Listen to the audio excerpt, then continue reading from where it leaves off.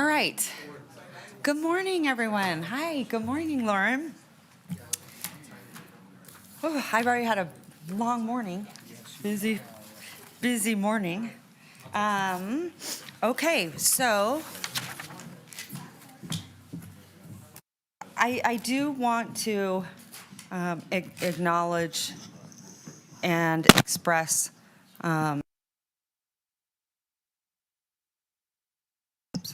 our deepest condolences here at the city of Reno for our extended fire family, Truckee Meadows Fire Protection District. And so our hearts and prayers go out to all of you and your terrible loss. So I do want you to know that the city of Reno is thinking of you this morning.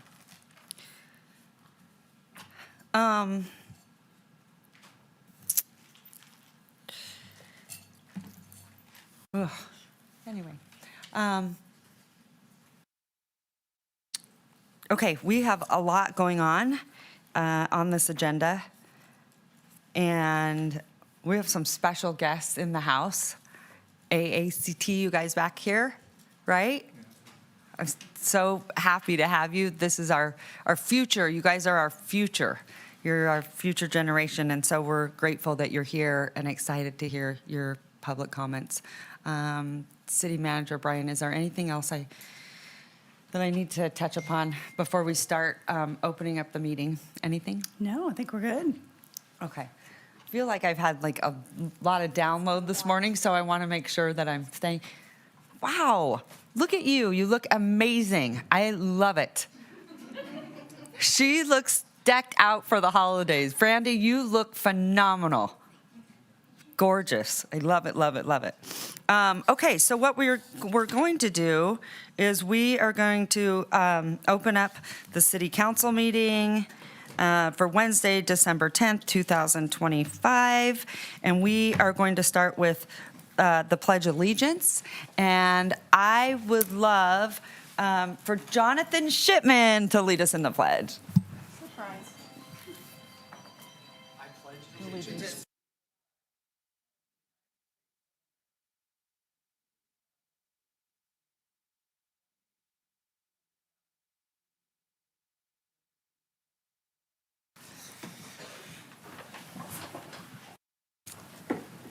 All right, Madam Clerk, will you please call the roll?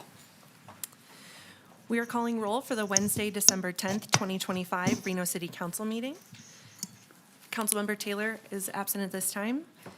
Councilmember Dewar, Here. Vice Mayor Martinez, Here. Councilmember Ebert, Here. Councilmember Reese, Here. Councilmember Anderson, Here.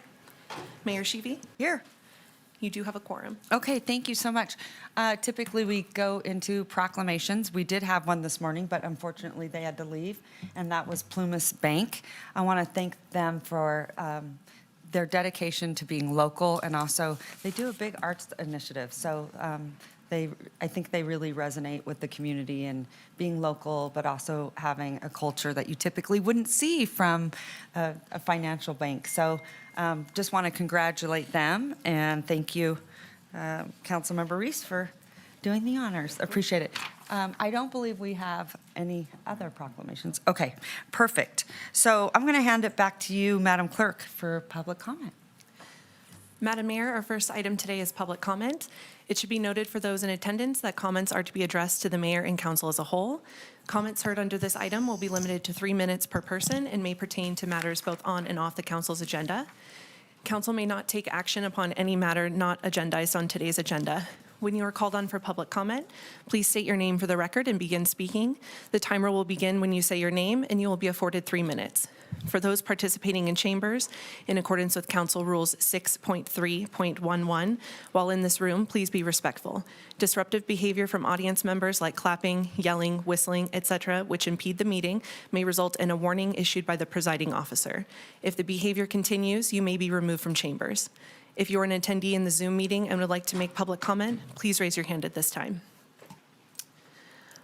Larissa Viner, followed by Brandy Vesco, followed by Terry Brooks. All right, well, I am excited to hear from these two fabulous women. You reached out to my office. I thought it was incredibly impressive what you are doing. It is, in my opinion, there might be parents that disagree with me, but I think it's so needed, especially in today's environment. So the floor is yours, ladies. Take it away. Thank you so much, and good morning, City Council members. My name is Larissa Viner. I'm a Reno resident, a mom of 2 Washoe County School District elementary students, and a registered school nurse. And thank you for giving me the opportunity to speak today about an issue that affects nearly every family in the city: our growing pressure on children to use smartphones long before they are developmentally ready. I'm here to encourage for the support for the Wait Until 8th initiative, a pledge for families to delay giving children a smartphone until at least the end of 8th grade. This is not about rejecting technology. It's about recognizing what the data clearly shows. Early smartphone and social media exposure carries real risks. Over the last decade, pediatric mental health researchers have sounded the alarm. The Surgeon General's 2023 advisory reported that nearly up to 95% of teens and 40% of children ages 8 to 12 use social media, and that early unsupervised use is strongly linked to increased anxiety and depression. In fact, adolescents who spend more than 3 hours a day on social media have double the risk of mental health issues, and the average teen is now spending nearly 5 hours per day on these platforms. Sleep disruption is another major concern.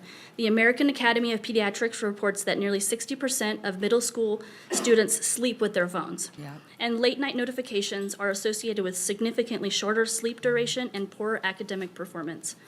Cyberbullying and body shaming also grow more severely with early access.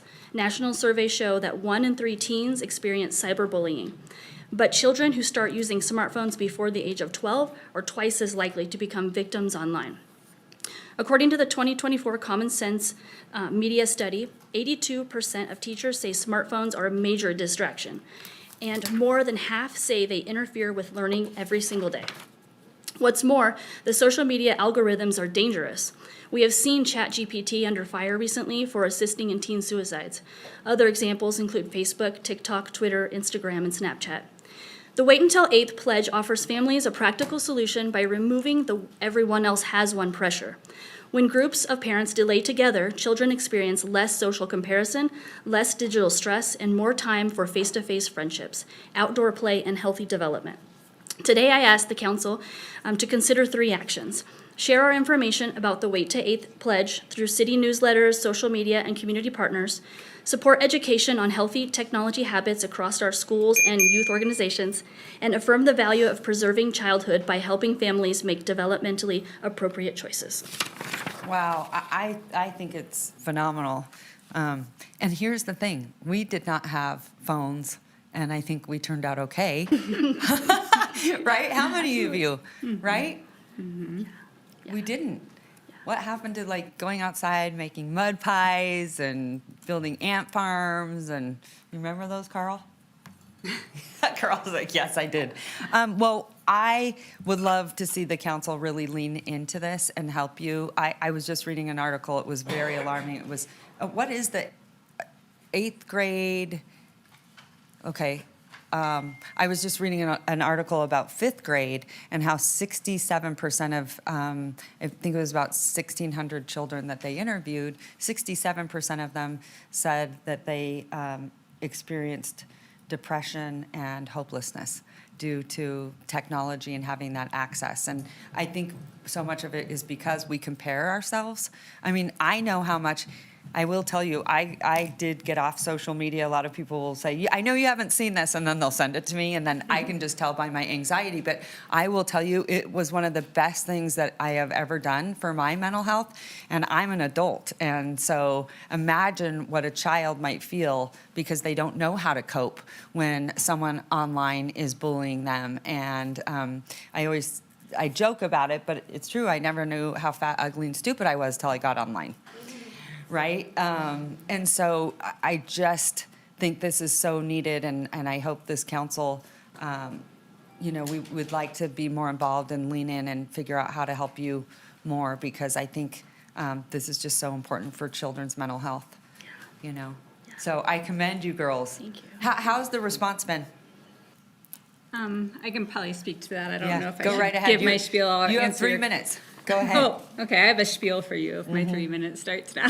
Okay.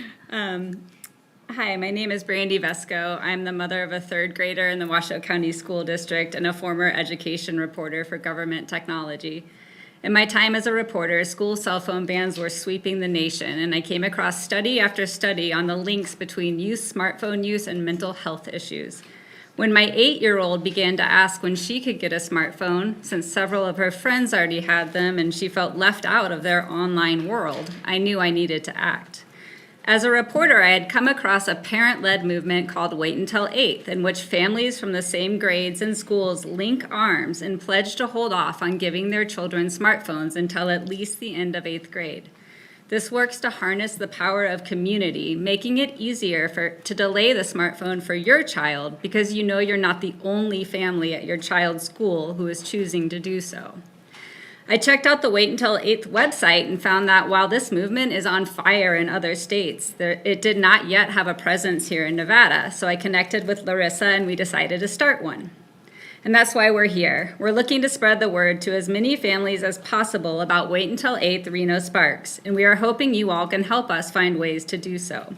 If this can gain momentum, more and more parents will feel comfortable not giving their children smartphones in elementary and middle school, or at least begin to think twice about doing so, which can have huge benefits for our entire community and its future. Here's something important to know. The Wait Until 8th pledge is for smartphones only. Families can still stay connected using basic phones and smartwatches with limited features. To join the pledge, families go to waituntil8th.org, click Take the Pledge, then enter their child's school name, school zip code, and grade level. You will then receive a confirmation email, followed by a group email once at least 9 other families from the same grade and school have joined the pledge as well, with updates sent weekly anytime another family joins. Once you have joined the pledge, you just hold off on giving your child a smartphone until at least the end of 8th grade, and if possible, encourage other families to do the same. The more families that support this initiative, the bigger difference we can make for this generation of children. Larissa and I will be checking Washoe County's pledge numbers monthly and updating them by grade and school on our Wait Until 8th Reno Sparks Instagram page, so families can follow along as this movement hopefully grows and grows. For anyone who wants more information, please visit waituntil8th.org or our Instagram page, Wait Until 8th Reno Sparks. Let's work together to delay the smartphone and let kids be kids a little longer. I love it. I love it. It's so great and so important. Congratulations. So how are the parents doing with this? Well, to start, we reached out to Superintendent Ernst and School Board President Beth Smith to see if the school district would be willing to help us distribute this information to all the elementary and middle schools at once. Yeah. Unfortunately, President Smith let me know that would not be possible, but we could approach each principal individually and let them decide whether they want to distribute this at their schools. So we did contact the principals of all 66 traditional elementary schools in our district in the past month to find out if they'd be willing to share the information. So far, 15, or roughly a quarter of the schools, have said yes. Another 5 have said maybe, and they're in discussions about it. 4 schools said no, and I have not heard back from the remaining 39 after an initial email and follow-up.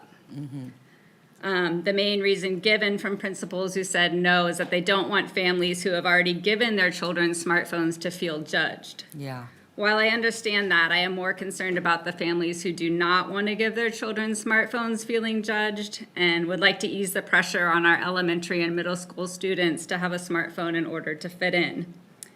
A month ago, before we started this outreach, there were 27 total pledges to Wait Until 8th in the district, and I'm excited to report that today, 1 month later, we have 81. Wow. So we gained 54 pledges in the past month. That's so great. And we haven't even reached out to the middle schools yet, so we're gonna start doing that. And I'm hearing from parents are reaching out to us on our Instagram page and just so grateful, like, thank you, someone finally started this. We're so happy to have this support.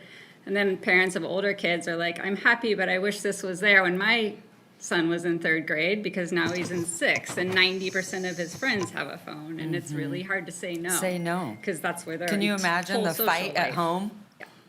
That's a real thing, right? Yeah. But I also think it's hard because schools don't want to also be parents in that sense of telling you how to parent your child, right? And so that is their decision, and you have to respect that. So it's, but I think it's phenomenal.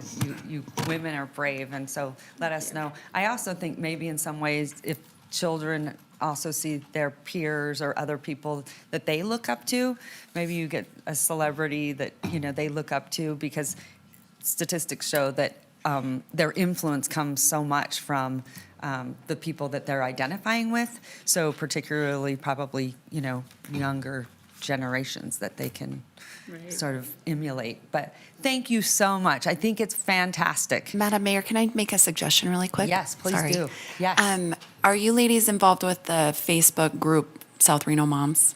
And Okay. I've posted on there. Okay.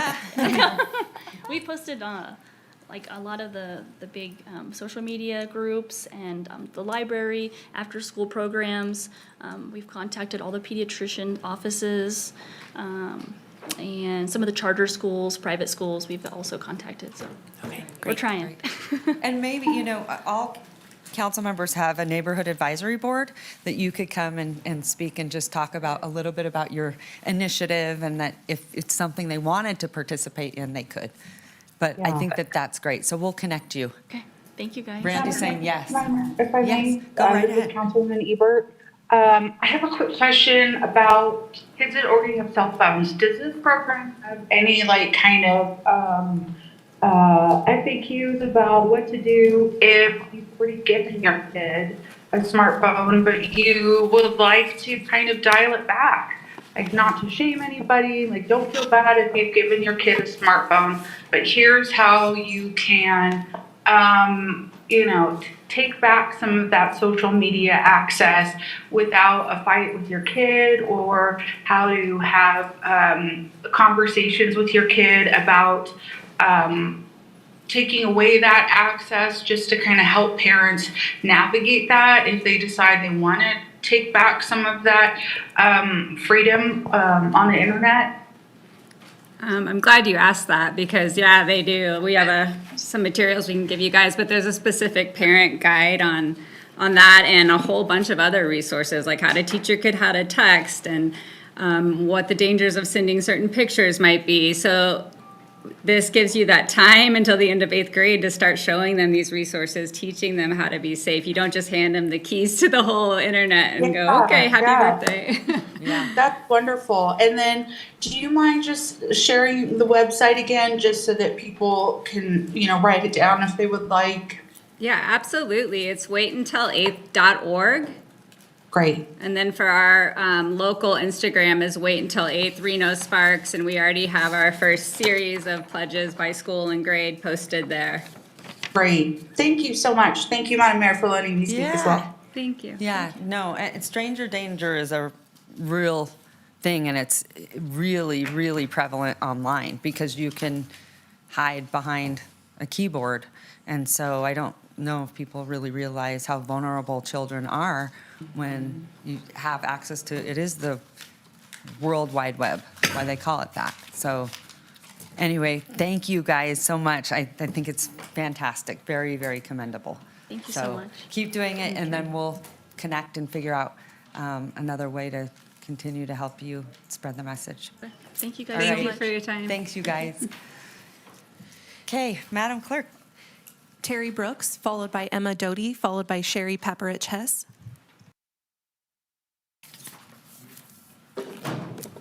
Good morning. Wait, Terry, before you start, happy birthday. It was his birthday on Sunday.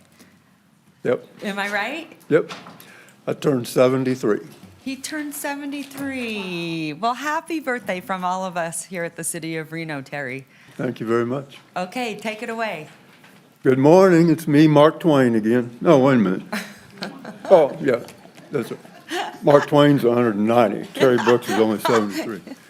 My memory's getting really bad. That's why I wear this name tag, so I can remember who I am. Good morning. It's me, Terry Brooks again.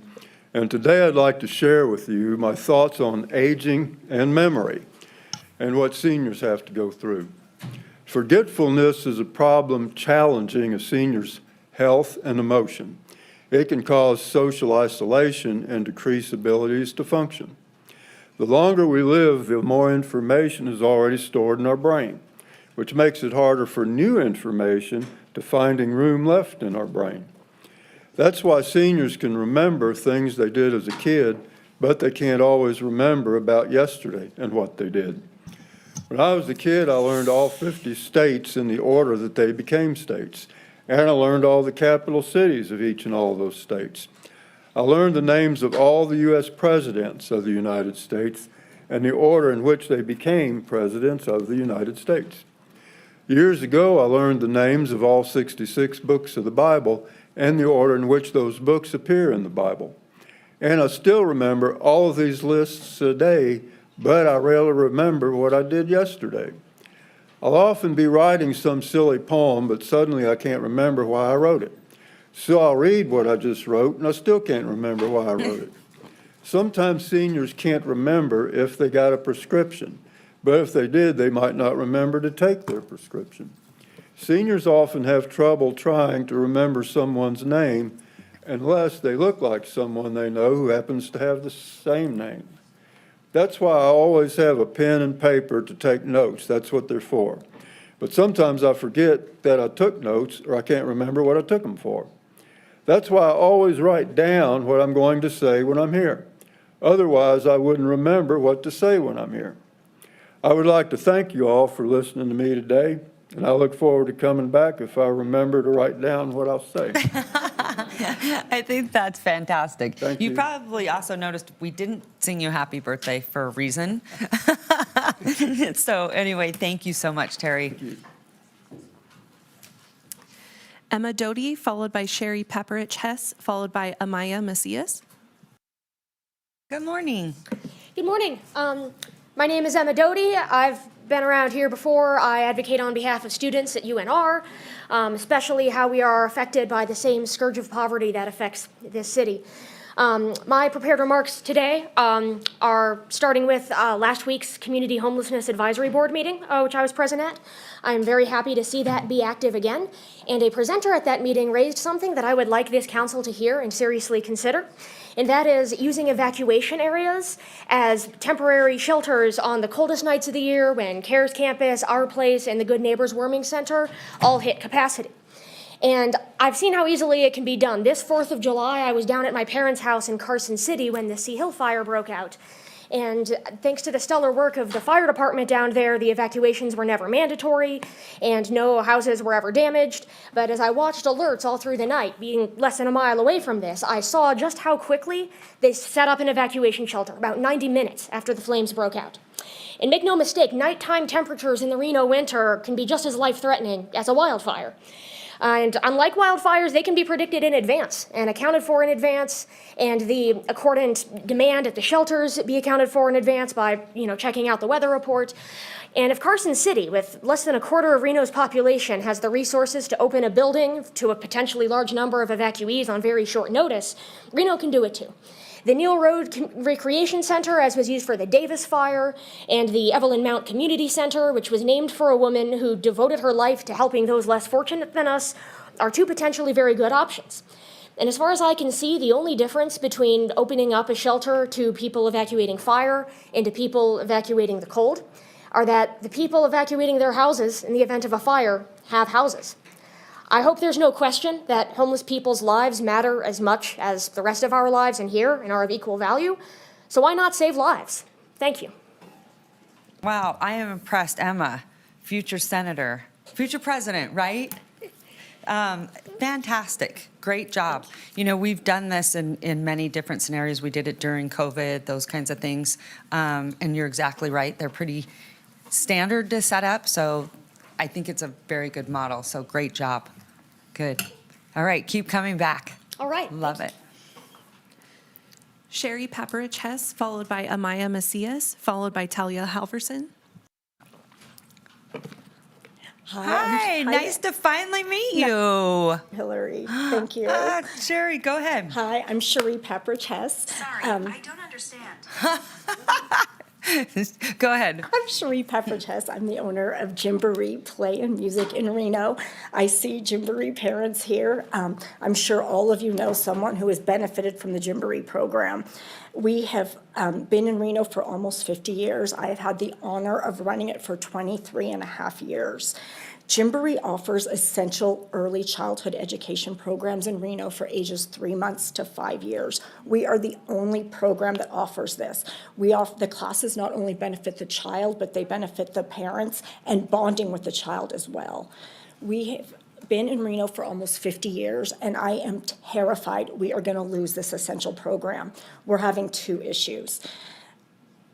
The one issue is we've been forced out by a developer who has purchased our complex. We are not being allowed to renew our unit. We are only one of 14 businesses that have been pushed out. They do not have people to rent the units, but they have grand plans for the units. The second issue is a zoning issue. We need to stay as close as we possibly can to our current location for the convenience of the community. We need to be centrally located. People are coming from Reno, Sparks, Carson, Tahoe, Fernley. So we need a certain area. The one location we have found happens to be in the flight path. We are currently in the flight path. We have been in the flight path for over 25 years. However, we cannot move within the flight path. The issue that we're facing is capacity restrictions were given to us. We need to be maintained 25 people per hour per acre, including staff, which is very difficult to meet. What is frustrating is where we're leaving McCarran Marketplace is also located in the flight path. There is no way the McCarran Marketplace is currently meeting 25 people per hour per acre, including staff. Right now, there is one restaurant there, Juicy's, has 25 tables, 4 employees. Already, that's going over the capacity restrictions. McCarran Marketplace plans to add at least 3 more restaurants, making a total of 5. They will not be within these restrictions. However, they're not facing zoning issues. So we just ask that we are either given the help staying in our home of 23 and a half years, or being given the same courtesy of our license being able to be moved into the location that we have found. You know, again, we would still be within the flight path that we've always been in. We are not going over any capacity that these restaurants would not be going over. I'm just so passionate about Gymboree. It's not about the profit, it's about communities, it's about families. And I'm begging that you protect this essential program for all the families of Reno. You've talked about the importance of childhood just today. This is so important, and the importance of the future generations, so thank you. Wow, and you finished right on time. Do you know how hard that is? I want to say Sherry, but it's Cherie. It's Cherie. Yeah, Cherie rhymes with Gymboree. Yeah, Cherie and Gymboree. We've been working on this, and I couldn't agree more. I just want you to know that I have reached out to your landlord. We have had some conversations about what would be amenable because you've built this business. I know as a small business owner how hard it is to build your business. And I think the service you provide is so critical for families, right? May I add that it is critical right now. You guys know, that you even talked about maybe changing like the difficulty of the childcare licensing yes. and permits. Yeah. And right now, the first time in 20 years, the CDC has lowered early childhood milestones. That's what I focus on, is early childhood milestones. Children are not meeting the milestones. It's literally a new pandemic of children not meeting milestones. The CDC had to change the regulations.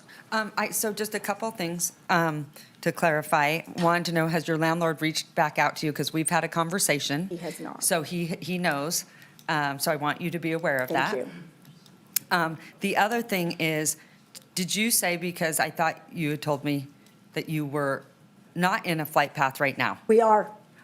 Interesting. We are in the flight path. Okay, so. And we were prior to. We've been in a flight path for over 25 years.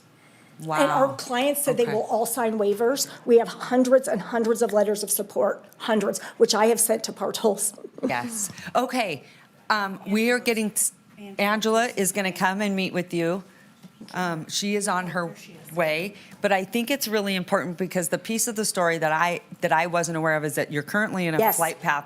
So the question would be, Angela, why couldn't you continue to stay in a flight path area if you were currently in one? So yeah, see, Thank and you. this is our expert. She's amazing at what she does. Thank So you. Angela's going to meet with you, and we're going to work on something because that could also be something on the federal aviation side too. And I spoke with them, they're willing to work with us. Okay, nice. Yes, Wow. yes, yes. Wow, okay, I think that's This has great. to stay in Reno, it has Okay. to. All right, Cherie, Thank thank you you. so much. Thank you And for then your I'll time. follow back Thank- up with your landlord. Like I said, I have reached out, so. I so appreciate it. He's aware. Thank you so much, thank you. All right. Thank you. Thanks so much.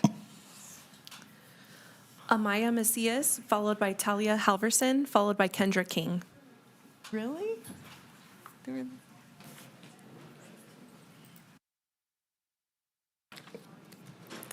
Hello. My name is Amaya Macias, and I'm a senior at the Academy of Arts Career Technology. Today, I'll be addressing the walkability issue in Reno. The main problem is there are sidewalks that end at random, or sidewalks, there's only a sidewalk on one side of the road. Without sidewalks, this leads to pedestrians walking on the streets. Completing the sidewalks lowers the risk of vehicle-pedestrian accidents. Sidewalks should help pedestrians go from point A to point B safely. National data supports the correlation between the lack of sidewalks and pedestrian death. Preliminary national data for recent years show a high percentage of pedestrians deaths happening in locations without a sidewalk. This is not the only problem with the walking issue in Reno. Not only is there a lack of sidewalks, but the ones we do have are uneven or have cracks, which can cause issues with those with disabilities. Uneven surfaces such as cracked sidewalks, potholes, or changes in elevation are cited as the most common cause for general slip and fall injuries.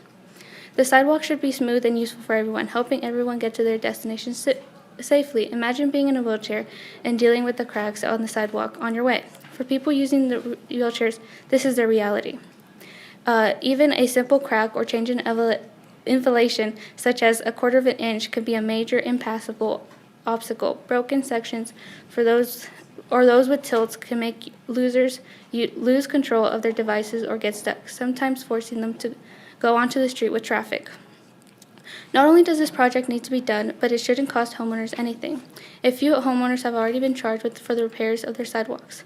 Homeowners have already paid property tax for that, which are intended to cover the cost of property services and infrastructures, including streets, water system, and sidewalks. Forcing homeowners to pay again for specific repairs essentially amounts to an unfair funding mechanism. In conclusion, I believe Reno needs a safer, continuous, accessible sidewalks for all residents. Improving sidewalk infrastructure is not just a convenience, it's a safety issue, a disability access issue, and a reflection of the kind of community we want to live in. I urge the city to prioritize the city repairs using public funds rather than placing a financial burden on individual homeowners. Our community goal should create a walkable neighborhoods where children, seniors. You have time. Where seniors and people with disabilities, with all residents, can move safely and confident. Since this relates to the second strategy priority of public safety, investing in our sidewalks today builds a safer and more connected Reno for the future. Very good. Fantastic. Is it Amaya? Amaya? That's how you pronounce Amaya. it?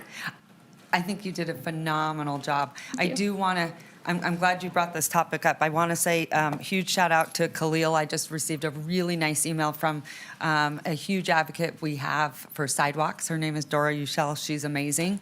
And we were just talking about this very, very topic. So fantastic. Thank you. Were you nervous? Oh, Didn't seem like it at all. Thank at you. all. And you stopped, yeah. but you had 30 seconds. Oh. So you have plenty of time. You did great. Thank you. Talia Halverson, followed by Kendra King, followed by Ashwin Vaidyanathan. Good morning. Good morning. I am Talia Halverson, a senior from the Academy of Arts, Careers, and Technology, and I'm here to address a critical issue facing the city of Reno, homelessness. A recent count shows that about 1,700 to 2,000 people in Reno and Sparks are struggling to find shelter. This relates to the strategic priority number 3, economic opportunity, homelessness, and affordable housing. I'm aware that the City of Reno's council passed an anti-camping ordinance banning the homeless population from camping in public spaces. However, this does not come close to solving the issue of homelessness. I'm not saying there's an easy solution, but there are definitely steps we can take to help. There are a few main shelters in Reno and Sparks, Nevada's Care Campus with a capacity of about 600, the Eddy House with a capacity of about 50 young adults ages 18 to 24, and Our Place with a capacity for about 140 women and 38 families. And while it's good that these options exist, that still leaves 700 to 1,000 people unsheltered every night. That's 700 to 1,000 people struggling to stay warm or find food to survive. While shelters offer a bed and a meal, the quality of these environments is far from ideal. After speaking directly with members of the homeless population while volunteering, I heard firsthand what people experience, especially at CARES campus. Items get stolen, fights break out frequently, and many people don't feel safe at all. Some people, especially women, shared that they would rather stay out in the cold all night than risk the violence inside the shelter. To me, that suggests that this shelter is not being managed well and is failing to meet the basic needs of the people it is meant to protect. One of the biggest steps Reno can take towards addressing homelessness is improving and expanding shelter capacity and shelter conditions. Instead of simply enforcing camping bans, the city could focus on making shelters safer, cleaner, and more humane so people feel comfortable using them. If shelters were better managed, more people would choose to come indoors. Improving shelter quality isn't just about comfort, it directly reduces violence, emergency service calls, and the number of people forced to sleep outside. Along with these improvements, we need more shelter space overall. As I mentioned, there are still 700 to 1,000 people without adequate shelter every night. That's more than half of Reno's homeless population. By increasing the number of available shelters, we would have fewer people freezing on the streets, fewer crisis calls for healthcare and emergency services, and a safer, healthier community for everyone. The homeless population of Reno are people, human beings who deserve at least the bare minimum to survive. Thank you. Fantastic. How'd you feel? I'm a little nervous. You did great. One of the things that I would love to do, we could probably set it up through my office, is I think you could go and take a tour and really kind of see the programs that they're implementing and putting in place. Yeah, I would love that. Yeah. Yeah. Because it's also very new to us. We had a shelter that, I can't remember, Jackie, how many beds were there at our old shelter? A couple hundred? A couple hundred, less than what we have now at the A lot, CARES well, campus. a lot less. And so that's my point, is we're trying to make it have a lot of services, all-encompassing type of campus. And it was very fragmented before, but Yeah. it would be great to get, if any of you guys wanted to go and take a tour, and it really gives you also a very big sense of gratitude. Yeah. Yeah. Yeah. It was very eye-opening volunteering to, yeah. Are you from Reno? Yeah. You are, born and Yeah. raised? Yeah. Interesting. Who are your parents? Au- Who are they? Aubrey Halverson and Brandon Halverson. Okay. Because I have cousins' last name. Oh, really? Uh-huh. Oh, my parents aren't from here. It's Oh. just, yeah. So Okay.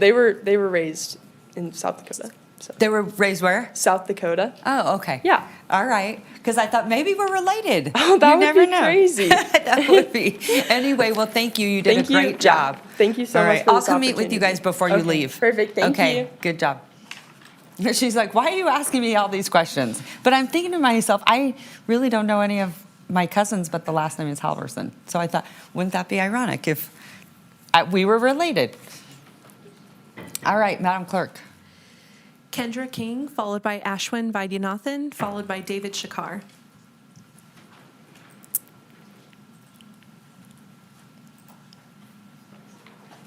Okay, Kendra, you ready? Yeah. Okay.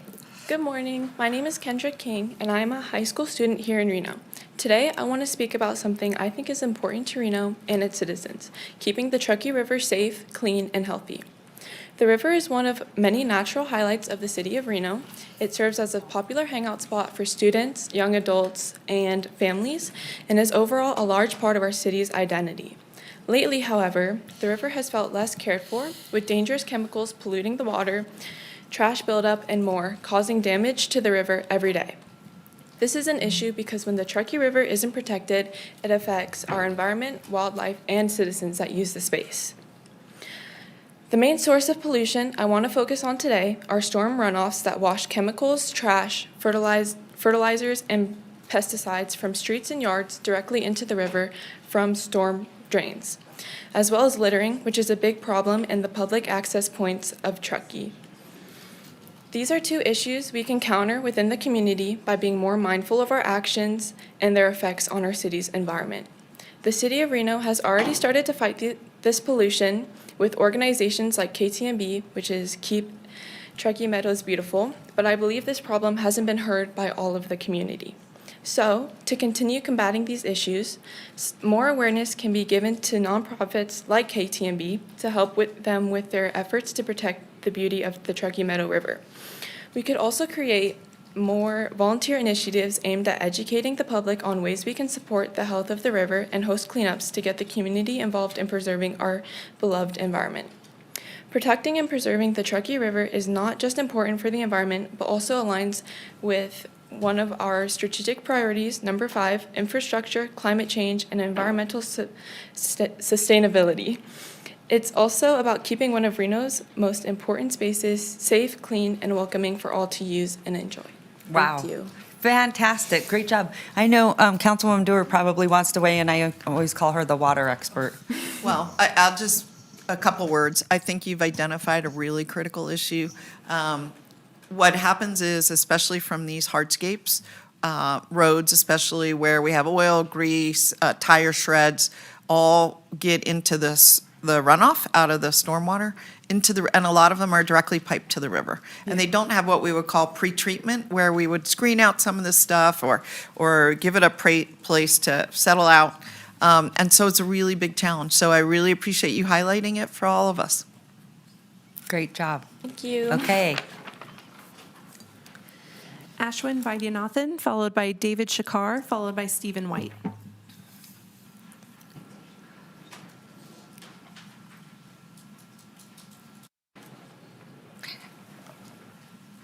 Ashwin, who's your teacher? Miss Howard. Howard? Okay. Yeah. We like to try to connect and tell them that you've now decided to go and take our jobs, and we're grateful. Thank you. The future of Reno. Go ahead, Ashwin. Good morning, members of the Reno City Council. My name is Ashwin, and I'm a senior at ASCT High School. I've lived in Reno my entire life, and one of my favorite places used to be like downtown. Downtown Reno is a vibrant aspect of Reno's community. It used to attract residents and tourists alike who wanted to see the rurality and downtown nature that Reno has to offer. Additionally, downtown is filled with murals, sculptures, and artworks that illustrate Reno's cultural identity as a community of diversity.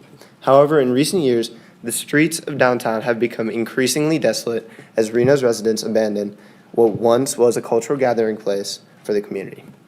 Improving the lackluster state of downtown could be done by addressing homelessness, as well as taking initiatives that target culture and the youth. So the city has already begun initiatives that target homelessness, but I think more robust action needs to be taken for the betterment of the individuals actually living on the streets. Improving homeless shelter access, as well as the quality of homeless shelters, and allocating more funds to feeding and clothing the homeless people so that they don't need to struggle to survive is really important. Secondly, bringing more cultural initiatives to the streets of Reno, whether it be through music, murals, or community outreach events that promote the arts, could help really bring back a major cultural identity of downtown Reno. The city has murals already throughout it that represent the diversity of Reno and its people. Bringing artists from the community could be the start of further cultural initiatives that would bring life to the Nassau streets. Finally, establishing initiatives to help youth have a more safe and fun environment in downtown would drastically increase the amount of community involvement. the city could work to establish more fun runs that already exist, community events for children, and other types of community engagement to get the residents of Reno excited about visiting downtown again. Partnering with the Pioneer Center, for example, to bring the theatrical arts to the streets of Reno could also help liven the streets of downtown.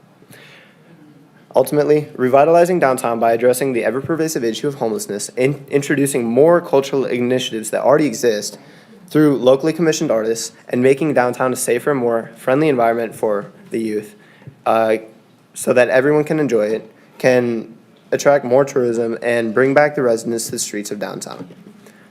In addition, most of these initiatives already exist in the strategic priorities of the city of Reno, which include homelessness, community development, and the arts. Thank you for your time today. Oh, that was fantastic. Good job. And it's something that we have been having a lot of discussion about in implementation under the RDA, and you're talking about downtown. When's the last time that you were down here? I played at the Pioneer Center for an orchestra concert, I think a month ago, maybe. That's fantastic. And then Art Town is downtown for 30 days, which is really great. And the reason I bring this to your attention is that we have more events than we've ever had before in decades in downtown. We have done more housing than we have done in, I think, what is it, in over 20 years? But there's some really impressive stats that are showing a lot of momentum. And then we hope that you will come downtown and see more of our concert series that's happening, but we love it that you're engaged. It's really important. I think you're spot on. The things you said are really, really important. But I'm also going to have someone meet with you so that we can also get your feedback and continue to have you engaged, especially since you're passionate about downtown. So good job, Ashwin. How'd you feel? Pretty good. Pretty good? You didn't seem nervous at all. I practiced a lot. You practiced a lot? Yeah. Good. Your parents would be proud. Thank you so much for your time. Okay. David Shakar, followed by Stephen White.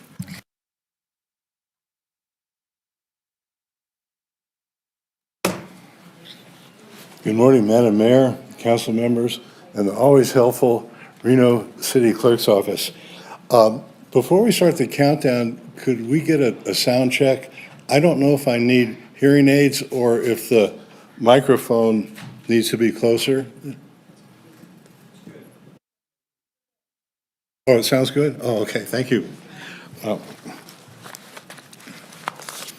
First, Madam Mayor, I owe you an apology for not recognizing you this morning when I was talking to you, because when I drew your portrait previously, you had longer hair, you weren't wearing glasses, and you lost weight. I just got a lot shorter. That's all that happened. You didn't recognize me. I just got a lot shorter. I thought you were messing with me. When he said, "Who are you?" He looked at me and said, "Who are you?" And then I laughed because I'm like, I'm just a lot shorter than you remember. But we seem tall up here, I think. And then when you see me in person, I'm really short. So I'm going to blame it on being short. Thanks, David. Good morning. I'm a fast sketch portrait artist, and I'm a painter of female figurative studies, available by appointment if you text me and not phone me at 775-345-5332. My name is David Shakar, and I want to thank the mayor and the council that was here in 2014, because art became legal in the city of Reno in April of 2014, and it has literally changed my life. It's improved my health and my wealth. I used to be a major crime investigator until I had an injury, and I couldn't go back to that profession. So I started learning how to do art. I still got a long ways to go, thousands of more hours to go. And I wanted to talk about how it improved my life, but I decided I wanted to change the topic of that. Terry, one of the speakers before me, was talking about seniors being forgetful, and there were two people, actually three people, that are talking about homelessness. So here's a story that I want to tell you from my experience, how art can really be expanded and change people's lives. Usually what I do in the summertime, I'll set up my easel on the main drag, South Virginia Street, where the Reno sign is. It says biggest little city in the world. And as soon as I set the easel up, there's nothing on it, and there's nothing more boring than an artist at his easel, and there's nothing on it. But there's always one or two or more homeless people that are there, and they're watching. And I found the best thing to get people to realize that they could get their portrait done is I'll ask one of those folks if they will sit, and I'll draw them for free. And there were so many things, so many good things that have happened from these homeless people. And I wanted to, I've got a picture here of, well, actually, let me begin again, sorry. I didn't practice this like I should have. Is this the camera thing? Oh, by the way, this is not a homeless person. I'll draw anybody's portrait for free if you could recognize who this famous Reno person is. I'll give you a hint. If you know who she is, shout out her name. She has a doctorate, a PhD, and she's commonly known as Reno's dancing diva. Does anybody know who she is? This is Dr.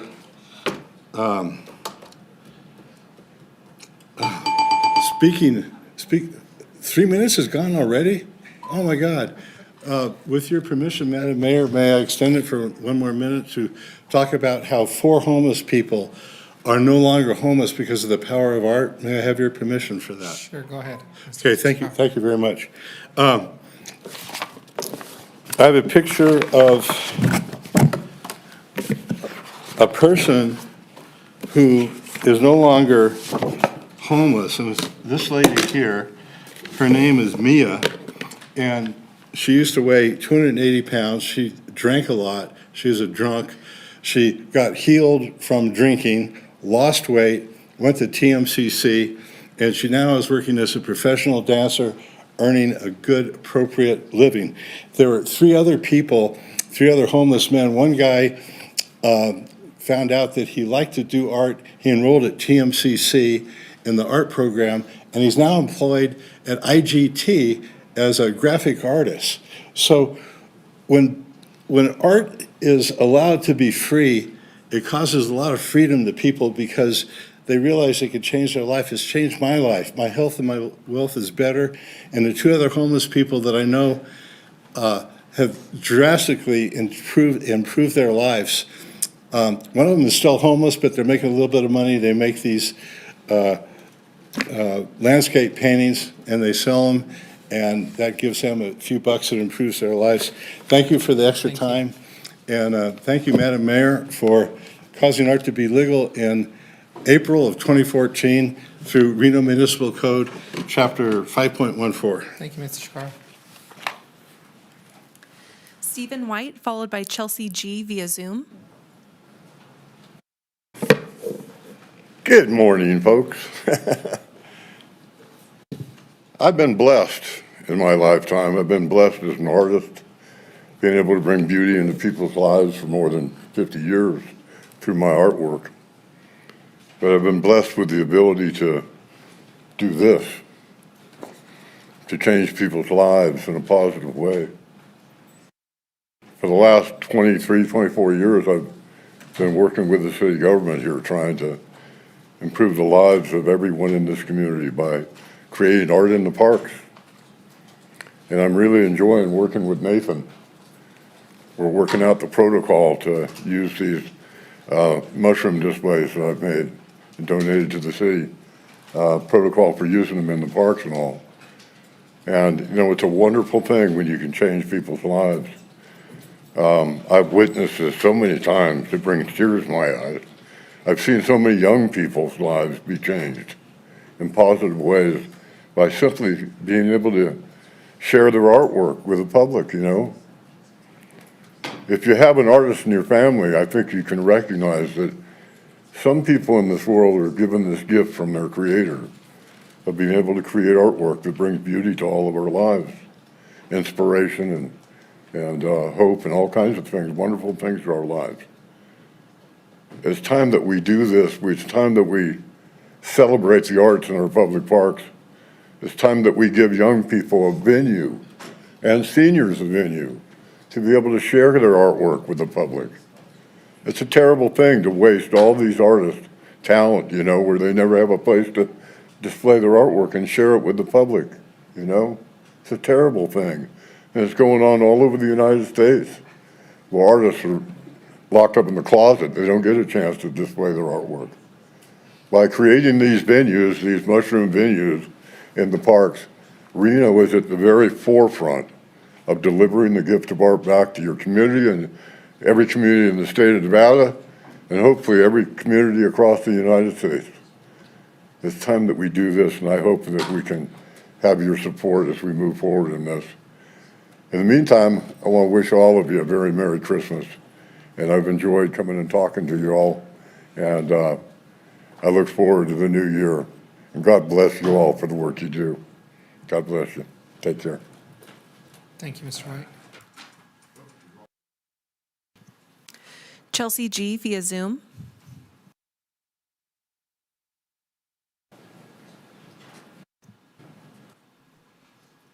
Howdy. Are y'all able to hear me? Yes. Okay, cool. Hi, good morning. My name is Chelsea Guerin. I am a new resident of Reno, and I live in Ward 4.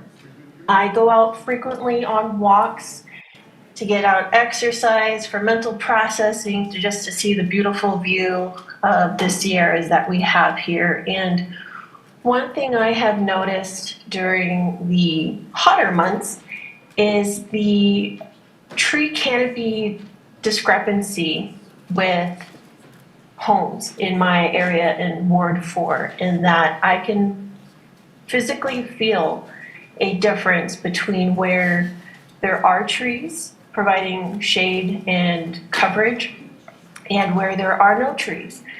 I frequently notice that trees have been cut down due to age, too close to a home, such, and that they would benefit from having a tree back in their yard.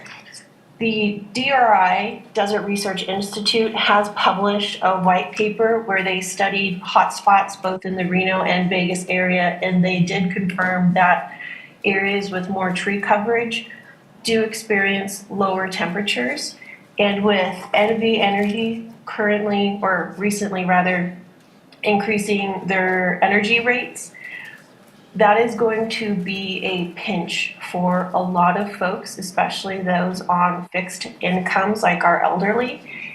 And I would really and highly encourage to look into a tree replacement program, whether that's removing a tree or planting a new tree in the yard of a homeowner who's open to it. And I'm hoping that NV Energy would be open to that as well. I understand that there's an Idaho energy company where they worked with the city and homeowners to do an incentive program, and maybe even a ward by ward program to do that. And yeah, that's my only thing. Thank you. And with that, we have no additional public comment registered. We did receive 2 comments that were general in nature or not directly associated with an agenda item prior to yesterday, December 9th at 4 p.m. These comments were written correspondence received via our Reno.gov online public comment form or by email to our office.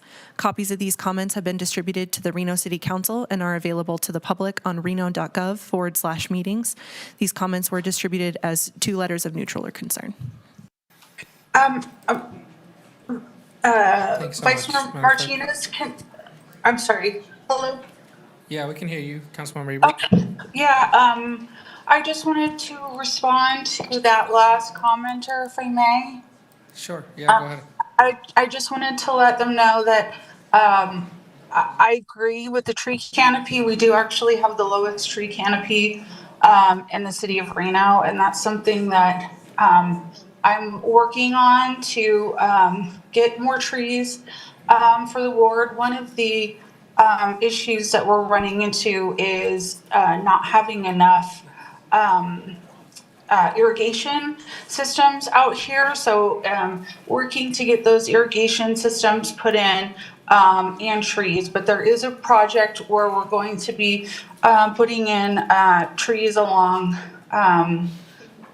Silver Lake, going up to Stead, right kind of by the O'Brien Middle School. So we are getting grants for trees, but we're just kind of a little restricted where we can put them at this time, just due to water issues. If we don't have irrigation for them, in this particular ward, the trees usually tend to die. So I appreciate the comment and you taking the time to reach out.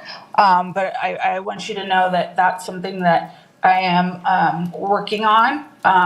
So please reach out to me if you have any questions or anything, or if you have any ideas or more suggestions to help with the tree canopy. And that was all. So thank you so much for letting me speak. Thanks, Councilmember Ebert. Yeah, Madam Clerk. We did just receive one additional public comment registration from Precious Burton.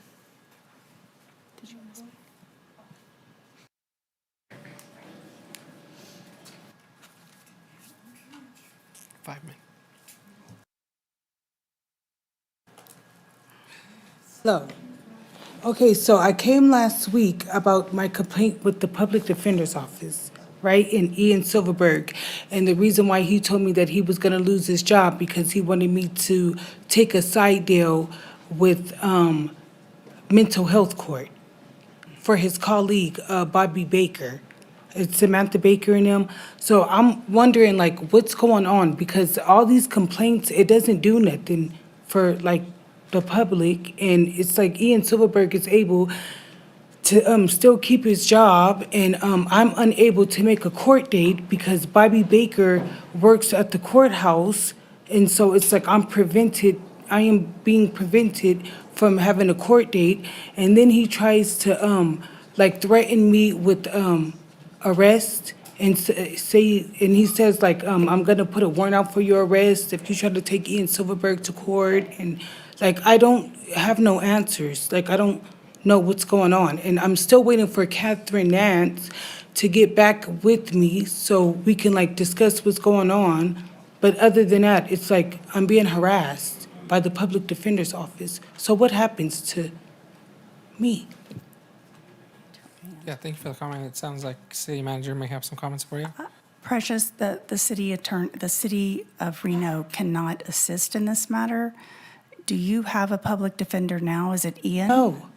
I had Ian Silverberg as my public defender, but I'm trying to take him to court because he violated my rights, and he wanted me to take a side deal at mental health court. But that's when he thought that he was a doctor, and he said, I suffer from lupus psychosis, and I had to school him and let him know there is no such thing as lupus psychosis. Okay. So so when I went for my preliminary hearing, Judge Scott Pierce dropped the case, like, that I was going against. So why don't you let us make a phone call to the Public Defender's Office and make sure that you have one? But the Public Defender's Office is not within the purview of the city of Reno. So who do I talk to? So we'll have someone, why don't you go to the back and we'll have someone make a phone call to the Public Defender's Office to get you connected with someone. And what does the Public Defender's Office do for me? We'll talk about that once we get you to the back, okay? Okay. Is that the last public comment, Madam Clerk? Yes, that's correct.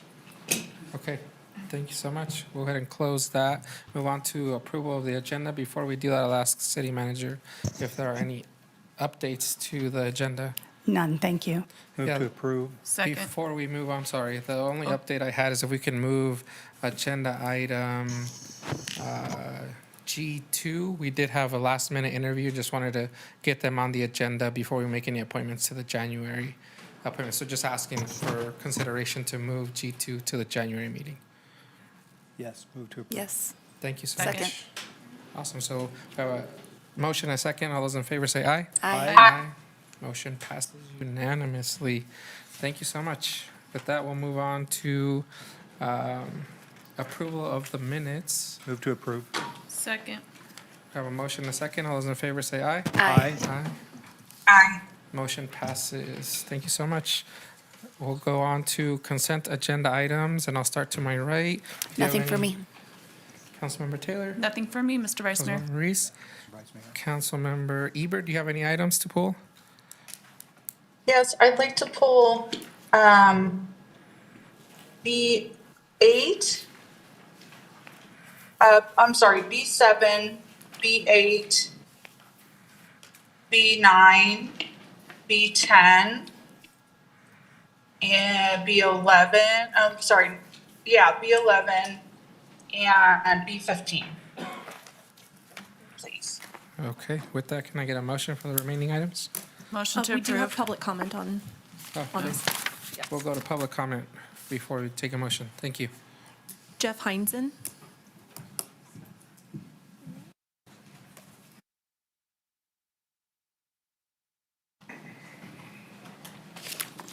Good morning, members of council and Madam Mayor, wherever you may be. Hi, Naomi. My name is Jeff Heinzen. I'm a resident of Ward 2. I'm here to discuss the consent agenda items B9 and B10, which I'm not sure what just happened. You said you were going to pull them, but I'm going to be here to talk about it. So I'm just questioning the selection process and procurement methods used to spend our valuable dollars on our parks that have great needs for these improvements. Personally, I serve on a board for a local Little League. We're a nonprofit. We've raised over $600,000 in the past 4 years for improvements on a city park that is maybe 20 years older than Hilltop Park, which is the subject of items B9 and B10. The park that we play at is used by 3 other for-profit organizations that did not participate in fundraising or labor. The Hilltop Park appears to be used by one organization, a smaller one, also a nonprofit. I've been there. It needs the improvements. You know, perhaps this project can attract even more organizations to use it. I would hope so. And to be clear, I really hope Hilltop Park gets new lights. They need it. I just hope the selection process is thorough because all our parks are in need. Some parks are used more than others. And I hope the process of selection includes the RYSA, the Reno Youth Sports Association. Now, for the more troubling agenda item B10, I would like to question the procurement methods, especially as we face a $24 million budget deficit for next year. So we had, that entire project appears to be valued at $386,000. You had item B9, $224,000. It went out to open bid. Summit Line Construction was the low responsive bidder. They're a great company run by passionate, community-focused people, highly qualified for this type of work. They would and should be on the short list of companies that can do this project. And I am pleased they're being recommended for award. Item B10, the material for this project, which accounts for about 42% of the value of the project, I could not find a bid solicitation for this portion. I checked the city of Reno's purchasing website, the finance department. Purchases over $100,000 are accomplished by a formal bid process. So if I'm correct, it appears this material is being sole sourced. If so, does our city require a intent to sole source notice be posted? Just a question, I don't know. I know other municipalities like Washoe County are required to post notices of intent to sole source. I'll wrap it up. I'm also a lighting professional, and I can tell you that at $162,000, I figured 2 fields were being done at Hilltop. It looks like only 1 field is being done. Other equally capable lighting companies could supply this material to the city for half the cost. So it's a bit egregious that this company, Musco, is asking for $162,000. That's all I got. Thank you. Mr. Vice Mayor? Thank you, yeah. Let me just ask, and I'm sorry I had to step out for a moment, and you probably pulled the items for discussion. Did you already vote on the consent, or? We haven't voted on consent yet. Okay, We so were we're doing just having public comment? Yeah, we're gonna take a motion for the remaining items, but just for your awareness, items 7, 8, 9, 10, 11, and 15 were pulled. Okay, so I was planning to pull 7, And did you say 13? 13 was not pulled. Okay, I'd like to add 13. So 7, 8, 9, 10, and 13? Is that correct? 7, 8, 9, 10, 11, 13, and 15 now with 11 your and addition. 15. Okay, so let me just ask, so 10 was already pulled by someone else? Correct. Okay, I just want to make sure that we fully research, these challenges. And I know there is a bid challenge process, and I don't know that you bid yourself, but if you're saying that maybe there was an irregularity with our bidding or that something was sole sourced, I want to make sure we get that on the record when the item is presented, that those issues are Totally, addressed. yeah, and we can discuss all those details Yeah. once we get to the item. Thank you Right. so much, Thank you. Councilmember Dewar. With that, we'll see if we Thank can you. get a motion for the remaining items. Okay. Yeah, I'd make a motion for the remaining items. Thank you. We have a motion and a second. All those in favor say aye. Aye. Aye. Motion passes. We have a few folks in the audience, so we're going to go to item B7, 15, then item C1, and then we'll move to the remaining pulled items after C1. So we'll start with item B7. Chief Nance. Good morning, Chief Nance for the record. So the item was pulled. I don't have a presentation, but I can answer questions, and I have some photos and things I can also show. Do you want me to start with that or start with questions? Yeah, I think Councilmember Ebert, you pulled this item. Yeah, if you can just kind of tell us a little bit about the program and what we're looking to do with it and, just a little more information about this. Absolutely. So we are prepared to launch the Drone as a First Responder program, and this is a partnership with the Reno Police Department, Brink, and I have Blake here from Brink Technologies to talk about the actual product, and Motorola. And Drone as a First Responder, I'll show a photo here of what it looks like. This is a photo of the system that would be placed on top of a roof, and then a picture of the drone that would be the responder above it. And so we're just looking at doing this in 4 different locations throughout the city. And the premise behind this really is that once a call for service is received, it's entered into our CAD system, and automatically this device will launch, has a 2-mile radius, and can respond to priority 1 calls for service immediately, faster than we can get through traffic, faster than we can get a person there, with a overhead view of what is happening in the moment. So when an officer gets there, they're going to see whatever they see as they first pull up. This is going to be an real-time relay of information about what is happening right at that scene. Provides live video feed and 2-way communication so we can talk to people on the ground. It is a clearly marked drone to show that it is a police-operated vehicle, and it has lights and sirens and the capability to talk. When the call is over, it returns autonomously to the station, lands, and recharges, ready for its next deployment. I'm going to put a map on here next. And it shows where they're going to be deployed. So we're going to start with 4 sites. On those 4 sites, the first 2 are kind of central. One's at the Moana Fire District. And you can see the circle, that's the 2-mile radius of coverage that they have the capability to respond to.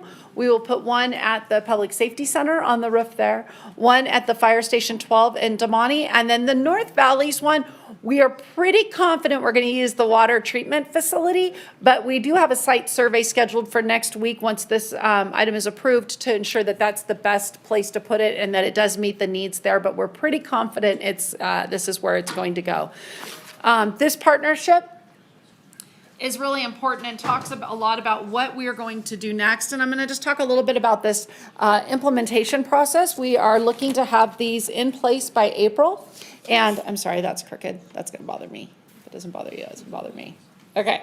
And really this partnership is an amazing opportunity for us to have a first year at no cost to us. So from the time we launch for that first year, and then the contract is years 2 through 6 with upgrades, future upgrades. So we will get the new, most beautiful drone that I got to see in October. It's gorgeous, and that'll come in a couple of years. It pays for maintenance, installation, all the software updates. And so we're really excited for this partnership. We're really excited for the opportunity and really to enhance our response abilities and times. We talked last couple council meetings ago about what my needs were, about how I do have a my staffing is always challenged. We're always working through that. We're trying to get people out on the street. How can we get to calls faster? How can we do this better? What is our next steps and opportunities? And this, I think, is really the next step, not just for the Reno Police Department, but in law enforcement. And Blake is here. He can answer questions about the program, about the capabilities, and any other things that you have, or I can answer those. So I'll take any questions you might have. Thanks, Chief Nance. Councilmember Ebert, do you have any questions? Yeah, so is this program being used by any other cities currently? Yes, drone as a first responder is used in other communities. Blake can talk about where they are, that his company is. There's other companies that do that, that have other cities that we can draw from, but he can talk a little bit about the other cities and the results that they've seen there if you would like. I would love that. Thank you. Yeah, absolutely. Thank you. That was also beautifully articulated. So yeah, Brink works with about 700 public safety agencies all over the country.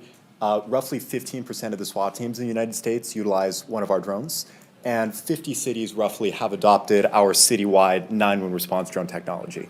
And I would say the core reasons why cities are interested in this, number one, would be really fast response times. Our customers are getting eyes on scene of emergencies in about 70 seconds on average, which is really an unprecedented statistic. They're also able to clear roughly 1 in 4 incoming 911 calls with drones alone. So you can think about situations where, someone calls 911 about a suspicious person, but the person isn't actually there or isn't suspicious. With drones, public safety might be able to realize that and then clear out the call because there isn't really a call to respond to. Or another example of that might be like an obstruction in a roadway where a civilian already moved the obstruction. In that case, maybe the drone is able to communicate that and then avoid dispatch. So that's kind of reason number two.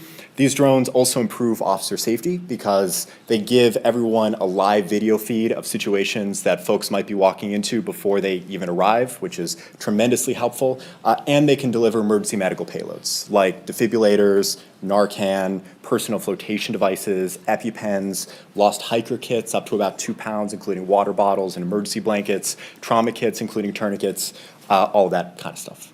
So yeah, thank you.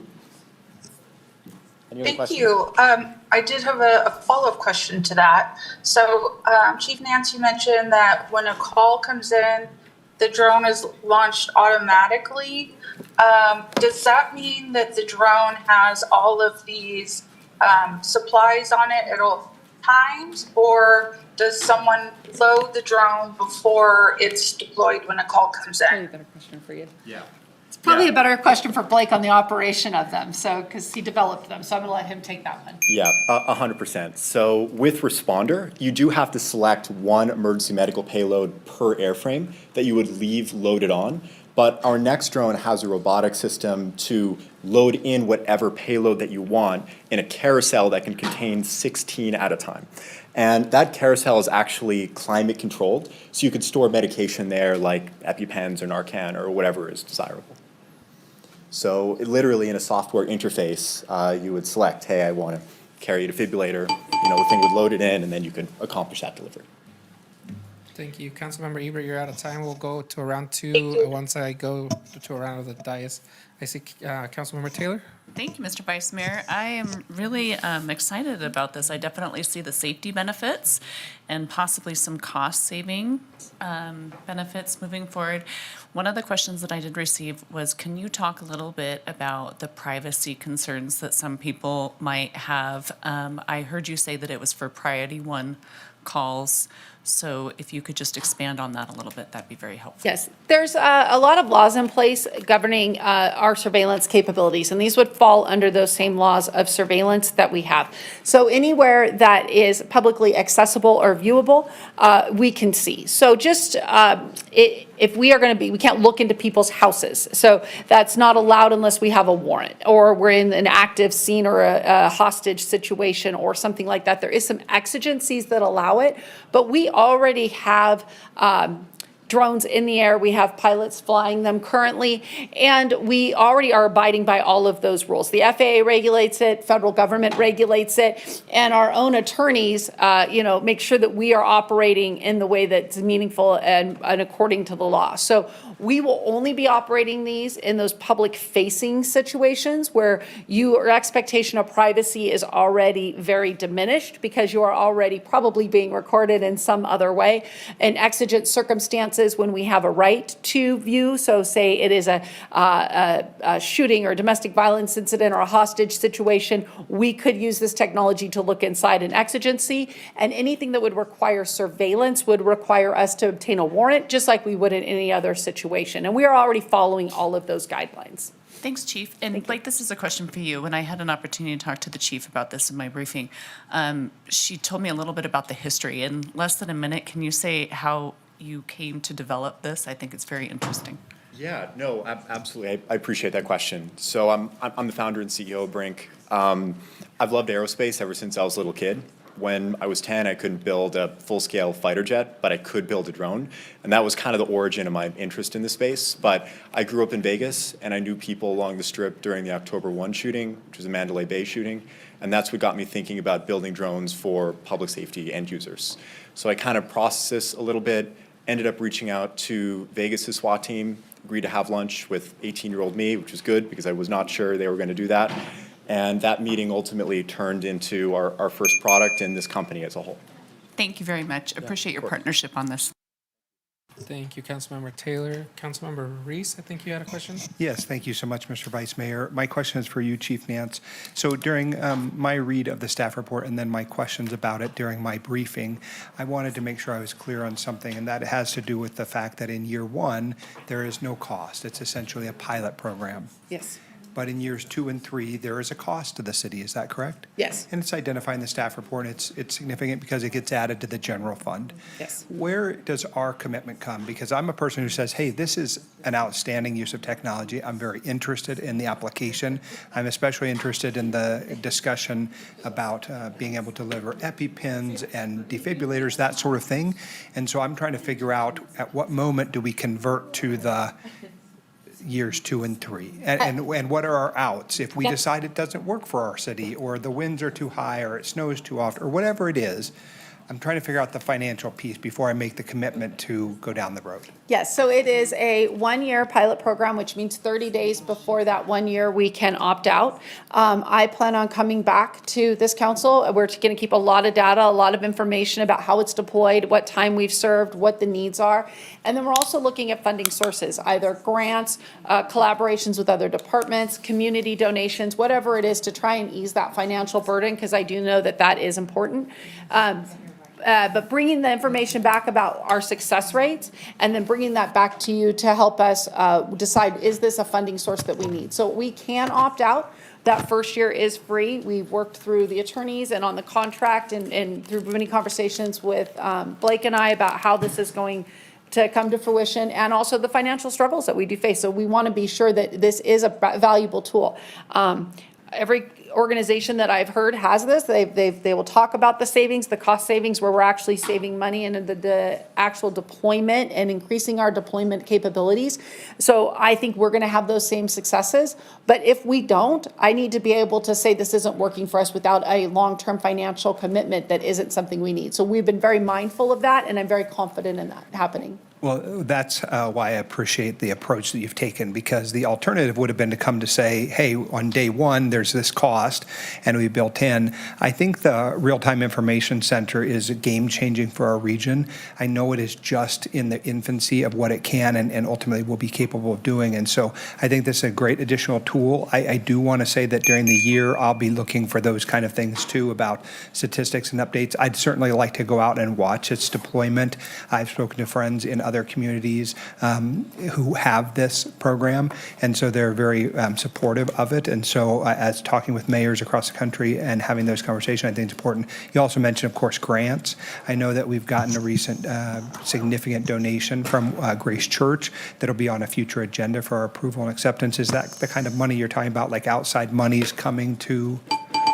We're going pay to for keep things? continue. We're always evaluating what kind of grants that we have. We have some money in different things that we think we can apply to this at some point that it matches the needs for. And then there has been members of our community that have had the conversation about making donations to see programs like this successful. And we will continue those conversations to see how much of it we can get grant funded. There's also capabilities for this to be for us to partner with the fire department.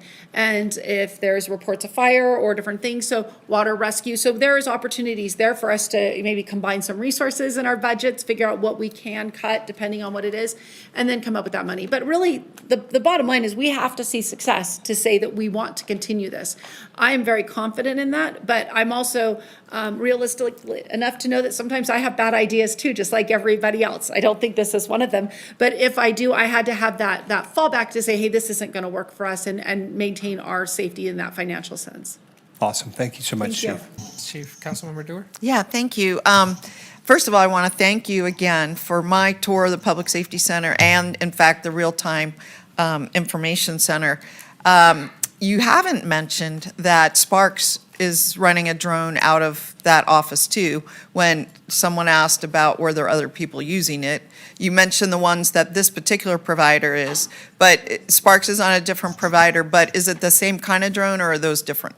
It's a different model type of drone, but the same type of capabilities. They have different ones. They opted to use a different provider. We do have our Real-Time Information Center as a partnership with Sparks. It has been a phenomenal partnership. I would be remiss not to mention our EOC, and Kelly Echeverria is here, and her showing up and being part of this also, because we are seeing that there are so many uses for that real-time center of how we can see what is happening in our community and be quicker to either solve crimes, stop crimes, or to provide information to officers. So Sparks does have Drone as a First Responder. They have one unit based off of their city hall, and they are seeing successes in it. It's a very new program for them. It's maybe a couple months old. They did go with a different contract that they already had in existence and used that capabilities. We did not have that option in our contract. Right. And frankly, after doing the research, I believe that this and the next iterations of these are going to be far and above the abilities. So my follow-up question is, as these improvements are made, will they get integrated into our system, or is that like 3 or 6 years out, or how does that work? Yeah, and Blake can touch on this a little bit on what that contract looks like and what the next steps are for the next iterations. But our contract does come with the future upgrades. So we have anticipated future upgrades of both software and of of the actual drones. And then I was impressed to hear that pretty much they pay for all repairs, replacements. I mean, that's incredibly important because that could really add up, you know, as well. If these drones crash or get involved in a fire or something, to know that we have that sort of, I'll call it insurance. The other thing I wanted to ask is, this is driven by what you said earlier. So what I understood is that this deploys automatically and that you're going to pre-program in certain categories that it would go respond to, like a car crash or some shooting or whatever you choose to set as the base parameters. But would it go with the EpiPen on board, or would it have to come back and get something? I was a little unclear about how this would work. Yeah, so the original, we will decide what it's going to be on there based on what the needs are. So we can deploy that as that step. The one thing that can be on now. Yeah, and then as Blake said, that was the next iteration comes, it will be able to switch and change those more vigorously.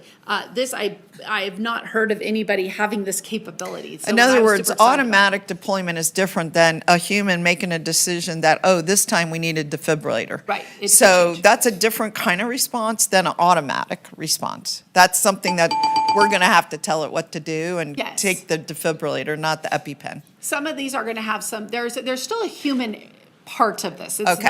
It's not completely autonomous. So when they do launch, we have a pilot that's watching the camera, that's telling us what's happening, making sure there's no dangers, that knows what kind of response to do.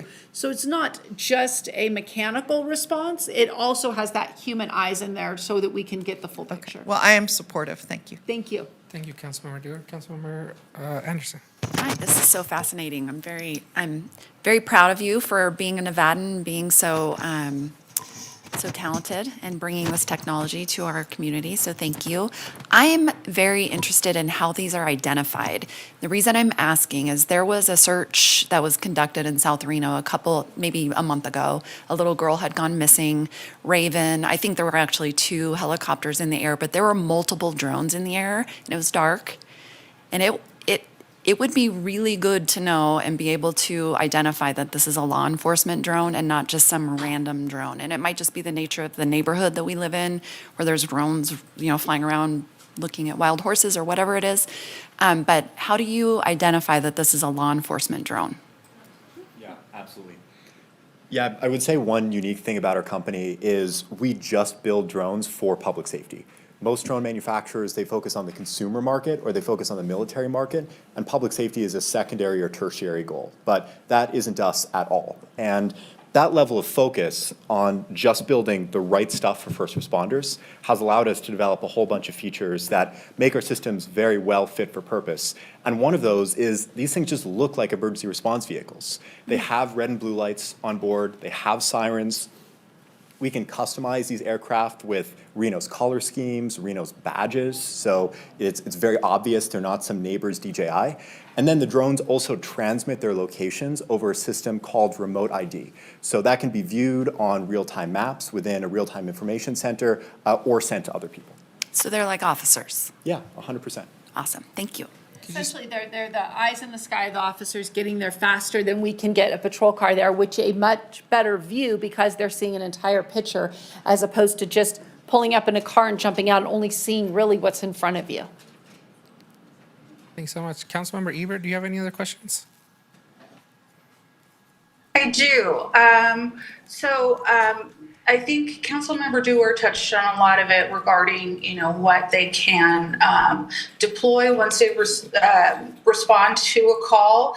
But I had some questions regarding data from the drone. So what kind of data will we receive from using this? Like types of calls, what kind of information is collected?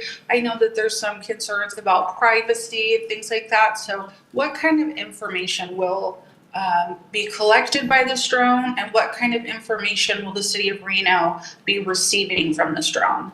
So the drone itself and the software will collect a lot of data on number of deployments, time of deployments, battery life, anything that we do with it. There's going to be those types of collection that comes from the actual machine, right? So the machine is going to have information that's going to be drawn from, so we can know flight time, flight data, distance, speed, all of that type of stuff. In addition to that, the data that we're going to start looking at is how many calls did it respond to? How many calls resulted in cancellations? How many of the calls were use of forces that we changed our response to? How many arrests were made using this? Pursuits. There's a lot of information that we will keep. Basically, my goal is for every single deployment, us to have some data set that we can pull later to have a conversation about, whether it's increase or decrease of personnel responding based on the information we receive. So if we get there and we see that we don't need as many officers, or maybe we don't need an officer at all, maybe we need a community service officer, or the matter's resolved, we stopped so many people from responding. But if we get there and we realize, oh, this is a bad situation, we need more people, then these are the ones that we increase the response based on need. So all of those data sets, any information I can pull, I plan on keeping and evaluating and looking at, and really trying to translate that into a cost-saving measure so we understand how much time, which time results in money, we have actually saved by utilizing this equipment. So I plan on keeping everything and then sorting through it and saying, this is what this means. And that's going to take a little bit of work, but I'm very confident in our abilities to do that. Do you have anything else, Councilmember Ebert? It looks like you still got about 30 seconds. So follow up to that. You came out of this. Yeah. I beamed in. Yeah. Using drones. Yeah. So that was kind of leading into my next question is, will we use the data collected to kind of maybe tailor the direction that we're going with RPD. So if we notice that we need a certain type of enforcement, will that kind of drive maybe some of the strategic goals that we have with RPD to kind of nip things in the bud? Or what are your thoughts on that? Absolutely. So what I envision is we're looking at this launching around April. We don't have a hard start date, but they've already started building our product. We've already started moving forward on what that's going to look like. Like I said, we have site surveys coming up. April is also the time of our shift bid. So it's a really good time for us to start because we'll have like a clean set of data using who are our drone pilots, who's out there, responding, where are they deployed, what are our timeframes when we have a pilot available to make sure. So when we start that, I think we're going to really collect that for a few months and then look at how do we deploy next shift bid. So in October, what resources did this provide us that might change how we deploy and staff the Reno Police Department's patrol section especially. So everybody knows that I'm very cognizant of what we're doing and seeing and how we're putting people on the streets in different areas to make sure that we are present and available when needed. This is another added data set that we can put in to say this is how we're going to deploy our resources for our shift bid in October. So we'll start looking at that day one. And really there is some changes that we can make right away. If what we didn't work quite right, we can move some people around and figure it out that way also. Great. And will it be an RPD personnel that is operating the drone? Will that have to be a new position that we hire for?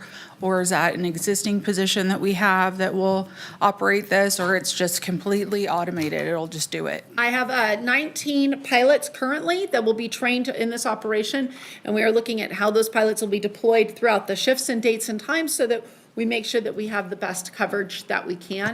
And if we do need to add additional pilots, there's not a huge expense to that. It is something that we can work on.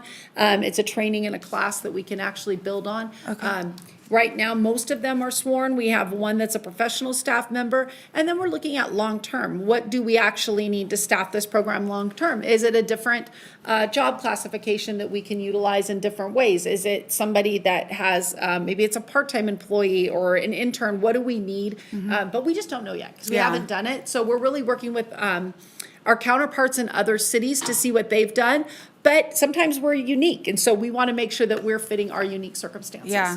And would you be able to provide the council data on how many calls officers ended up not needing to go to because, the drone went and saw, the person was no longer there, or the situation, just wasn't happening, or ended up not needing police response? Will you provide that kind of information? Because I think that's really going to show us, saving of personnel time, and that's kind of a quantifiable thing that we can see the dollars value. Will you be able to provide that information? Absolutely. I generally come back in October, November and provide some sort of annual update. That seems to be the new cadence, which I love, which is perfect timing because then we'll have several months of data to provide back. And this can be one of those talking points so you understand how much time we've saved, how much personnel cost we've saved, and the really good stories that we're going to see come out of this. And so that way you're fully prepped and ready for it moving into that next budget year. Okay, and one last thing. Councilmember Reber, okay. You're about double your time. Sorry, Yeah, thank we'll go ahead you. and check. And you do have one final round, but I'll just check around the dice to see if there's any other questions. If not, you can continue on with your questioning. It doesn't look like it, so you're on your final round. What happens if, for whatever reason, we go through our year and we decide it's not for us? Is there a cost to say we're not going to move forward? We give our 30-day notice, but we've had that year at no cost. Is there kind of like a fee for not? No. So we have the 1 year free so that we can opt out at that 11th month as long as 30 days before the start of the next contract. Okay. So no penalty or anything? We were very mindful of that to make sure that this program was going to be both fiscally responsible and what we need. Okay, I'm thank you. very confident that it's going to be all of the things we hope it's going to be, though. Great. Thank you so much. Thank you. Awesome. I think from my end, I just had you keep mentioning the 30 days before the first contract. Just curious if that's every single year or if it's just for the first year where we have that opportunity to sort of pull out of this contract. There is options to pull out after that if we need to. Okay. And then your site surveys, will that identify any infrastructure upgrades that are needed, if at all? Yes, we're planning on using the fire stations and the police stations where we think the infrastructure is already there. And so we've been in talks with IT and our other partners in the city to ensure that we're not putting an undue burden on them. And then we've worked with Brink to ensure that the way that this is going to be installed is not going to put an undue burden or cost on what we're doing. There is some ways that it could happen, but for the most part, we're going to identify sites where that cost is going to not exist because we can use the existing infrastructure. Great. Yeah, I'll just thank you for the opportunity to having toured the Real-Time Information Center and the ability to bring more support for the men and women of our police department to be able to make sure we have the right resources to deploy when they're needed, and being able to support your officers while they're on shift and protecting our city. So just wanted to echo some of those sentiments that I'm hearing on the dais. Are there any other questions? Oh, yeah, Well, Councilmember Dewar. not a question. If there are no other questions, I'd be It doesn't prepared look to like make a it. motion. Perfect. Okay, if there are there any other comments, questions? All right. Well, with that said, I will just. Yeah, for please. just I a- thought you a had not comment. spoken. No, and I apologize because I was meeting with our students. But Jackie called, she said, this fine young gentleman seems to be a genius. And I just thought that was so kind. I just want to commend you because I think it is really clear the cities that evolve and continue to be innovative and look for ways, even if sometimes we don't get it right. I love that you said that because I always think that that's when you fail, is whenever you stop innovating and trying and all those things. So I just want to commend you on looking at ways how we go into the future being prepared and precise. And I just think technology is going to be so fascinating as it evolves. And how old are you? He's 20. Ma'am, how sweet is he?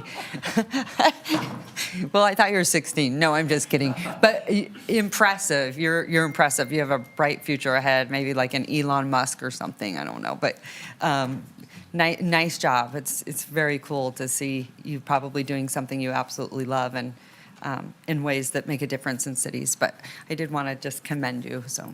Thank you. You know, this has been an amazing partnership.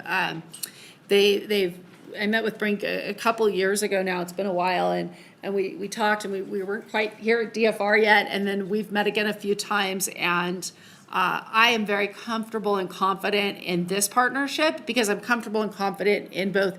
His employees have been phenomenal, always accessible, and as a vendor, sometimes you get a company and then they think that they have you hooked and then they don't call back anymore. It's this weird relationship that sometimes happens that's very frustrating.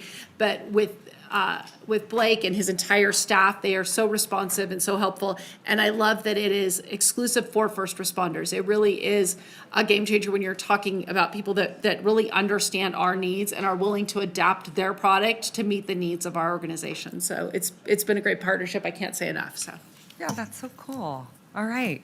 You're a Nevada guy? I am. Even better. Where'd you go to school? I had a weird path for education. Okay, good. Me too. Don't worry about it. But I was just gonna harass you if you went to UNLV. I did. Oh, you did? I Okay. did, yeah, I'm 14, and so I was a little young. I was there for about a year. At 14. We need you. You can't judge people at We 14. need you. You're amazing. You're amazing. Okay, we got to get this meeting on track. Okay, Councilwoman Dewar was going to get a motion, and I think I interrupted her. No, I was saying if there's no other comments. So with item B7, I'd like to make a motion for approval of the contract between the City of Reno on behalf of the Reno Police Department and Motorola Solutions for Brink MSI Takeoff Program, DFR, drone as a first responder. Second. What? Did he walk out? Yeah, you're He back. walked out. Never mind. So I have a motion. I have a second. All those in favor say aye. Aye. All those opposed? Motion carries unanimously. I was like, what happened to Miguel? Okay. And Madam Mayor, we're gonna. They mentioned that, Miguel mentioned when you were out, that we were going to do item B7 and Yes, so B15 we- before we go to C1. Okay. But I was going to ask if we could also do B10 before we go to C1, because there's several staff and people in the audience for that item. Okay, wait. So hold on a B10. second. Yeah. Here's. I'm trying to get updated here. Yeah. We have another item for you. Jackie, what is that? That's B15. B15?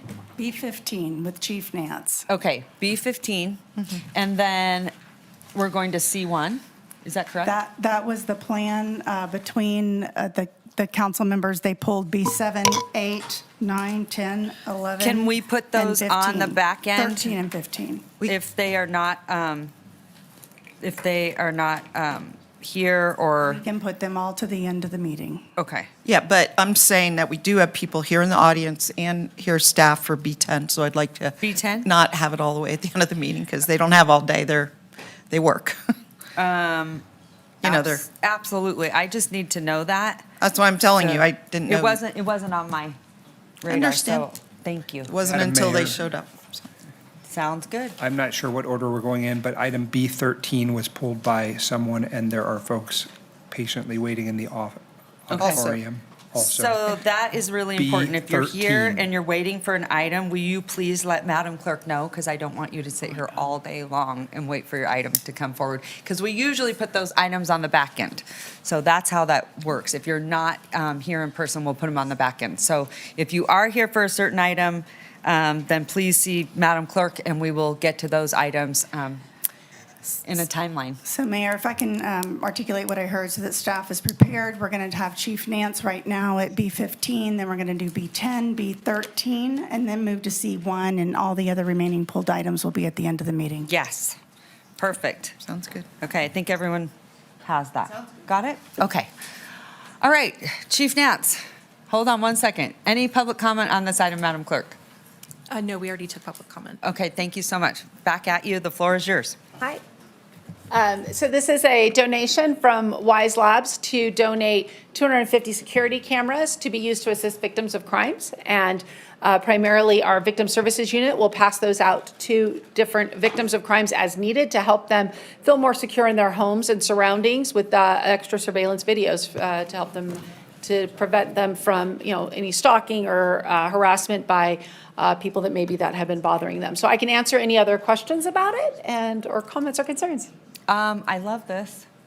Yeah. Can you tell us a little bit about how do you identify who gets them? Can you give me a little bit more background on where this came from exactly? So one of the things that we work on is how our victims can feel more safe. And so we already provide cell phones. So sometimes if somebody's leaving a dangerous or violent situation, maybe their phone breaks or is broken or is taken by somebody, so they don't have the ability to call 911. So we have a program already in place that allows them to be given a cell phone to help with that for 911 purposes and stuff like that. So we already have that program. But another area that we saw lacking was that if they're staying in an apartment or they've moved into a place, they might not have the capability to put a doorbell camera on or a Ring camera. And if they're not feeling safe when they go home at night or coming back, after dark, they can check the cameras to see what it is. So really the goal is going to be to give these to people that have that need, that feel like they are in a threat, and then have the ability to sustain a camera surveillance system. So obviously somebody that doesn't have a place to stay might not benefit from this camera in the same way that somebody that has a residence. So or if they already have a surveillance system, we wouldn't want to give them this because we're going to want to maintain these for the people that need them the most. So our victim service unit will be primarily responsible for the distribution of these and identifying the people that it makes the most sense for them to have, and creating very low barrier to receiving them.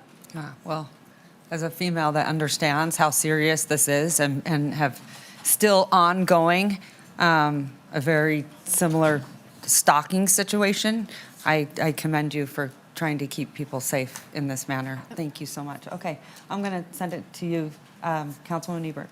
Yeah, I really just wanted to give you an opportunity to talk about this program because I think it's so great that, we can provide this to people that, need a little extra layer of safety. Are these cameras capable of being hooked up to the real-time safety center? So these do not have that capability because of the type of cameras they are. We usually utilize the surveillance systems that have more of a less cloud-based. The Wise cameras, if you're not familiar with them, are accessible through an app. And they have some pan tilt zoom ones and different things like that, so you can move them. But that would not be something that would necessarily be accessible through our FUSIS program and through the Real-Time Center. But they would be eligible to be reported to us that you have them, so registered, so people can register their home cameras, their Ring doorbell cameras, Wise cameras, or anything else, and it lets us know that there is a camera on that street. As you saw when you viewed, there's an icon that says these are cameras that are registered with the Reno Police Department. If we have a crime there, an incident, we can then reach out to that person and say, did your camera capture this on your surveillance system? Can you provide us with that data? And then we can get it that way. So these would be eligible for that, but they would not link into the FUSIS system. Okay, so you mentioned these would connect to an app so people could check, what's happening maybe at their residence when they're not home, or if they think something's happening outside their home, they can check in on the app. Okay, thank you so much. And again, I just really appreciate, the pursuit of this grant and the extra help that we're giving people that need it. So thank you. Thank you. All right. Any further questions? No. Thank you. Okay, what do you need from us on Yeah, this? make a motion to Just a accept. motion? Second. Okay, I have a motion, I have a second. All those in favor say aye. Aye. All those opposed? Motion carries unanimously. Thank you, Chief Nance. Really appreciate you. Great job. Thank you. Everybody. Thanks for coming out to see the Real-Time Center. It was great to have you all there. Okay, bye, you guys. Nice meeting you. Thanks for coming. We're gonna follow your progress and your future. We're excited for the partnership, genuinely. All right, take care. Okay. Moving on, Madam Clerk, I believe now we are on item B10. Correct. Any public comment on this item? We already took it. You already took it? Oh, see, you're way ahead of me. I love it. Okay. Susan, the floor is yours. Hello. Hello. Susan Ballroth, Deputy City Attorney. If I may, can you take B9 as well, because they go Sure. hand in hand? Okay. Absolutely, whatever you need. We're And- just going with the flow today. So if you lose us, just yell out and we'll try to get everyone back on track. Go right ahead, So just Susan. answering the legal question with regard to B10, the purchase of the lighting. NRS 332195 allows joinder, and you would have to ask, the staff chose to use this legal process. It's also allowed per city policy. It's also not sole source. It's park staff, and Nathan can explain why they chose to do it this way. And it's perfectly legal. There's nothing wrong with how it's proceeding. Clear. So a portion of it is to buy materials, and another portion of it is to install. Actually install the public work Right, construction and the component. materials portion, which the public commenter highlighted, was not sole sourced. Rather, we did a joinder with an existing company or organization, government organization that already had an established contract to buy parts at a certain specified price. So rather than go out for bid, that's what they chose to do. Correct. It's Correct. only for the parts part. Correct. Not for the actual company that ended up being selected. That was competitively bid and advertised per NRS 338. Okay. And no And did no protests were received. There's a strict protest timeline. That's what I You have thought. 5 business days from when the notice is provided. Okay, so from a legal perspective, we're totally in the clear. And then the Absolutely. question is just the decision to go with the joinder versus to also bid out the materials. I guess maybe Nathan would speak to that. Yes, thank you, Nathan Elliott, Parks and Recreation Director, for the record. In this case, and I did have an opportunity to speak with Jeff and to learn a little bit more about his product, and we'll meet in the future. But in this case, Musco is something we're trying to consistently install for a few different reasons, but primarily operational consistency in our lighting systems to make sure from one phone or from one space we could turn lights on and off, schedule it. I learned from Jeff today his product has a very similar ability to do that as well. So going to learn more about it and look for future opportunities to provide provide bid. And just a side question, I Yeah. noticed that we did a phenomenal job of putting lights up at the Plumas Tennis Center. Sure. And my question there is, I have received some complaints that they still stay on well into the night. No one's playing, it's middle of winter. Is this something that can be controlled, as you just said, electronically, or does this have to go and do a preset, or how does that work? I believe it is, and actually Jeff and I talked about that too, that is their product. And that we, from an operational perspective and from the concessionaire perspective, could utilize that in a better way. So we're going to look into that and try to That is improve great that. to hear. Okay. Well, my questions are satisfied. I don't know if anyone else, I didn't pull this item initially, so I don't know who did. Who did? Who did? Yeah, I did. It just happened to be in my ward. Okay, and- thank you so much. Okay. Yeah. Councilwoman Ebert, go ahead. Yeah, I pulled it just because I like to talk Or, I'm about. sorry, your ward. Go ahead. I like to talk about what we're doing in our parks. I know that we have some issues in some parks with slides and different equipment, and we don't have enough money to do everything we need to do in the parks and rec space, but we are doing some things. So I just like to give you an opportunity to talk about what's happening and the different projects we have going on. I was not aware that public commenter was going to speak on this today, but do we have any kind of comparisons for, materials costs or anything like that?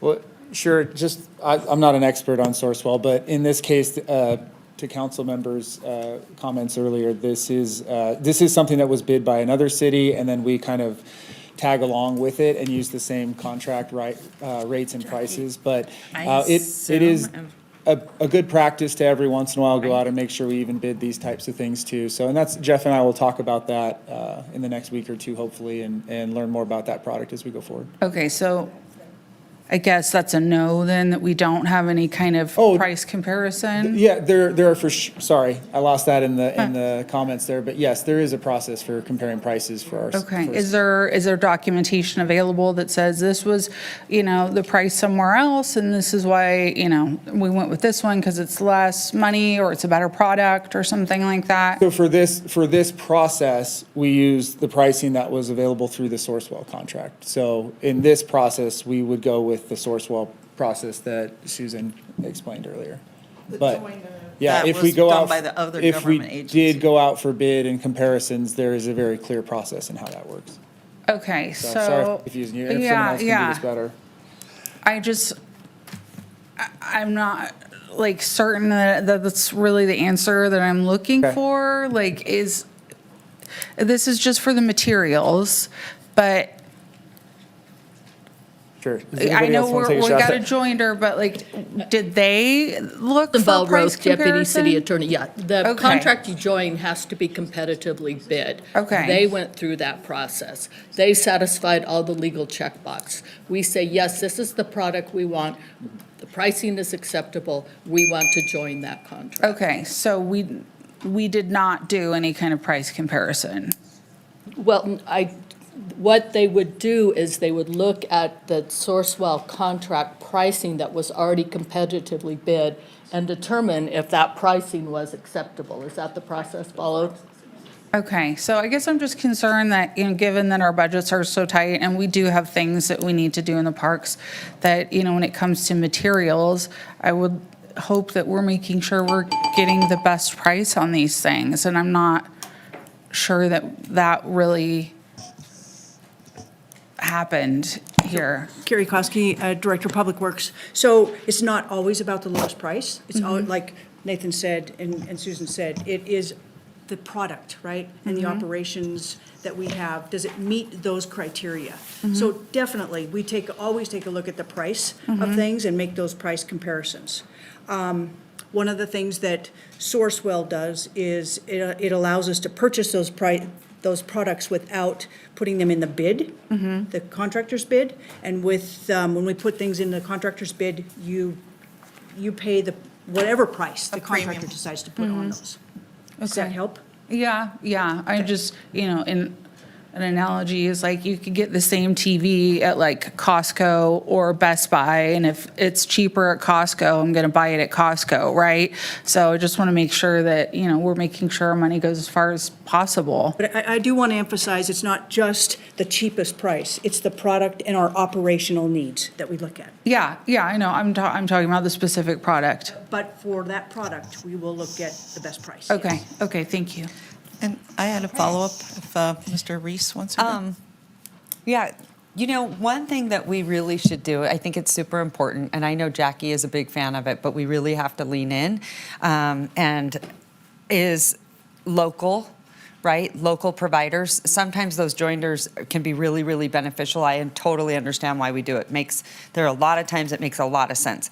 But one of the things that we should do, which I think would be really helpful and very cool actually, is have sort of a presentation on if you want to become a provider for the city or you want to bid on something, you know, here's how you do it. Because a lot of times people say, gosh, I would love to be able to provide our services into the city. How do I do it? Seems confusing. Not to mention, I do think people in the purchasing department would be really good to have a different set of eyes and also bringing that money and services right back into our local community. I think that could be fantastic, but really start to open it up and talk about it because I feel like it's so siloed.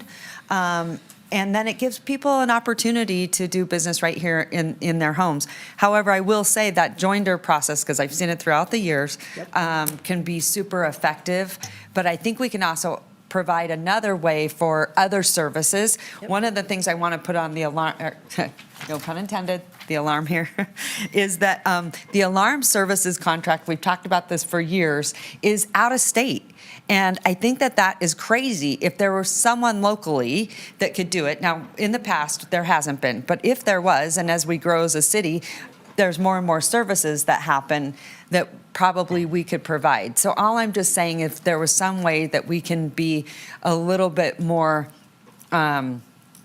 open about doing business with the city of Reno, it might provide people more opportunities that they're looking for, especially locally. And I know Jackie's a big fan of local, and so I think it would be kind of cool if we had like a day. I just saw where Travel Nevada's doing it. They were like, hey, if you're an artist, we want to give you grants or how to work with us. It would be kind of cool to say, how do you work with the city of Reno, and show like maybe ways in which purchasing has these new providers so that we can continue to actually keep our local economy local.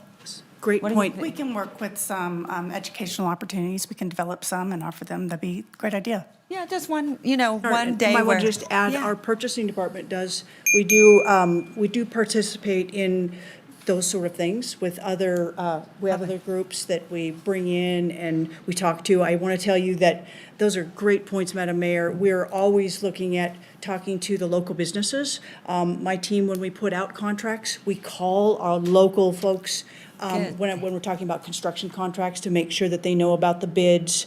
I know park staff, they do the same sort of thing, and we will keep doing that because we understand how important the local businesses are to the community. Thank you. Yeah, thanks. Good job, Carrie, but thank you. You've always been really good about that. Go ahead, Councilman Reese. Thank you, Madam Mayor. This is in Ward 5, and I thought I might start with Mr. Uliat. We kind of got dropped into the discussion, but we didn't talk about the project. So can we start with that? Sure. So this is, and actually, let me have Karina, our park planner. Ms. who's run the Mercier, project. welcome. Always good to see you. It's nice to see you on Sunday, but I Hello. like seeing you here as well. It was nice seeing you too. Thank you so much. So Hilltop Park, this residential construction tax project and all of the RCT projects that we're currently working on were approved as part of the regular budget cycle back in Perfect. May So by can we council. pause right there? I want to make sure that I'm clear and understand what you just said there. One is this council has already approved this project. Is that correct? Yes. That wasn't in the staff memo, but I think it's important that we all acknowledge that we've already seen and voted to approve this project. So that's the first thing. The second thing is you said it was from the RCT. So I want to make sure that people understand out in the public and who are watching on YouTube or in the room what that means. Yes, so residential construction tax is a special fund for park improvement projects that need to be expended within the boundary where they were collected. So we are restricted in use as to geographically where we can use the funds that are collected. And for Hilltop Parks specifically, we as a Parks Department do facility assessments. So we go out, inspect the parks, and do a ranking of priorities for the projects that need to be done. This one was identified. Within the geographic area? Yes. Perfect. And this one was identified as critical. It poses a potential safety risk for the public, so that's why it's a priority for this year. Well, perfect. So thank you so much for the explanation. It just felt like we had gotten dropped into the middle of a conversation without answering the larger question, because Ms. Ballroth came up and immediately started to answer the questions that have been asked, I think, both in public comment and by Ms. Dewar about legalities. And so I wanted to make sure we weren't overlooking the fact that your department had done this incredible workup to evaluate all the parks geographically within RCT District 2. This one rose to the top because of the life safety issues. This council previously voted to approve it, and today the process has gone through all the legal requirements for how we got here in terms of the bid process, joinders or otherwise, and then we arrived at this moment where we're simply approving the contracts to approve those bid selections based on the process that was legally followed. That is correct. Awesome. Last thing I want to ask is, when is the project expected to conclude? John, do you know? Spring. It'll be in spring of 2026. For my part, I've lived in Ward 5 for almost 40 years. My children played softball at these parks. It's windy as all get out. As a parent, you freeze up there, but a beautiful community park. Can't wait to see it, and I'll be looking forward to supporting all the other park improvements in the other RCT districts. Thank you so much. Yeah, thank you. Similar to Councilmember Reese, I wanted to talk about the RCT in general, and that's the residential construction tax. And I wanted to reflect on what Mr. Heinzen mentioned, that he and a whole team of volunteers worked to renovate Jack Ty Park, which is baseball. They contributed, hundreds of thousands of dollars that weren't available. It included getting a restroom in there that was donated. It included repaving the grounds, which ended up being like 10 times more than expected because it was the worst parking lot in one of our parks, just unbearable. So here's the challenge, and I want to make sure we get this on the agenda, which is that when we redistricted, we didn't redistrict how we do parks allocations out of RCT. So we have 6 wards, we have 4 districts, or 5, there may be a 5th, 5. And the problem is that the money is generated by new development. Well, think about Ward 2 today. It's virtually built out. Other than the occasional updated site improvements or tear something down and build an apartment complex, other than that, there's not a lot going on development-wise. Although you couldn't tell it by how many projects come into Ward 2. But not projects that are adding to RCT. And so I'd like you guys to really look at it hard. If all the money we ever get in Ward 2 is based on new apartment complexes in Ward 2 or whatever it is, then we're never going to be able to catch up. And that is why groups such as the one that Jeff Heinzen's part of, we're leaning on them so heavily because we don't have money in that RCT district. And so I just want us to take a hard look at it and think through it and make sure we have some equity here. You know, I represented South Reno, lots of new development down there, but I could only spend the money RCT on the east side or right side of Virginia, not the left. And, you know, there were needs on both sides in South Reno, regardless of which side of Virginia you were on. So I just wanted to. We appreciate your investments, Naomi. Yeah, you bet. But I'm just saying, I think that it goes to his comment and question about citizens having to step up to fix a park in one area, but money being available in a different area for the same kind of thing, lighting for a baseball field. Right. And just real quickly on that, RCT is not meant to be a solution to our deferred maintenance. It is meant to improve parks as a part of development and growth. Right. So we do need those other tools that we're exploring through the park district and Right. things like that. And then council prioritizing these repairs. So we are so grateful for the work done at Jack Ty. They have really kept that thing, as you said, on the track and let kids play there. So anyway, I just wanted to make sure that's clear that RCT is intended for that purpose and as a part of development. I know you know that. It was new stuff. It was new lights, new restrooms, and it wasn't deferred maintenance, but there were But there's other not issues. funding, to your point, yeah, Correct. because of the lack of growth, so, yeah. thank you. Okay, thanks. Councilwoman Ebert, you have your light on. Yeah. Councilmember Reese and Dewar pretty much went over what I was going to talk about with the RCT. I know there was a question by the public comment earlier that wanted to know how we were funding this. It's not general fund dollars. There are kind of guardrails around what we can spend it on. But I did want to ask about how we identified the specific parks, right? We have a lot of work that needs to be done. This is chosen by a board, correct? There's, as Karina rightly identified, Nathan Elliott, Parks and Recreation Director for the record, we have a facility index similar to all of our facilities, whether it's a park or a police station or a fire station, that lists the products or the areas that are critical. This was on the critical list, and there was an opportunity to make a space here. So we present that to the Parks Recreation Advisory Board as a part of the budget process, and then that comes to council as a part of the approval process. Okay, thank you very much. Okay. Councilman Reese, did you want to give me a motion? Thank you so much, Madam Mayor. Yes, I'm happy to make a motion to approve items B9 and B10. Second. I have a motion and a second. All those in favor say aye. Aye. All those opposed? Motion carries unanimously. Okay, we're heading to B13 now.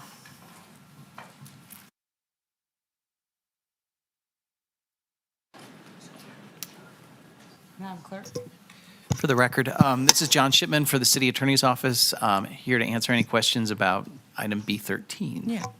Thanks. Okay, go ahead. Councilwoman Dewar. Yeah, I pulled this item. I am supportive, but what I wanted to understand, by the way, I had also an ancillary opportunity to go out and visit the Apple Data Center, which was amazing. Thank you to those that facilitated that. But what I wanted to understand, when we did this before, I just want to understand this point, I guess, to you, Mr. Shipman. I thought we had to have a legislative extension.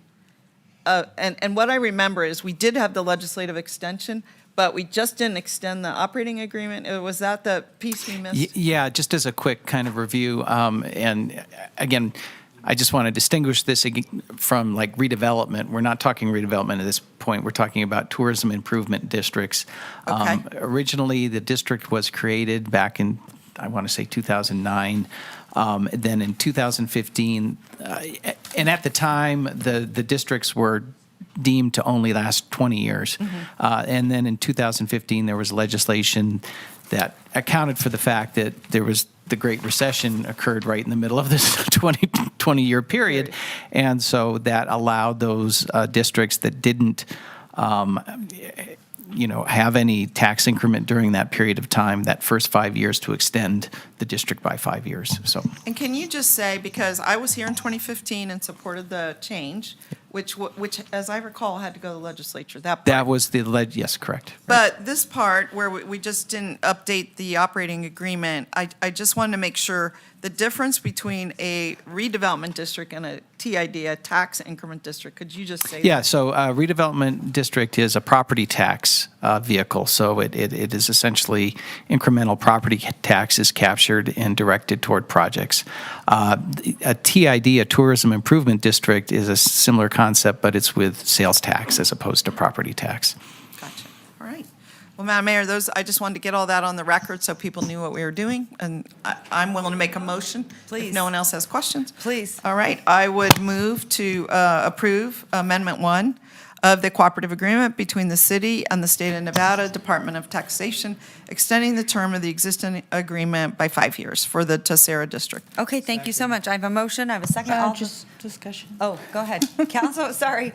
Council, I'm trying to get us back on track here. Go I ahead, know, Councilwoman Ebert. I wasn't quick enough earlier. I just wanted to Sorry. say that I also took a tour of the facility, and thank you for that. It was very interesting, even though I got really lost trying to get there. It was well worth the trip. I didn't get lost. Yeah. We'll make better maps. Yeah, no, Google Maps had me going to like individual Apple stores or something. But anyway, really great facility, and thank you for giving me that opportunity and also sharing a lot of the sustainability features that Apple is doing, not because they were forced to, but because that's kind of their policy. And I'm really hoping that my colleagues and I can kind of implement some of those better practices into our code for future data centers. I just think you guys are doing an incredible job with that. Or Apple is. You're not necessarily Apple, but yeah.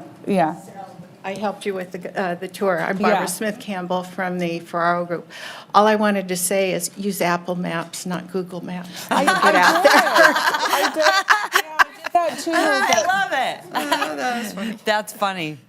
But yeah, it was a great facility with the air cooling process, and the amount of water that they use out there was really a lot lower than I had expected. So, and it's probably, due to location to some degree too, that the air remains cooler there at night and stuff. But really, I think they've done a great job, and they continue to look for ways to be more sustainable. So I appreciate that.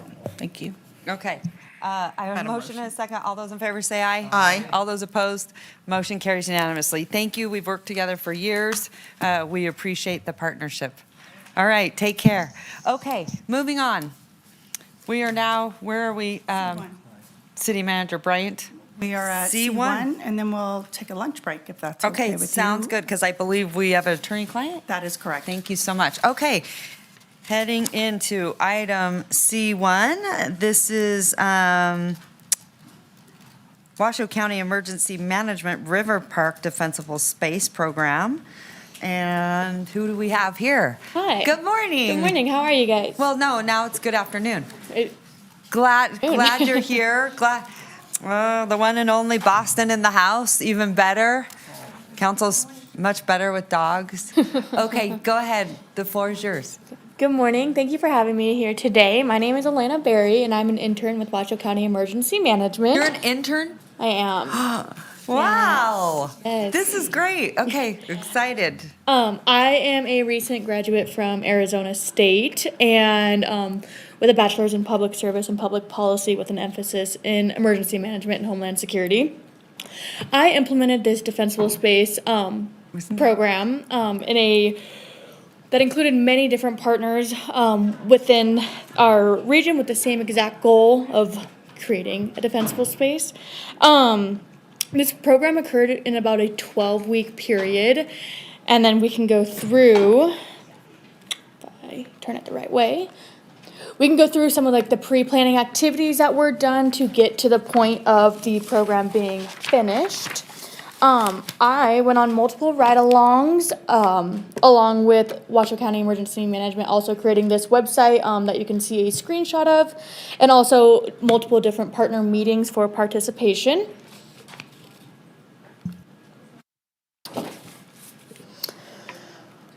I went on 3 ride-alongs with North Lake Tahoe Fire Protection District, Sparks Fire Department, Reno Fire Department, and then we did a meeting with Truckee Meadows Fire Protection District. On those ride-alongs, we did a researched concern areas within those jurisdictions. We looked at neighborhood demographics. We looked at historical fires in those areas. We looked at those demographics of veteran status. We looked at the socioeconomic. We looked at age as well. From those ride-alongs, I decided to take an area on in West Reno. This neighborhood only has a one-way in, one-way out with a few historical fires that have encroached onto this neighborhood. To also get out on that one-way in, one-way out is a bridge, and then to get to the main road is also a railroad as well.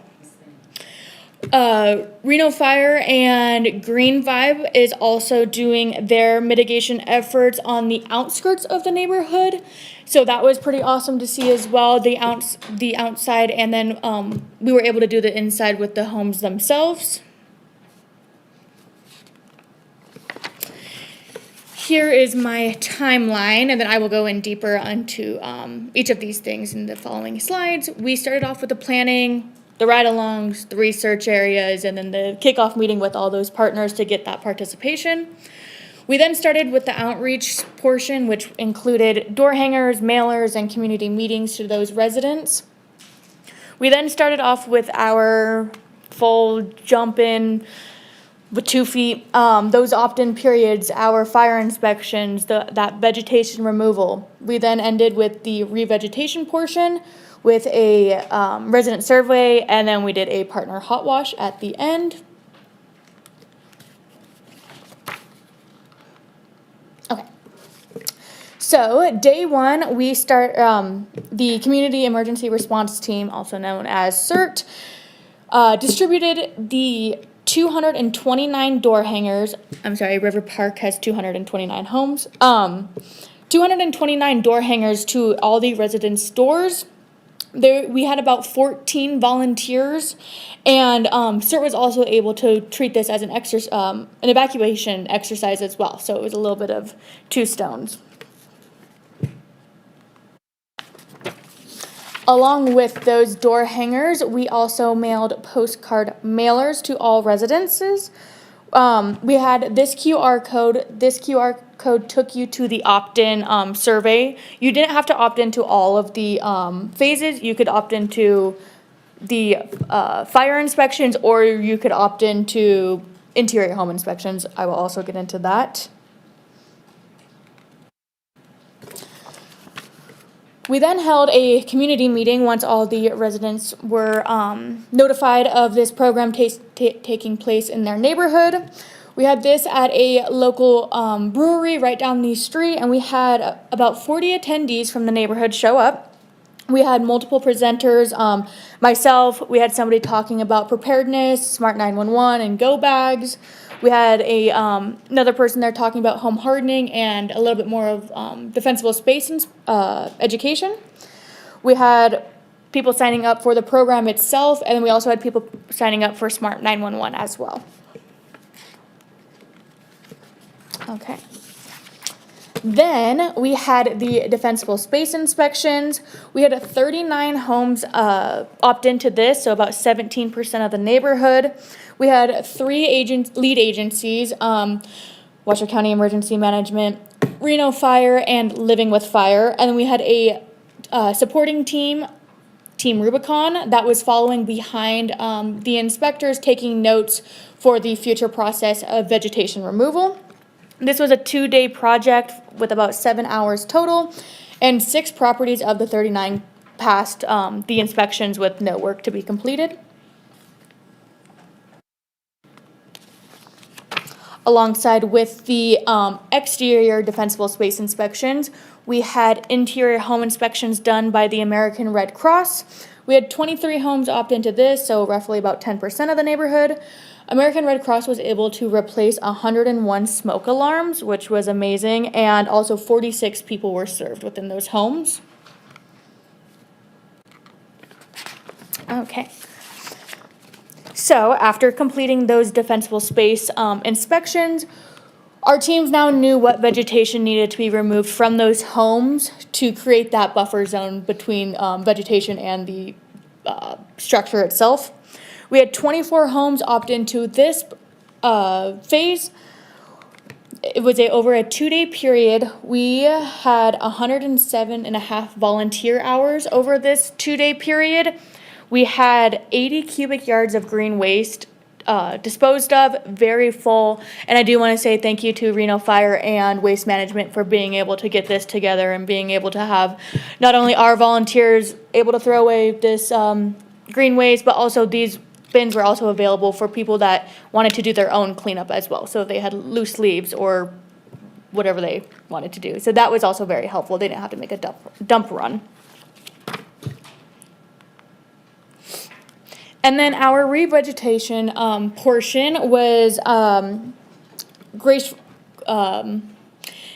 Moana Nursery was able to donate Firewise perennials. So all the vegetation that was removed, quote unquote, like bad vegetation, residents were able to go and replace that vegetation with some Firewise perennials. Each coupon was good for 3 perennials, and Moana Nursery ended up donating 117 perennials. And then we also, a part of the revegetation, we had a little bit of an education piece as well. We had 32 buckets delivered to homes, and these were also distributed by CERT. Those buckets included revegetation supplies, so kneeling pads, soil, pruners, weed erosion barriers. And then also we had links that were on our Washoe County Emergency website that linked back to Moana Nursery for how to plant these plants, and Living with Fire for a little bit more on home hardening and defensible space for those people that were not able to get, were able to attend that first community meeting. And then I just want to show you guys a few pictures. So this is a house that we had done. As you can see, this bush has totally taken over those eaves. It is encroaching on the house entirely. There is an electrical box behind this bush that you cannot see, but this is a before picture. This is during, as you can see, we have now gotten majority of this bush taken out. We also, these homeowners were great. They were so involved. They loved hearing and talking and asking the questions. So you can see them in this picture. And then after, that bush is completely gone. And then those homeowners went to Moana and they received their 3 perennials and then also went and bought 3 more. So this was a little bit of a, as you can see, healthier and prettier too, more colors. Okay. And then we, Washoe County Emergency Management created a homeowner survey for these homeowners to take. You did not have to be a part of the program itself to take this survey. You could have just filled it out as a homeowner that was out of town or to give feedback for future projects. We did get 100% response rate on participation again. These residents did like the program and were very interested in it. We also got about a 96% response rate providing adequate education on defensible space and home hardening efforts. We have now created a guidebook for replication in other areas of the county to do this again when funding is available. And that is all. Okay. Well, go Sun Devils, first of all, right? And Yep. Jackie, I think you should be worried. She's going to take your job eventually. I would be grateful. She has to deal with all of us. I know everyone laughs, but it's a real thing. Anyway, I think you did a phenomenal job. Well, so wait, are you from here and you went to ASU or what?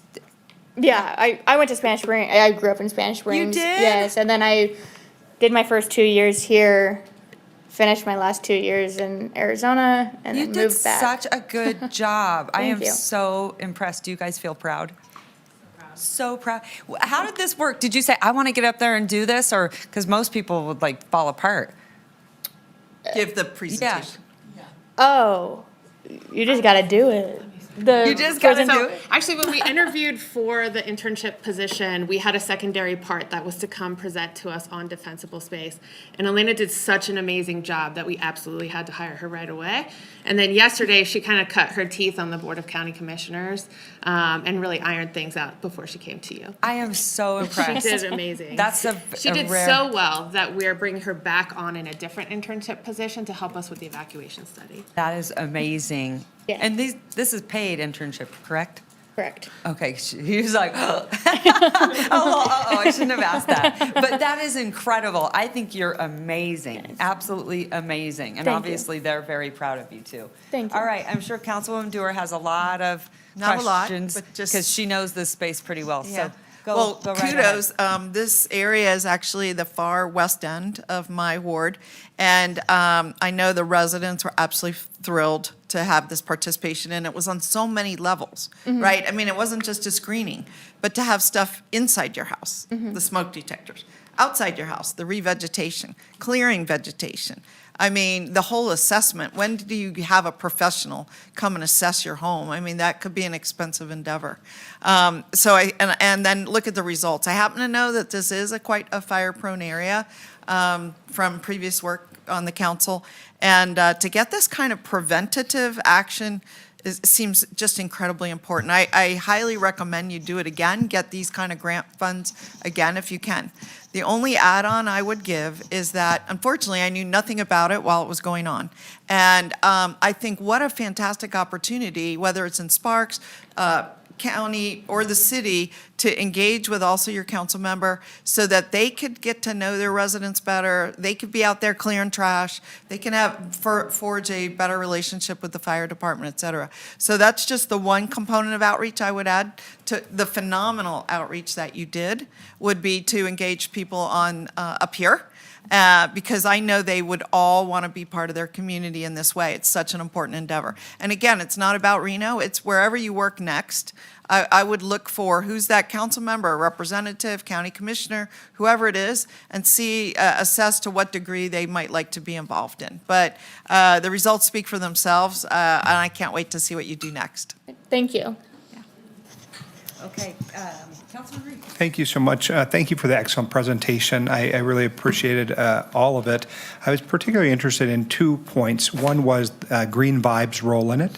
So might you just share with us a little bit about that? We're familiar with Green Vibe.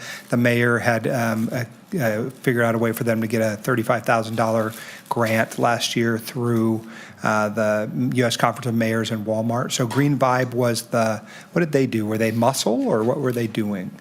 They are working on the outside of the neighborhood, so up to the fence line, that hillside and Okay, that makes around. sense. So And like ripping out invasive species and replanting good ones? What were they doing? I think they're just clearing up to 30.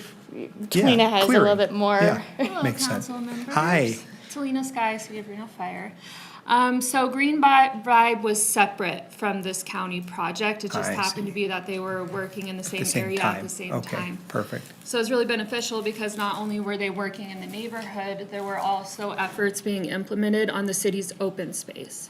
Awesome. So the Parks Department, along with myself, went in and gave Green Vibe recommendations on how they could create defensible space from fence lines. So I believe they went out for 30 feet from fence lines, not necessarily clearscaping, but just doing appropriate spacing to enhance that defensible space. No, I think that's really awesome. I just was grateful to hear their involvement in any of it. The second thing is Moana Nursery.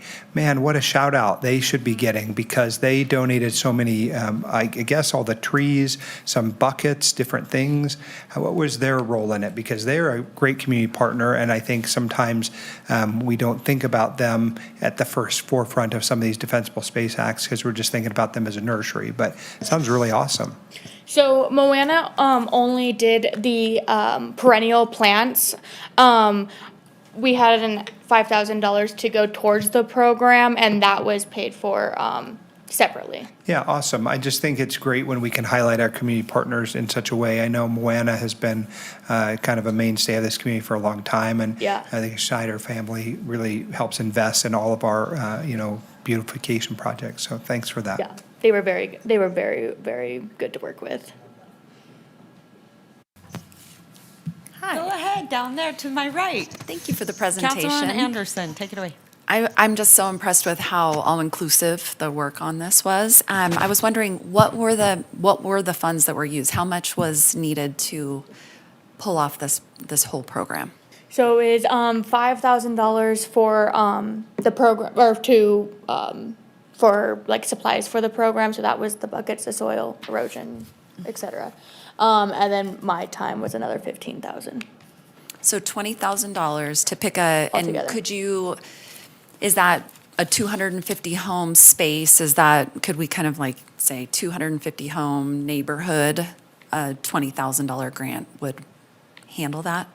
Could we, or does the number of homes matter, or is it really the amount of space?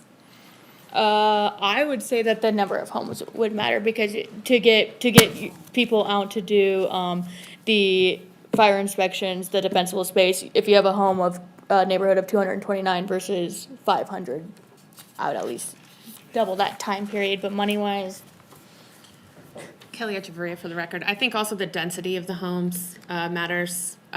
We had a lot of volunteer time between the American Red Cross and Team Rubicon that also isn't financially accounted for in our reporting. So to keep that in mind, these homes were a little bit more spaced out, so there was a lot of driving between homes that had signed up, whereas if it was more of a dense neighborhood, then that might not be associated. But I think 20,000 it was a perfect price point for this project. We didn't bite off more than we could chew as far as the size of the neighborhood that was selected. So if we were to do it again, we'd be looking at something similar, but maybe just a little bit more time to roll it out. Great. How did the Red Cross and Team Rubicon get involved? So I come from the Red Cross background, and so we always try to loop them in whenever we can, but was part of starting the smoke alarm program in Northern Nevada. So we knew that you that was an assembled that option. team. You assembled the team. It didn't like come packaged. We brought like- our partners all together. Okay. So that included Reno Fire. Team Rubicon was early on in helping us develop the idea for this program. And then we knew Red Cross's capabilities. So through our Volunteer Organizations Active in Disaster, or VOAD, we constantly are sharing our preparedness programs with one another. So we're not duplicating efforts, and we're making sure that we share those with the community as best we can. And so we knew partner capabilities, and we were able to bring them all to the table to develop it. Great. One last question. Do you have a target neighborhood for your next effort if you were able to have the funds available? we looked at, Collin Ranch was another popular, area that we had looked up at. DeAndrea was another high risk. Areas by Golden Eagle was also another area that we looked into. So I would say those would be my top, three next, areas that would be into consideration. Yeah, I think to clarify the Collin Ranch area, inside the loop where you saw Pine Haven Fire and Collin Fire both have impacts. Not to put everything in Ward 2, but that was definitely an area of consideration. No, It wait would a be at minute, the she top just of said our it was list. unequal in other ways, right? Great. So, Thank you. good questions. Anything else? No?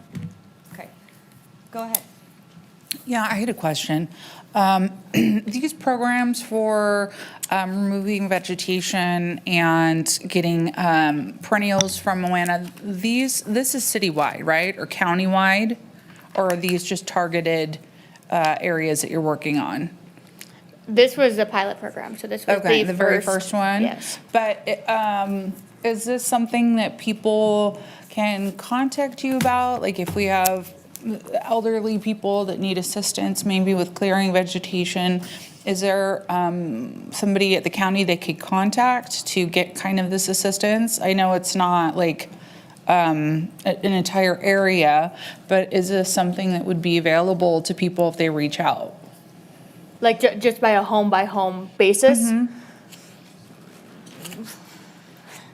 So it's dependent on the fire department Okay. and the capability. So Reno Fire has their own system, and V-Energy as well. If you live within X amount of feet from a power line, then they may be able to come assist you. Again, North Lake Tahoe has their own program, as does Truckee Meadows with Green Waste Day. So it's just dependent, and I would ask citizens to reach out to their fire departments. Okay, all right, thank you. All right. Thank you. Fantastic job. I think it's incredible. This is a program that is, honestly, it's so important now more than ever. And it's the kind of program that when you submit a grant for it, it's something that I think people will gravitate towards, because it also, the other thing that you did that you didn't really touch on is bring a community together for a like-minded purpose, which is super, super important.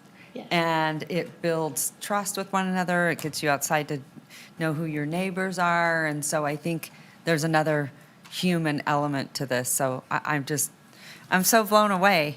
Thank you. So anyway, well, we hope to see you, continue to see you in the future. Thanks, you guys. Really appreciate it.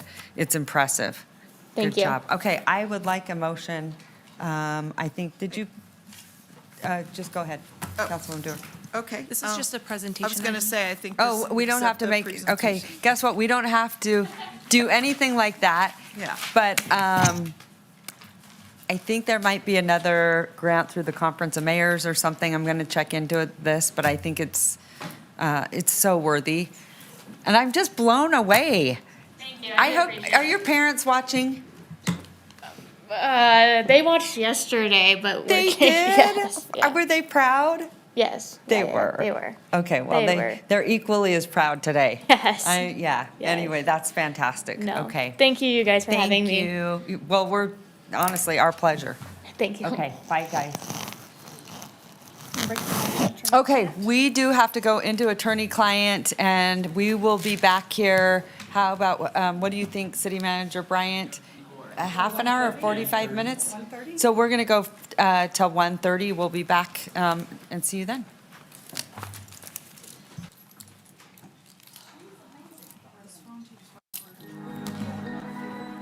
My name is Maria Hernandez Ponce. I am a graduate from the community court, and I'm here to share my success story. About 5 months ago, you and I sat down for the first time and had a discussion. I have something to say, What do you please. need? What do you want? My name is And I'll Carly look at you. Turrieta. Tell Is me- Brian here? I got bits and Please pieces don't. along the way, but share what that was like. What was it like Okay, right before I have met something you, to say, and what is please. it like now? Well, before you met me, I was May going I through a speak? very hard time. I Yes. ended up, having to 1:30? give guardianship of my Okay. son to my brother. May I was trying to 1:30 have recover a- from thank you drugs, so much. and here you came, the community court, and yourself. And I mentioned that to you, and you told me about all these nice programs and resources that are available to me. And thinking 5 months back, I would have never thought that I'd be here right now. That's for sure. Yeah. What connection did you make in community court that helped you achieve that? Well, taking accountability for my actions, realizing that I had a problem. Step one, admitting that you're powerless and your life has become unmanageable. Yeah. That's definitely very important. And then reaching out for help would be the second most important, I would say. Nice. That's so cool. You are the image of what I want everybody that I meet at community court to accomplish. It's you. Right. Every box I intend to check and rarely do, you do, and you check all of them. I originally met Maria on our first day of work. We both had the same start date. So we got to meet each other there and we immediately bonded. I immediately saw huge potential in Maria. She is really great. She's a people person and she just strives for the stars. If it wasn't for community court, I wouldn't be where I am today. They pushed me to get the help that I needed with my recovery. They helped me get my job. They've helped me through every step of the way. Community court is an alternative to traditional court, and in essence, that's what is different about it. Is it's the alternative approach. I think in traditional court, it's more cut and dry, black and white. You've committed this crime. This is the standard sentencing. Therefore, here you go. At community court, Judge Hazel Stevens, who I couldn't say enough good things about him and the way that he is driving this court. It's started with the Nevada Urban Indians. Her counselor, Troy, knocked it out of the park with the substance use counseling.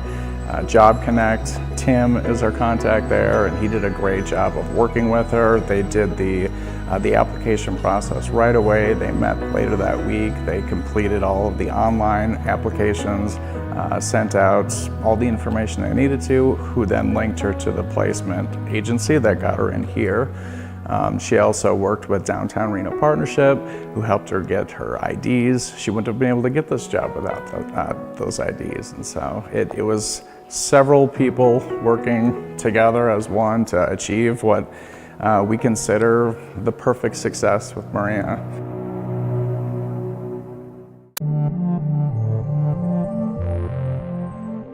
Hi, I'm Monica Kirch. I am the Director of Housing and Neighborhood Development for the City of Reno. The Rapid Rehousing Pilot Program is a program that the City of Reno started in coordination with Volunteers of America and the Reno Housing Authority. Programs like the Rapid Rehousing Pilot Program are important to Volunteers of America because it gives us an opportunity to catch individuals who are otherwise potentially falling between the cracks as far as services go. The Reno Housing Authority assists nearly 15,000 Washoe County residents through its traditional housing programs, yet we know there are many more who need assistance. The Reno Housing Authority supports the Rapid Rehousing Pilot Program in 2 ways. The first way is through a financial contribution to support half the salary of the service coordinator who works directly with clients at Village on Sage.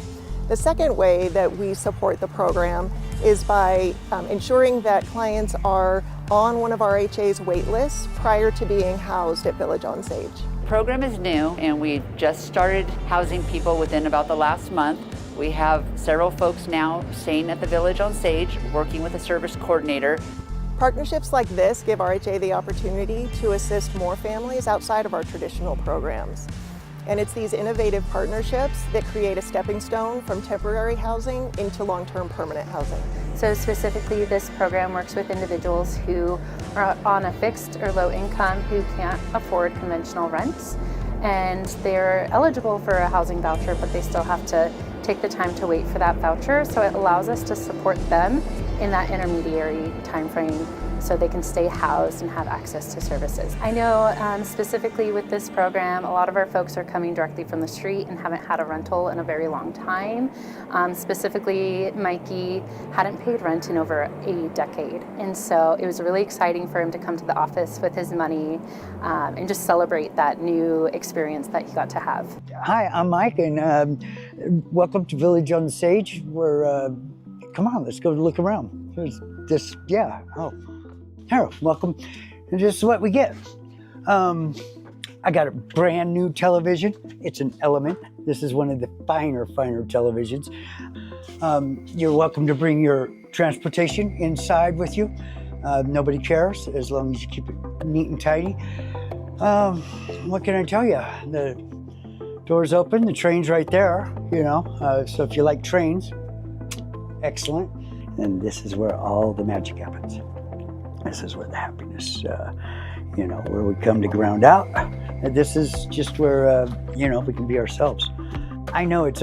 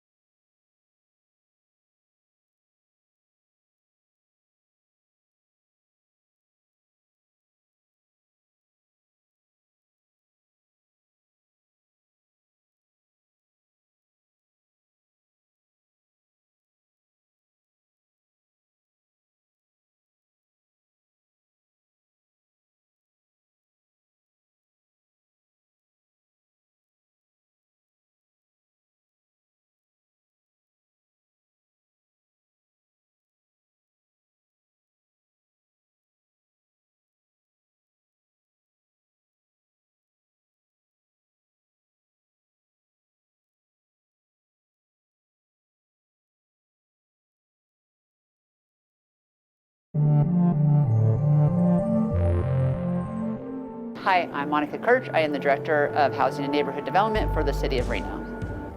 The Rapid Rehousing Pilot Program is a program that the City of Reno started in coordination with Volunteers of America and the Reno Housing Authority. Programs like the Rapid Rehousing Pilot Program are important to Volunteers of America because it gives us an opportunity to catch individuals who are otherwise potentially falling between the cracks as far as services go. The Reno Housing Authority assists nearly 15,000 Washoe County residents through its traditional housing programs, yet we know there are many more who need assistance. The Reno Housing Authority supports the Rapid Rehousing Pilot Program in two ways. The first way is through a financial contribution to support half the salary of the service coordinator who works directly with clients at Village on Sage. The second way that we support the program is by ensuring that clients are on one of RHA's wait lists prior to being housed at Village on Sage. The program is new and we just started housing people within about the last month. We have several folks now staying at the Village on Sage, working with a service coordinator. Partnerships like this give RHA the opportunity to assist more families outside of our traditional programs. And it's these innovative partnerships that create a stepping stone from temporary housing into long-term permanent housing. So specifically, this program works with individuals who are on a fixed or low income who can't afford conventional rents. And they're eligible for a housing voucher, but they still have to take the time to wait for that voucher. So it allows us to support them in that intermediary time frame so they can stay housed and have access to services. I know specifically with this program, a lot of our folks are coming directly from the street and haven't had a rental in a very long time.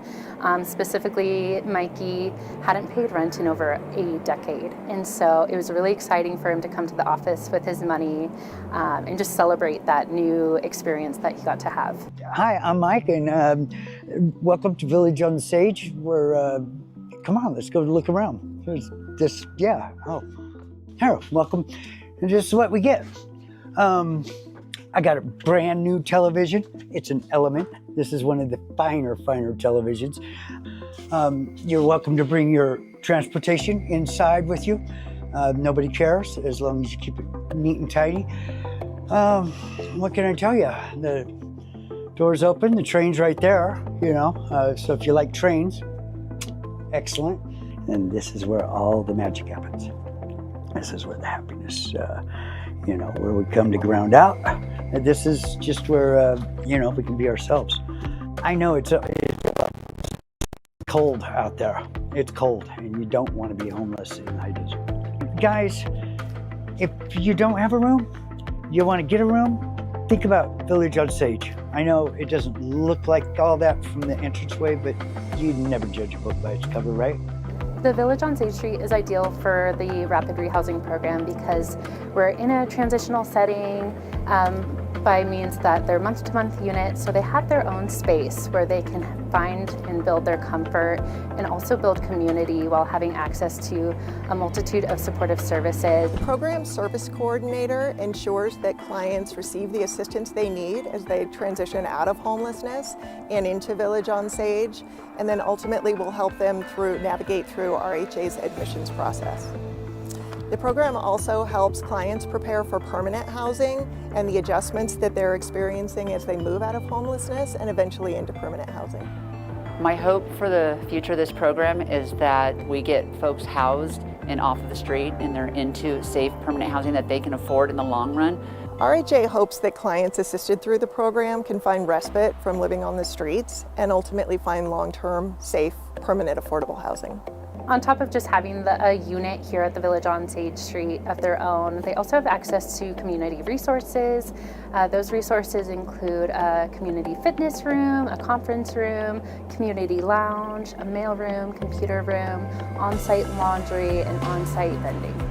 Unit here at the Village, they're $555. So in this instance that somebody can afford $300, the program would fill in the $255 monthly, and then that would keep them housed until their permanent unit came open. That would be subsidized to the amount of money that they make.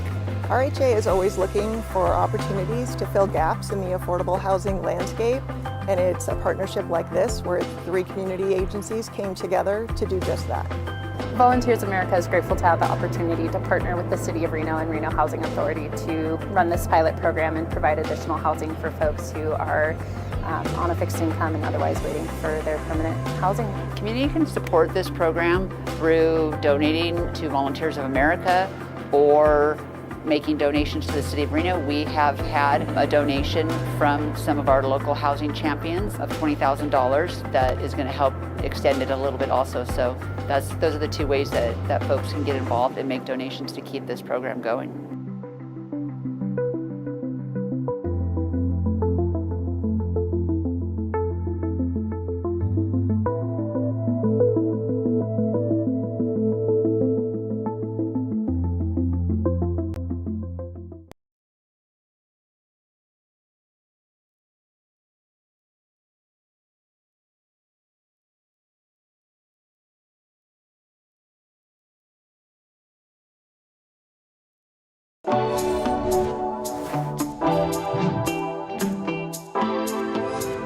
The community is really going to benefit from the new Public Safety Center in a lot of ways. It's a state-of-the-art brand new facility that's going to allow the public access to us in a way that they've never had before in the city. It takes a lot of people, a lot of effort, and a lot of time.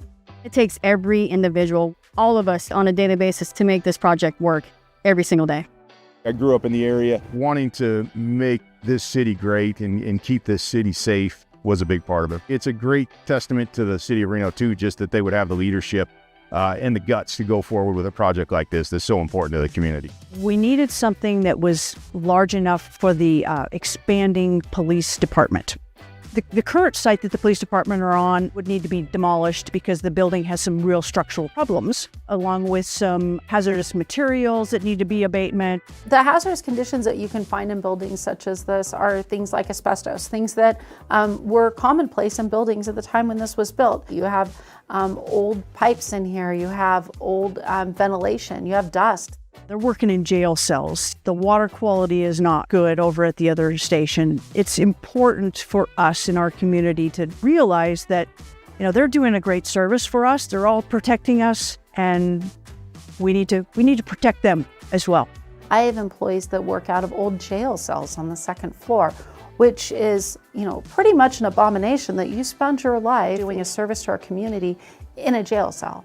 It's got bars on the walls. But we're not able to provide the space that these employees need and treat them with the respect and dignity that they deserve. When you work in a building that has issues, that doesn't show the benefits that you are bringing to the community. We looked at the fact that we could reuse an existing facility. There's a lot of character in the city of Reno, and we do look at keeping some of that character. This building, being the Reno Gazette-Journal, had a lot of history. And I tell you, when I first walked into this building, I felt the buzz of all of the media. It was really energizing. Justin came over and we took a look at it. We knew that it would be a big effort, but to reuse the same building, we thought that it made a good fit. There was a lot of challenges, a lot of work between our architect and our police department on figuring out how to fit in police department in this building. Police departments generally don't visit people on the best days of their lives. They're usually when they're having something going on that's creating some sort of trauma or some sort of experience that usually isn't positive. And then to come into a place that's not welcoming and inviting and comfortable, and a place where we don't even have private rooms to talk to people currently, is going to change that dynamic completely when they walk into the new Public Safety Center. First step is you've got to have an architect. We probably sat down for at least 9 months going back and forth. Is this space the right size? Does this space have enough windows? How do we get access for video and surveillance and that sort of thing?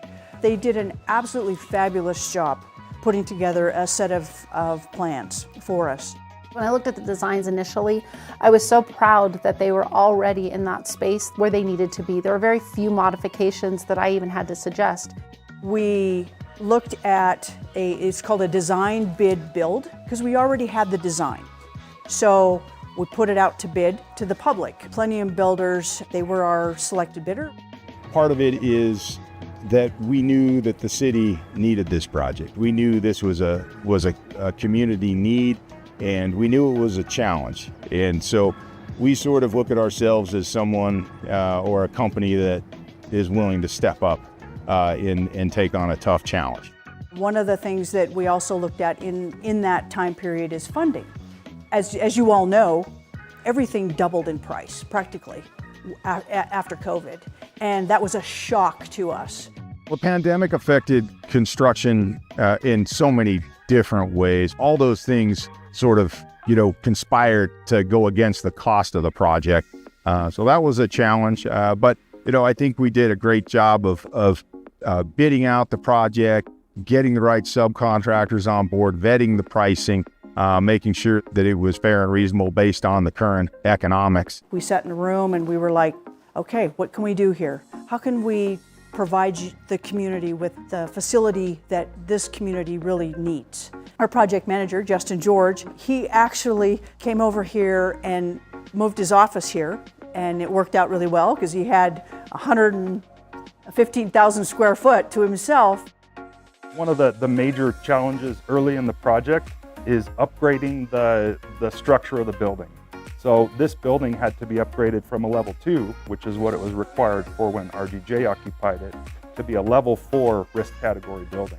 The upgrades that we did to the structure and foundation make this building able to withstand a larger disaster and remain operational, to be able to provide service to the community during a major event like an earthquake. Some of the elements involved with that upgrade include upgrading the foundation, increasing the seismic capacity. So we had to add larger footings, larger foundations under the columns.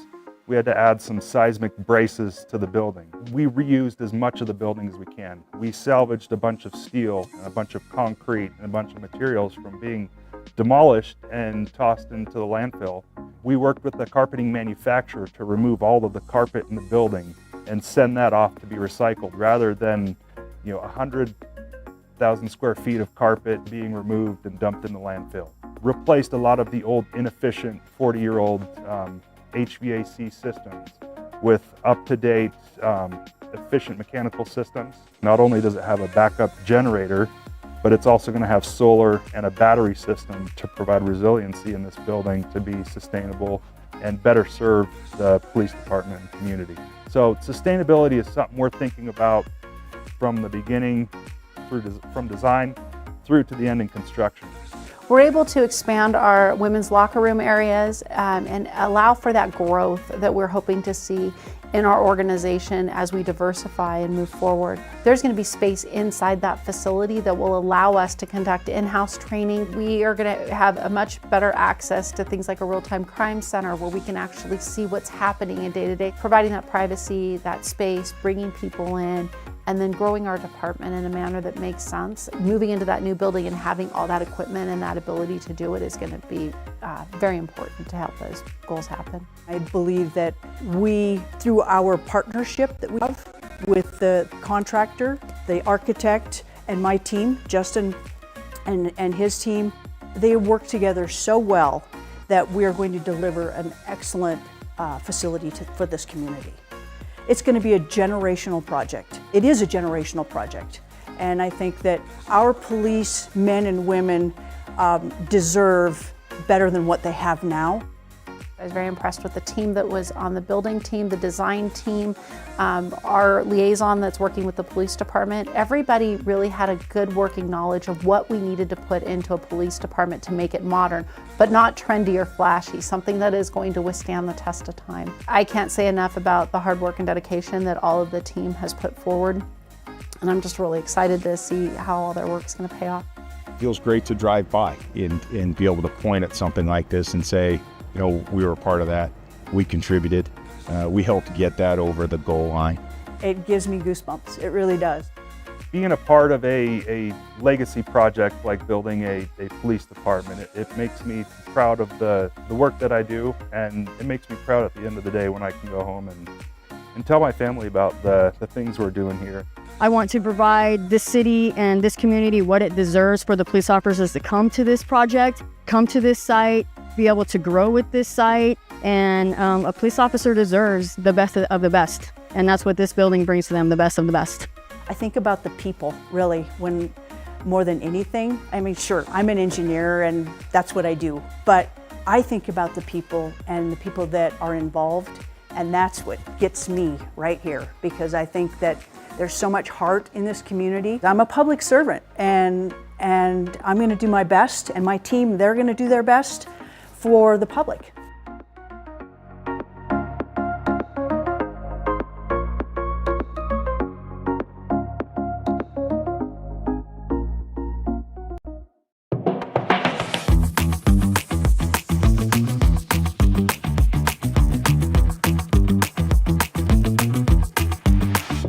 One of the reasons why I joined RCI was just out of curiosity to know more about what the city of Reno does for everyone who lives here. It was a very genuine interaction with all of the people that we were able to meet throughout this process. That experience was incredible. I'm a small business owner, and so I definitely felt disconnected. Not in a bad way, but in the way where I'm like, oh, if I have an issue, who do I call? And this seemed like a great opportunity to get a lot of information in a relatively short period.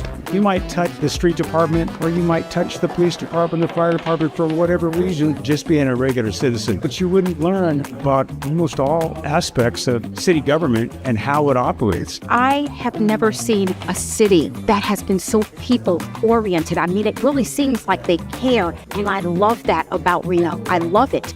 This is definitely eye-opening, informative. It's a way to just learn how the city runs and to meet incredible people. Street by street, neighborhood by neighborhood, getting people connected, and running them through some kind of education and connection, I think is incredibly valuable. You'll have an incredible time. You won't regret it. It's a benefit all the way around, I think.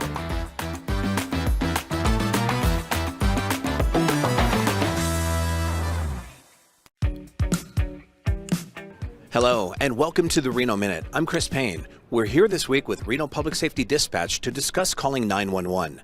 Erin, what tips do you have for the community?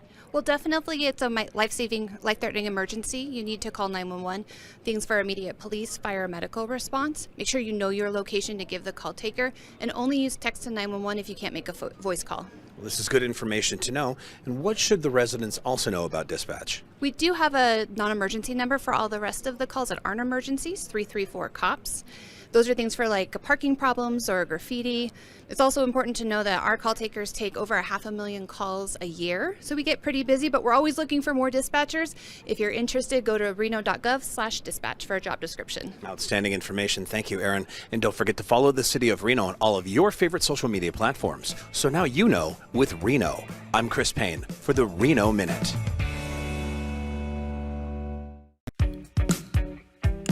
Hello, and welcome to the Reno Minute. I'm Chris Payne. We're here today to discuss community court. Judge Hazelett Stevens, what exactly can you tell us about community court? Thanks, Chris. We hold community court each Wednesday here at the downtown Reno Library. It is an innovative approach to the justice system that offers services rather than jail time for our participants, many of whom are homeless. Services needed include those for substance use disorders, mental illness, chronic homelessness, and chronic unemployment. This is all good to know, but how does this differ from traditional incarceration? Community courts reduce crime, increase services to victims, reduce unnecessary use of jail, and save money by collaborating with service providers using a problem-solving approach instead of jail. We also recently implemented a treatment readiness program on site. This is all great to know. Thank you so much, Judge. And don't forget to follow the City of Reno on all of your favorite social media platforms. So now you know with Reno. I'm Chris Payne for the Reno Minute.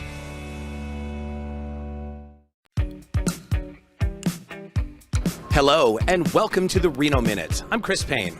We're here this week with the Reno Police Department to discuss the dangers of distracted driving. Officer Reza, what advice do you have on this topic? Thanks, Chris. Distracted driving claimed over 3,000 lives in 2020. Here locally at the Reno Police Department, we would like to remind everybody that it is illegal to use any electronic handheld device while driving. Texting has become increasingly dangerous. Outstanding. And what other tips do you have for the community? If you do need to make a text or make a phone call, simply pull over on the side of the road where it's safe to do so. Once you've pulled over, it is now safe to make that text message or make that phone call. You can even put your cell phone in the back seat, in the trunk, or even in the glove box until you reach your final destination. Thank you, Officer Reza. And dig this. For more information, go to renopd.com. Also, don't forget to follow the City of Reno and RPD on your favorite social media platforms. So now you know with Reno. I'm Chris Payne for the Reno Minute. Hello, I'm Chris Payne, and it's time for the Reno Minute. Today we're going to discuss making a fire escape plan. Joining us is Chief Mandel from Reno Fire Department. Thanks, Chris. A fire escape plan is essential because it lets everyone in your household know exactly what to do in case of a fire. Seconds matter in the event of a fire, and an escape plan can make a world of difference. Start by drawing a floor plan of your home and marking all possible exits from each room. Then designate a meeting point outside, a safe distance from the home. Practice your escape plan regularly with everyone in your household, especially children. It's important to make sure that everybody knows how to operate windows and doors. It's also important to teach household members to stay low to the ground in smoke and to feel doors for heat before opening them. Thank you, Chief Mandel. To create your own fire escape plan, scan the QR code on the screen or visit reno.gov/fire. So now you know with Reno. Thank you for watching the Reno Minute. Hello, I'm Chris Payne, and it's time for the Reno Minute. From lap swimming and drop-in sports to fitness equipment, the City of Reno offers many opportunities to get active and have fun. You may even be able to access these offerings at no cost. Kayla, what should residents know about insurance reimbursement? Thanks, Chris. Our Parks and Recreation Department recently expanded their offerings with insurance companies, offering memberships to them at no cost. Well, this is exciting. How does it work and who qualifies? Yeah, the program offers memberships through their individual insurance company. The insurance company then reimburses the City of Reno for each visit that they come and use our facilities. The expansion of this program is especially beneficial to our seniors. However, it qualifies anyone 18 or older. You just need to contact your insurance company. Thank you, Kayla. And don't forget to contact your insurance company to learn more. Visit reno.gov/parksandrec for more information. So now you know with Reno. I'm Chris Payne for the Reno Minute. Hello, and welcome to the Reno Minute. I'm Chris Payne. We're here this week with maintenance and operations to discuss leaves. Tim, with fall being here, what advice do you have about leaf removal? Thanks, Chris. This is typically the time of year we start to see the leaves drop, and it's pretty simple. Property owners are responsible for the removal of leaves on their property, and we ask them to do this in a timely manner to help from flooding or clogging drains during a rainstorm. This is good to know. What other advice do you have for the viewers? So it is unlawful for homeowners or property owners to rake or blow leaves out into the street. So we ask them to please place them in their garbage cans or in a bag with the excess waste sticker for garbage pickup on their days. And if they could help out our street sweepers by trimming their trees and removing parked cars and garbage cans, would be very helpful. Outstanding information. Thank you, Tim. And don't forget to follow the City of Reno on all of your favorite social media platforms. So now you know with the Reno Minute. Hello, I'm Chris Payne, and it's time for the Reno Minute. Today we're excited to spotlight the city's new Rolling Recreation Center, a mobile recreation center designed to bring fun and activities to communities across the city. Here's Kayla Snow to tell us more. Thanks, Chris. Our Rolling Recreation Center is all about making accessible recreation for everyone in our community. Our mobile recreation center travels to various parks following the schedule of the Food Bank of Northern Nevada Kids Cafe Summer Meals Program. This means that not only do kids get free recreational activities, but also a free meal. Our program offers a wide range of activities for people of all ages, including sports, games, arts and crafts, and so much more.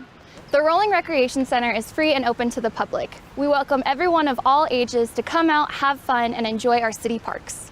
Thank you, Kayla. Visit reno.gov/parks and rec to find out when the Rolling Recreation trailer rolls through a park near you. So now you know with Reno. Thank you for watching the Reno Minute. Hello, and welcome to the Reno Minute. I'm Chris Payne. We're here this week with the Reno Police Department to discuss the SAVE volunteer program. Evan, what is SAVE? Thanks, Chris. SAVE is an acronym that stands for Senior Auxiliary Volunteer Effort. It's a wonderful organization that comprises of seniors, and they help the police department with additional resources, and through their patrols they help with crime prevention and observations. Outstanding. Also, if someone wants to volunteer, how do they get involved? Basically, anyone in SAVE is 50 years of age or older. We ask that they volunteer 16 hours a month, and they can, if you're interested, either call, email, or visit the website for Reno PD. Fantastic. Thank you so much, Evan. And don't forget to follow RPD and the City of Reno on all of your favorite social media platforms. So now you know with the Reno Minute. I'm Chris Payne. Hello, and welcome to the Reno Minute. I'm Chris Payne. We're here this week with Public Works to discuss street rehabilitation and maintenance. Jonathan, what can you tell us about this program? Yeah, thanks, Chris. Our Public Works departments were working really hard to improve our neighborhood streets in our community. For instance, we're just finishing up a rehab project in Midtown where we included the replacement of our roadways, streets, sewer, and even had alleyway improvements. Well, this is good to know, but how are these neighborhoods chosen? Sure, Chris, good question. The city inspects all our local roadways and calculates a pavement condition index, or a PCI score. The streets with the lowest PCI scores are grouped and ranked based on factors such as utility placement or proximity to essential services. If you'd like more information, please visit our website at reno.gov/capital projects. Thanks so much, Jonathan. And don't forget to follow the City of Reno on all of your favorite social media platforms. So now you know with Reno. I'm Chris Payne for the Reno Minute.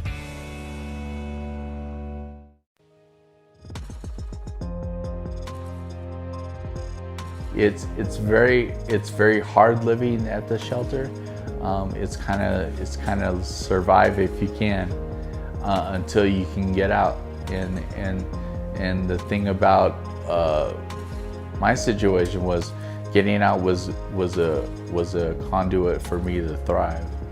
You know, once I got out of there, as you can see, I'm doing pretty well. Reno Works is a joint partnership with Volunteers of America and the City of Reno, and he was one of the participants that had applied for the program. He was going through some medical issues at the time and staying in the shelter, so he had a big decision. He wasn't working as much.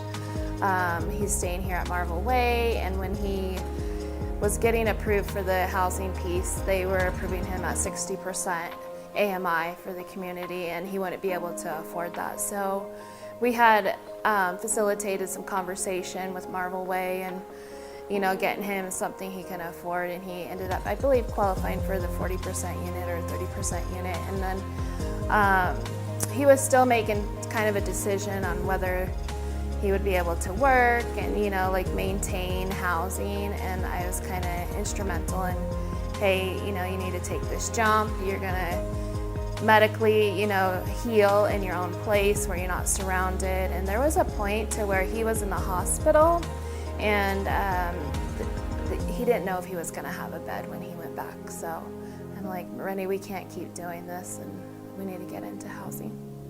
Yeah. It's been quite a journey, and I think if anyone that sees me now, that they're like you were there last year and now you're here. It's kind of amazing. I graduated in November. Rayleigh's ended up hiring me, and they were one of the partners. So I got a job at Rayleigh's, and I'm working as a courtesy clerk over there. I bag groceries and push carts. The partnership with Reno Works and Rayleigh's is amazing. It gives the community a chance to get those unfortunate people a chance to get back on their feet and get their life back together. Rainey builds relationships, and that's big here at Rayleigh's, especially with our customers and the team members. Once you build a relationship, you build the trust, and that puts everything together.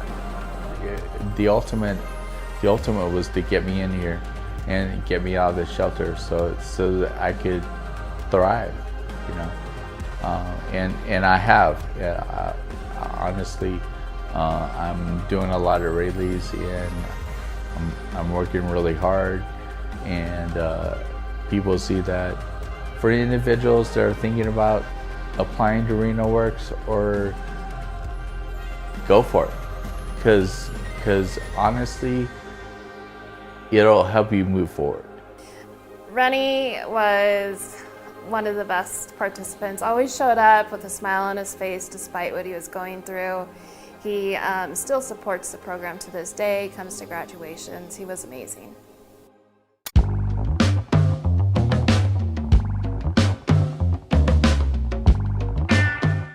Do you know how to survive a fire in your home? I'm John. This is Katie with the Reno Fire Department. And today we want to share some important information with you. To survive, you need to know the basics of fire behavior. A fire needs 3 things to exist: fuel, heat, and oxygen. The best way to do this is to keep the fuel side of the triangle away from the heat side. The easiest way to survive a fire is to prevent it from happening in the first place. Today we'll show you some ways to prevent fires from happening, and if they do start, how to evacuate safely. Cooking is the main cause of home fires and fire injuries, and you can prevent them. Here's how. First, stand by your pan. If you leave the kitchen, turn the burner off. Then, watch what you're cooking. Fires start when the heat is too high. If you see any smoke or the grease start to boil, turn the burner off. Another thing to keep in mind is to turn pot handles toward the back of the stove. Then no one can bump them or pull them. Finally, keep combustibles away from the burners. Believe it or not, dogs have turned on burners accidentally while trying to get food stored on top of ranges. In our modern world, lithium-ion batteries are everywhere. These types of batteries can be dangerous. So here's some things to keep in mind. Stop using them if you notice an odor, a change in color, too much heat, change in shape, leaking, or odd noises. Charge and store spare lithium-ion batteries away from anything that can burn. Don't put lithium-ion batteries in direct sunlight or keep them in hot cars. This is a fire risk. Here are some other things around the house to remember. Keep anything that can burn at least 3 feet from the furnace, oil burner, wood stoves, water heaters, and other heat-generating equipment. When it comes to cooking appliances, space heaters, washers, and dryers, they should be plugged directly into wall outlets. Clean lint filters every time you use the dryer, and never leave a burning candle alone. Looking at the triangle again, the third component is oxygen. Fire needs oxygen to survive. Progression of fire can be slowed by compartmentalizing your home. The easiest way to do this is to keep room doors and windows closed. The garage typically houses many potential ignition sources and heavy fuel loads. So make sure the man door between the garage and living space is a solid core door with a fire rating of no less than 20 minutes. Any alterations to this door, including pet door installs, will allow a fire that starts in the garage to quickly progress into the living space. Many home fires can start outside and spread into your home, so don't store garbage or combustibles under windows or next to doors. Remove vegetation that is against your exterior walls, especially if it is dead and dying. Juniper brush may look green on the outside, but under the green hides dead needles that can easily ignite. Even with our best intentions, accidents can occur. Always be prepared to escape. On average, you only have about 2 minutes to escape a fire once the smoke alarm sounds. Working smoke alarms are critical. Install and maintain them in every sleeping room and every floor. Test the battery monthly and replace it if over 10 years old. Know 2 ways out of every room and make a meeting space. If you have children in the house, take time to draw a plan and explain it to them in a way that makes sense to them. The biggest takeaway is to make a plan and practice it. One common mistake we see after fires is that residents will open doors and windows, thinking this will let the heat and smoke out of the house. Remember, fire seeks oxygen. Adding air to fire only makes it bigger and spread to those openings. When exiting, close the doors and windows behind you. For more information on fire survival, please visit our website at reno.gov/fire. Thank you. Be safe.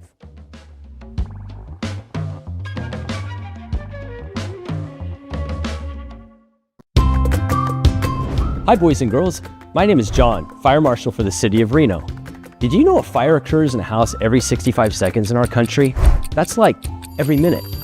Sadly, this also means many people get hurt. Your ability to get out of your home during the fire depends on early warning from fire and knowing how to escape if a fire happens. Fires can happen anywhere. The question is, are you prepared? Our Extreme team is going to help you make a home escape plan. When you are done with that home escape plan, teach it to your family and other members in your household so they can escape fire as well. If you do that, you can be part of the Reno Fire Department Extreme Team. This is Boston, our fire dog. He's going to introduce you to our Fire Extreme team. Thanks, John. Meet the Extreme Team. Together, we're making a fire escape plan. This is Sean. He takes care of me every day, and he'll talk about fire alarms. Shelly's here too. Shelly will teach us how to get out and stay out. This is Katie, and she'll talk about finding a safe meeting place. And finally, Talina is really excited to talk about why we need to practice our plan. The first part of a home escape plan is a working smoke alarm. Fire produces smoke. Smoke and hot gases move upward towards the ceiling. As a fire gets bigger, the smoke and hot gases move downward towards the floor and superheat the room until everything in the room catches fire. That's why smoke alarms are so important. They detect fire and warn you before the fire gets too big and you can't escape. Because smoke goes up, smoke alarms should be installed on the ceiling or high point of the wall. They should be in every sleeping room, hallway outside the sleeping room, and every floor. Smoke alarms should be tested every month to make sure they work. Have your parents or older brother and sister help you with this, as you may need a ladder. To test the smoke alarm, push and hold the test button for 3 seconds. It should make a loud beeping noise. If it does not make a loud beeping noise, then have your mom or dad replace the battery or install a new alarm. Thanks, Sean. Smoke alarms can be loud and scary, especially if it goes off when you're sleeping and dreaming of chasing rabbits. If I hear an alarm, I will wake up immediately and run outside. But I have 4 legs and am low to the ground. You're human, so you need to be more careful when getting outside. Right, Shelly? That's right, Boston. Remember, fire produces heat and smoke that travels up. Have you ever tried to breathe in smoke?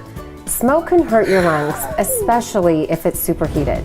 If you smell or see smoke, you want to stay under the smoke. If you are in bed, when the smoke alarm activates, don't stand up. Roll out of bed onto your hands and knees. Stay low and go. Always know 2 ways out of any room. For most people, the first way out is the door they came into the room. That should be your first way out. Remember to stay low. Crawl to the door and feel the door for heat before opening it. The best way to do this is to feel the doorknob and face of the door with the back side of your hand. If it is cool, then open the door slightly and look for smoke. If you do not see smoke, go outside to your safe meeting place.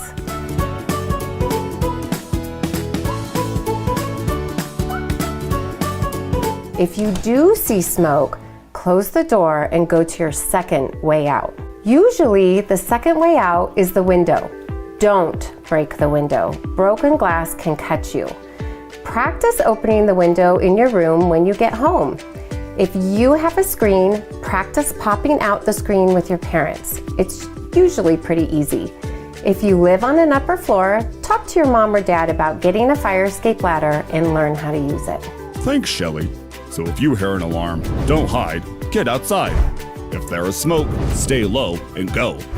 But once you're outside, We're going to do where do C3 you first go? and then go That to is a C great back question, to C2 Boston. because we have Everyone in your Smiley's household leave, needs to know I where was to go. told. So when Where's firefighters Vicky? arrive, they know who is Oh, safe Vicky, and who did you needs to be say? rescued. A meeting place should be a safe distance from the building. Oh. A tree, mailbox, or even a neighbor's house is a good, paying safe them? meeting place because they don't move. A car, garbage can, or traffic cone is not because they may not be there when the fire actually happens. Once you're out, call 911 if you have a phone. Now let's go back inside and answer some questions. Thanks, Katie.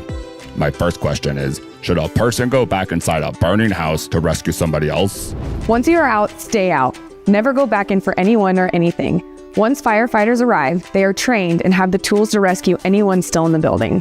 What if I live on the 3rd floor and I cannot get out? That is a great question. If you're stuck in your room and cannot get out, make sure your room door is closed. Hang a towel or sheet outside your window. This acts as a signal to the Vicky, if you've got firefighters outside C3, come that on someone out. is still As in the soon as they building. come out, we'll We get will going. come get you. When firefighters enter the home, they will be dressed in turnouts and be wearing a mask, helmet, and a tank. This can make them look very scary. The mask they will wear will make a noise like Darth Vader. Remember, they are here to rescue you. Fire can make a lot of noise, so you need to say loud words over the noise to help firefighters find you. Help is always a good choice. Now that's a lot of good information. But now what? Well, Boston, now we draw and practice our plan. Pretend you are a superhero flying over your house.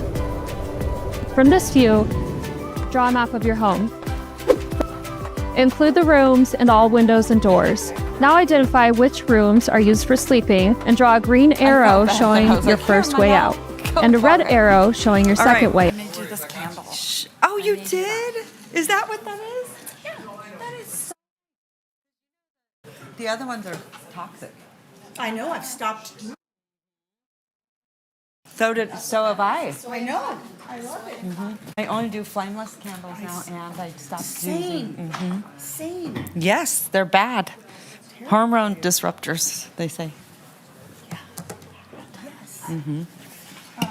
I stopped that about a year ago. Tell me how you. Oh.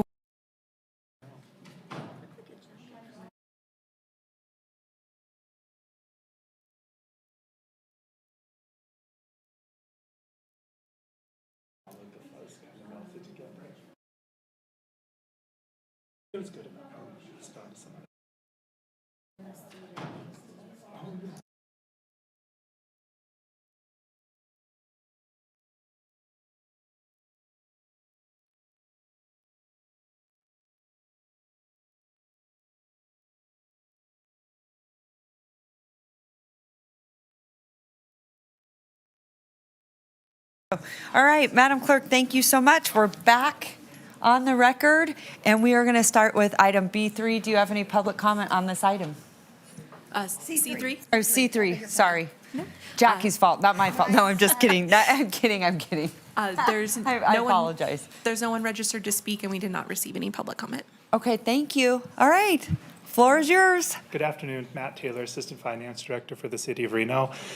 Today we are here for the annual acceptance of the ACFR, and we have a brief presentation from our auditors up first from Baker Tilly. Its partner Amanda Moore and Senior Elise Horsley are going to be presenting. Okay. They're online, yes. Perfect.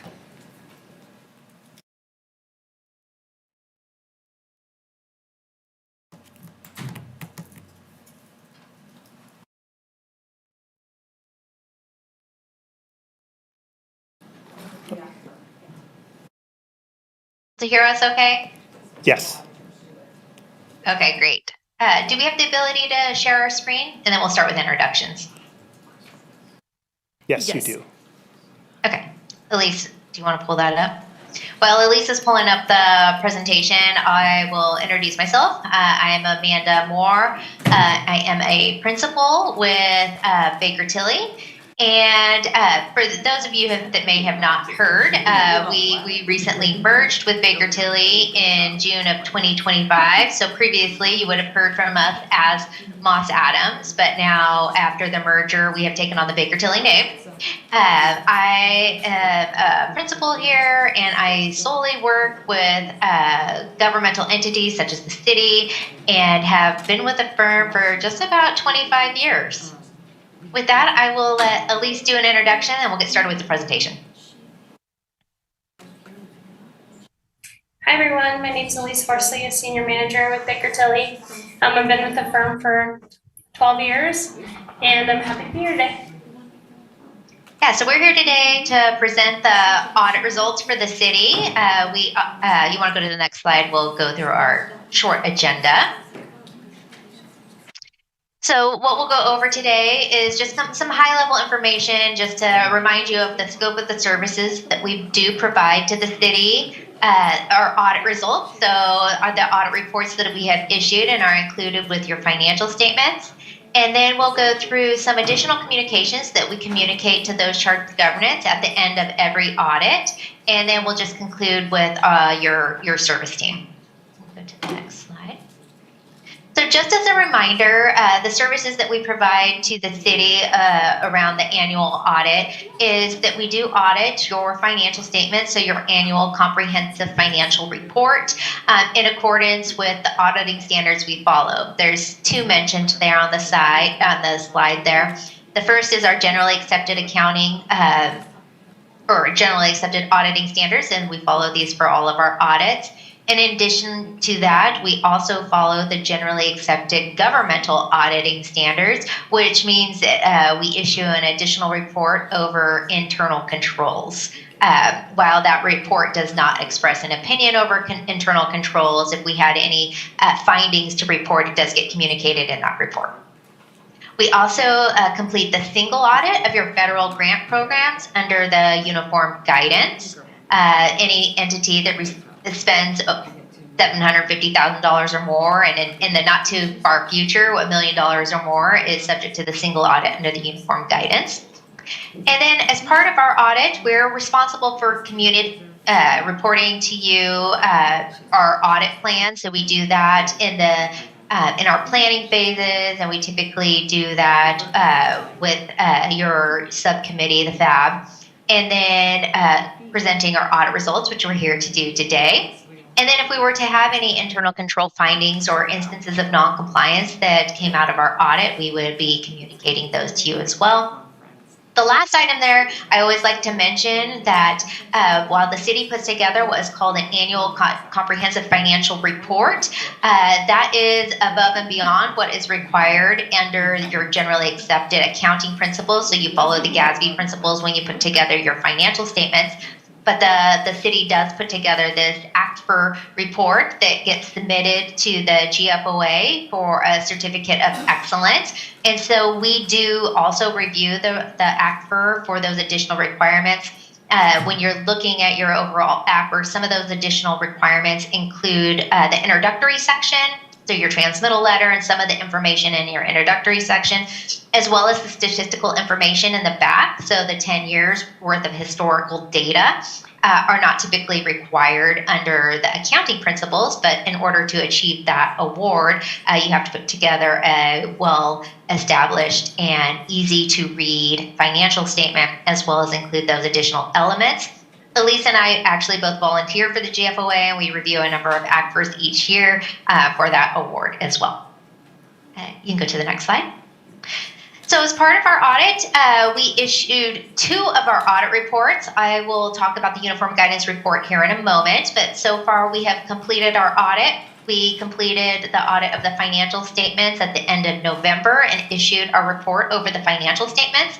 We issued an unmodified or clean opinion over your financial statements, which means that we were able to get comfortable that the financial statements are materially correct in accordance with the generally accepted accounting principles that you follow. So overall, really good results there.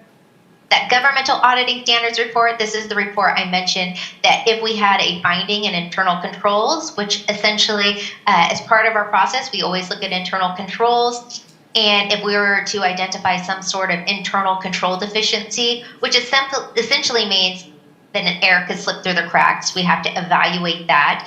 And if we believe that it's important enough to communicate to you, that would be a significant deficiency. Or if we had concerns that a material error could slip through the cracks, that would be a material weakness, and it would get included in this report. And you can see on the slide there, we have no reportable findings to present today, so great news there. The last report that we normally issue is the Uniform Guidance Report. This is the single audit report over your federal awards. You'll see that that's on hold. The reason for that is the compliance supplement, which normally comes out in about May, was significantly delayed this year. And then when it was pretty close to being issued, the government shut down. That report, which we rely on in order to complete our audit, did not come out until after we issued your audit reports over the financial statements. So ACTFR to include your schedule of expenditures and federal awards and our audit reports over the single audit. The timeline was moved up on the financial statements. However, that being said, there was a draft of the compliance supplement, and so we did complete the majority of our testing already related to the programs we audited. And so now we're just in the wrap-up phase of review, and we will issue those reports as soon as possible. But at this point, we don't have any compliance findings to report, but did want to mention that was much more delayed than normal and not related to anything that is going on with the city. And this isn't Baker Tilly specific either. No accounting firms or auditing firms were able to complete their single audits until that compliance supplement comes out. So just wanted to give a little background on why that one's still on hold. You can go to the next slide. And with that, Elise is going to take us through some of our additional communications that our auditing standards tell us are important to communicate as part of our audit process. Thanks, Amanda. All right, so these are the matters required to be communicated with those charged with governance, which is the city council, you. And so these are all outlined in the letter that you received, but I'll just highlight a few key points here. One of the first things we do is we remind you of our responsibility as auditors. And so we're responsible for forming and expressing an opinion on whether the financial statements have been prepared in all material respects in accordance with accounting standards. And so our audit doesn't really management of their responsibilities, but we do follow those standards. And then we conduct our audit in accordance with two sets of auditing standards, like Amanda said, the generally accepted auditing standards as well as the government auditing standards. So, and then in all of our auditing standards, we have to exercise professional judgment and then maintain professional skepticism throughout the audit. So those are some of our responsibilities. And then another thing that we look at, like Amanda mentioned or alluded to, that we look at your internal controls. We review them to make sure they help us in our audit planning of designing audit procedures. But we do not express an opinion on those internal controls. So we like to remind you of that in this letter as well. And then, like Amanda said, also, we are responsible for communicating any significant matters related to the financial statement audit to you all. And so that's what we're here doing today. And then we like to point you to the significant accounting practices used by the city. And so we can point you to them, the ACFR. The accounting policies are in the ACFR in Note 1, and you can look at them all detailed there. And then the city did implement 2 new accounting standards this year. So that was the GASB 101 and GASB 102. And GASB 101 is just a unified framework for recognizing and measuring compensated absences. And so with the new types of leave that have been coming out, it just really replaces some older guidance to address evolving types of leave. And then GASB 102 is a requirement for governments to disclose any vulnerabilities related to significant concentrations or constraints. And so that was just more details on that. And so GASB 101 and 102 did not have a major effect on the city, but they were implemented and analyzed to make sure that all the requirements were met. And then here's a list of some items that we do have to explicitly say within that letter, and it would have to be communicated to you whether they happened or not. And so if there were any significant unusual transactions or difficulties encountered during the audit, we would communicate with you those, and we did not have any, so good news there. Same with the disagreements with managements or any uncorrected misstatements in the audit. We would have to communicate to you those as well, and we did not have any. And then again, if management consulted with any other accountants, if we had any disagreements about accounting standards or how it should be tested or how it should be implemented, we would mention those in this letter as well if they consulted with any other accountants, and we are not aware that they did. So, all good news. I just want to point you to a couple new accounting standards that will be coming in the next year or so, and that's GASB 103, the financial reporting model improvements, and GASB 104, which is the disclosure of certain capital assets. So both that the GASB 103, you may, just to take note, it may affect the way that your MD&A looks, and so if you see some differences there, that'll be the effects of that standard implementation. And then disclosure of certain capital assets is really just improving and giving more clarity to some of those capital asset disclosures. And then here is a list of our service team. It's not by means not everyone that worked on the audit or was helping with us, but you have Amanda and I here today. And then we have Ashley Austin, who is our concurring reviewer. She's sort of an outside person, not involved in the details of the day-to-day part of the audit, but she really helps us with technical items and can give us like a bird's eye view as we're in the details of it all. She can kind of be an outside person, maybe see some things that we don't in the details. So, and then Allison Miller is our audit senior, and then Samuel and Matthew are some of our audit staff that worked on this engagement. And with that, appreciate it. And if you have any questions, happy to take those. Okay. Any questions? Anything you want to add, Matt? Anything? I have a few things just to add on to the end. Perfect. Go ahead. So the ACFR is supposed to be accepted by council under NRS 354, and we will be bringing the single audit back probably in I'm thinking in February when it'll be completed, and we'll have it back to you. The supplemental guidance was issued the same day that we issued our audit report, so that's why it's off. And then two items to note in the ACFR, there were two. They're considered violations, but they're exempt violations under NRS. It was because on workers' comp and the IBNR for workers' comp and the insurance funds both came in August, and when we recorded those expenses went over budget. So, and we are in the process of filling out the paperwork to file for our GFOA award. It'll be the 43rd time that we should receive it if we get it. We are in the process of finishing up our PAFR, which will qualify us for the Triple Crown again for, I think, the third year when we finish that and complete it. So, and I wanted to say our team is very good upstairs. They were very adaptable to making changes this year.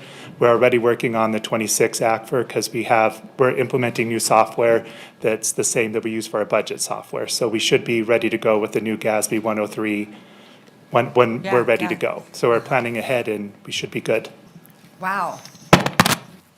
What is going on there? I mean, have we just made it too easy for you, or are you guys just No, we know how difficult it is, so we plan very far ahead.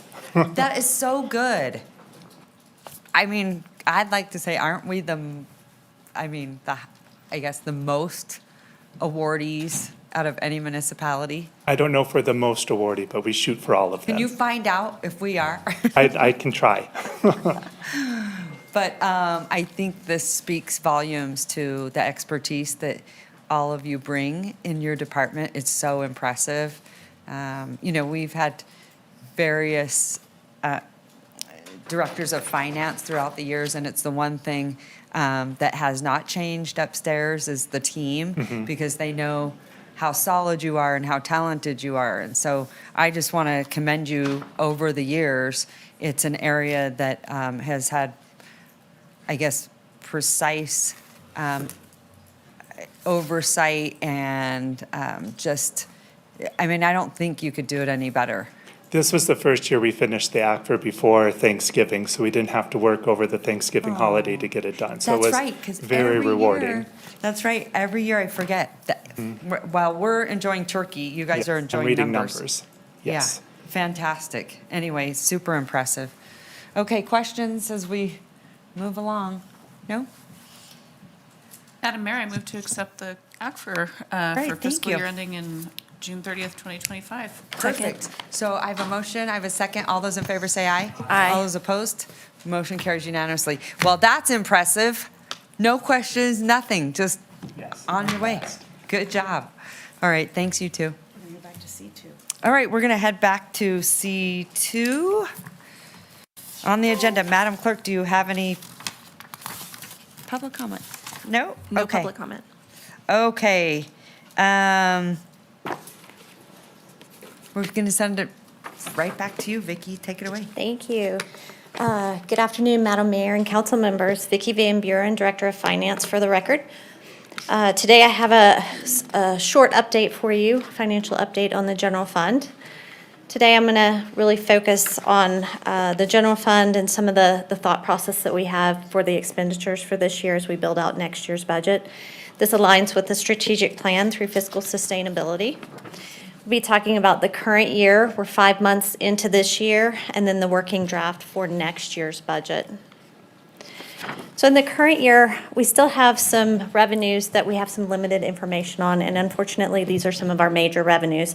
So I won't have a lot of more detailed information for that until January when I come forth, because right now we only have 1 quarter of data for those, so it's kind of hard to trend off of 1 quarter of data. But we have been working on the expenditure side of it up to this point, so I have some more information for you there. C-Tax, we have 3 months of that. I have a slide that comes up next where we'll talk through some of the challenges with that. And then everything else is really kind of trending as we anticipate revenue-wise compared to budget. Salary and benefits right now through this first 5 months of the year are tracking about 2% below budget, and then service and supplies are tracking about 5% below budget. So really on spot where we anticipate for this time of year. When you look at consolidated tax, we talked about this last time, July and August when I came Last month in November, we had July and August allocations.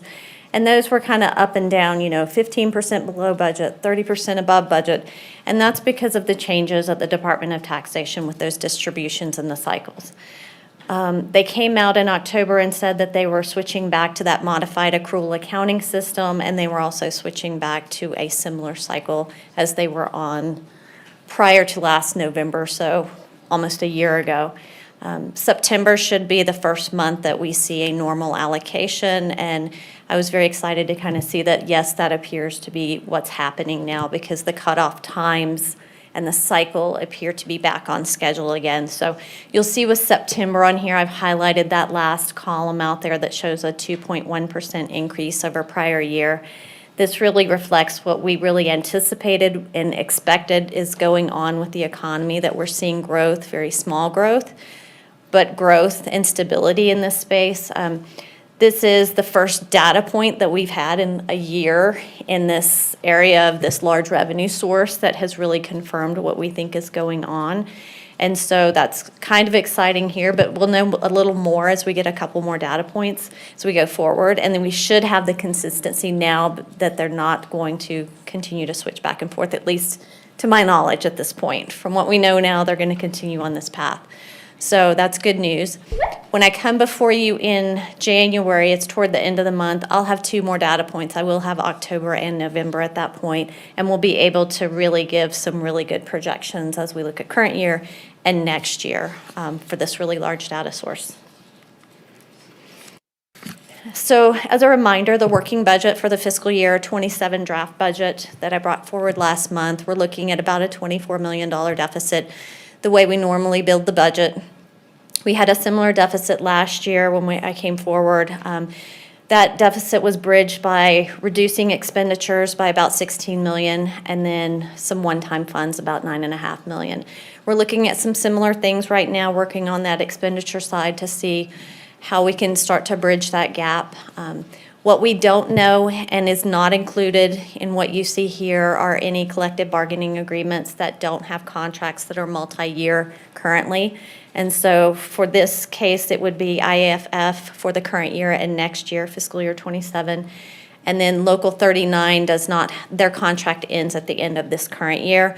So they would be open for fiscal year 27 as well. Nothing has been assumed as far as these numbers for that, so that would be outside of this at this point. So what's next? Last time we talked about this as well, refining the budget, what it looks like. I wanted to give you some ideas of what we're looking at as far as on the expenditure side on bridging the gap. One of the things that we haven't been doing, we haven't been budgeting for the vacancy savings, that normal savings that occurs when someone leaves a position and someone else comes into it during the year. What we're seeing trend-wise over the years, as I look back over it, anywhere from 1.5% to 2.5% for a vacancy rate savings over the year when that occurs. If we start budgeting for that vacancy savings with the 27 budget, what that allows us to do is to recapture that savings within that budget year versus waiting for the year to close out and have the savings at the end of the year. This is normal savings that occurs throughout the year. And so about 2% for a vacancy rate, if we do that, equals about $5 million. So that would reduce that $24 million deficit by the $5 million if we budget it. The benefit is you capture it in the year where it's occurring. Some of the cons are that it does decrease your flexibility during the year. So like last year where revenues unexpectedly declined in some areas, it will limit our ability to flex a little more once we do this. But I do think it's the right direction for us to go. We will just have to be very cautious as we move forward and cautious in choosing the rate as well. I would not be comfortable around a 3%. Some agencies do 3%. We don't typically even see a 3% vacancy. It's usually between 1.5 to 2. And so we'll kind of narrow that down as we continue to build the budget, but just to give you some ideas of where that's at, I would like to have that here today. New this year too, we're doing zero-based budgeting. So zero-based budgeting with the departments mean they start from scratch and they have to justify every dollar that they want to spend. And where that's going in the budget and what the benefit is and how that benefits the community and how it impacts the strategic initiatives by you as council.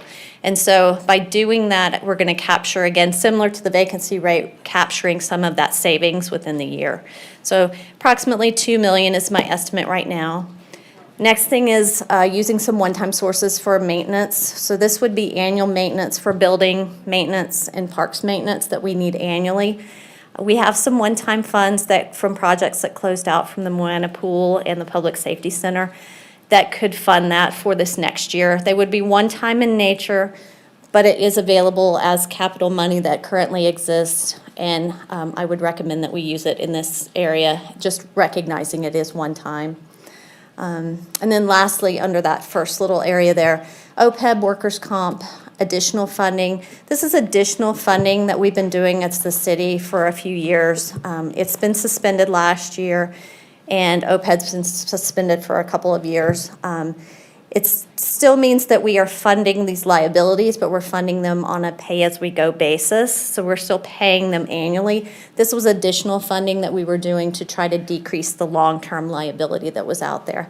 My recommendation would be, as we move into this cycle, is that we suspend it kind of indefinitely at this point, or at least for the near term, until we can balance the budget in other areas, because this is additional funding that we are not required to do, but it's a very nice to have thing to do. But at this point, I would say that would be the first thing that I would kind of draw back on until we can get the other areas squared away. So if you look between those ones that I just talked about, that's about $12 million. And then reserves and one-time funds, I want to talk about this one a little bit. Similar to the vacancy savings, since we didn't budget for it in the current year, we know we're going to have some savings in the current year. Right now, from the previous slide that I talked about, we're at 2% vacancy rate for salary and benefits, and then 5% for service and supplies. So between those two, that's about $8 million. So in total, that's about $20 million here that we've potentially identified at a high level that will help bridge that gap if this is the direction that council wants us to continue to go toward, as far as budgeting for vacancy savings and such. And that's really the space where we have. The one thing I want to point out here is over half of this money, about $13 million of it, is one-time money. So it's really critical to note that one-time funds won't be available as we continue on. So we're still kind of bridging a gap with one-time funds as we're kind of limping along. And so we really need to look at some long-term strategies. So in January, when I come back, I'm going to be talking more about the revenue side of it as we look out and project those and have more information on those.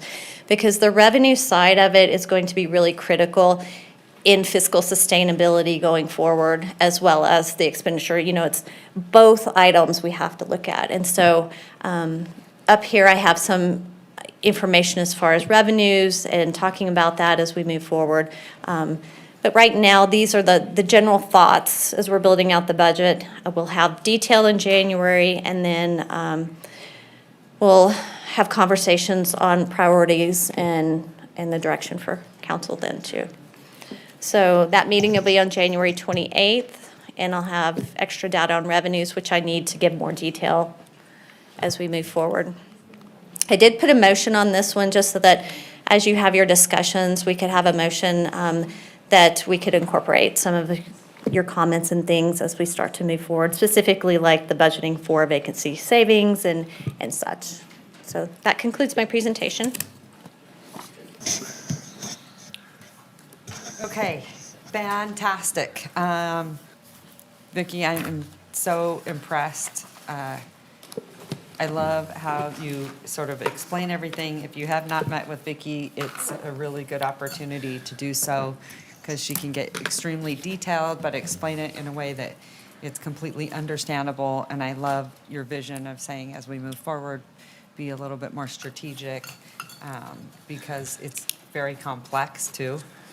You have to really know exactly what you're doing. So I think you're incredible. Just your background and how you know this budget inside out, because it's not basic, and your team's expertise does a fantastic job. So it's impressive. Anyway, okay, I'm going to send it to Councilman Reese. Thank you, Madam Mayor. Thank you so much for the presentation. I appreciated the workup that we got in our policy briefings on it as well.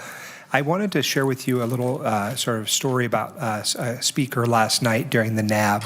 So at that presentation last night in front of my NAB, Ms. Bryant made a presentation about C-Tax, and a very excellent presentation that we've received here. And I guess it's a touring road show. It goes to all the meetings.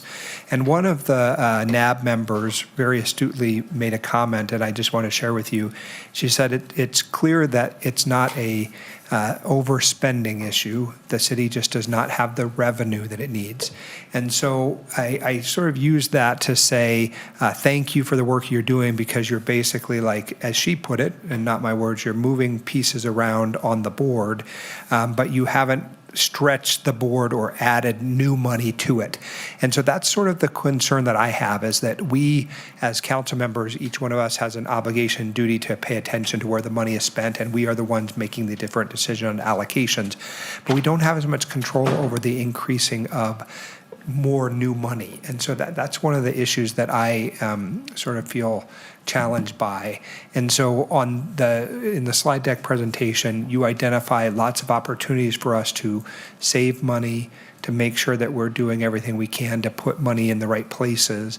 And what about opportunities for new money? Is that just the one slide that you had? Or have we missed something? Are we overlooking something? Like, people often ask me, why am I not doing something? I'm like, well, if we had something we could do, don't you think we would be doing it? Right? It's sort of a strange position to be in. Right, thank you for the question. I appreciate that. As you know, C-Tax is the #1 source in the general fund of revenue, and property tax, both of those set at the legislative level. And then you have franchise fees. Franchise fees all set at the legislative level except for sanitation, the waste management one. And so that's why I had called out that one, because that's really one of the only spaces that you have an opportunity to make some changes that potentially could impact the budget by increasing fees, if that's something that's available. Sparks has increased their franchise fees, just as in the newspaper earlier in the week. Look, none of us are trying to balance the budget on the backs of any of the folks in our community. We're trying to provide the essential services that cities provide in a reasonable way, right? And so that's part of the issue.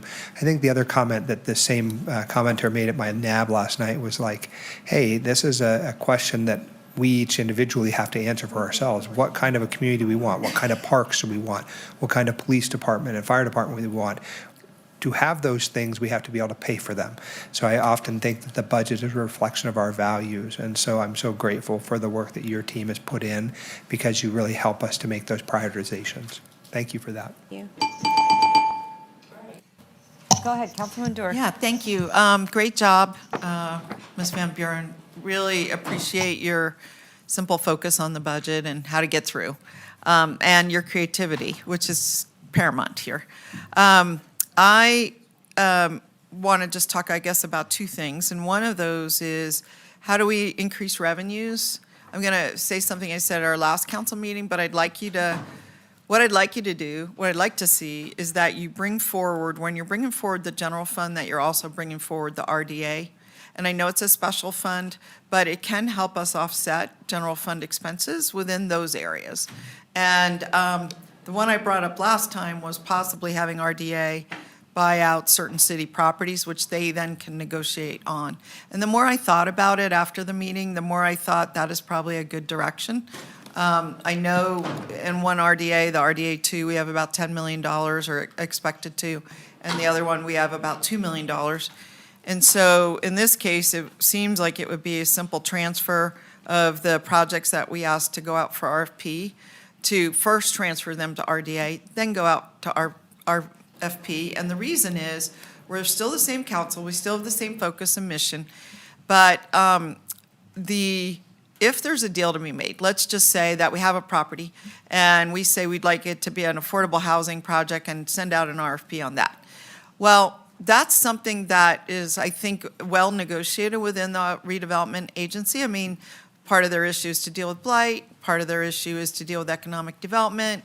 Any project that might come along on city-owned land could be in those districts, just talking about the land in those districts, could be an economic development opportunity. So I'd rather just get paid out from the RDA for the appraised value and then have the RDA, which is still us, sitting and debating about what we want to do with these properties that would enhance, deal with blight or enhance economic development in the other mission areas of RDA. So that's one thing in terms of revenues that I haven't really heard you mention, so I wanted to mention it. The second is a data request.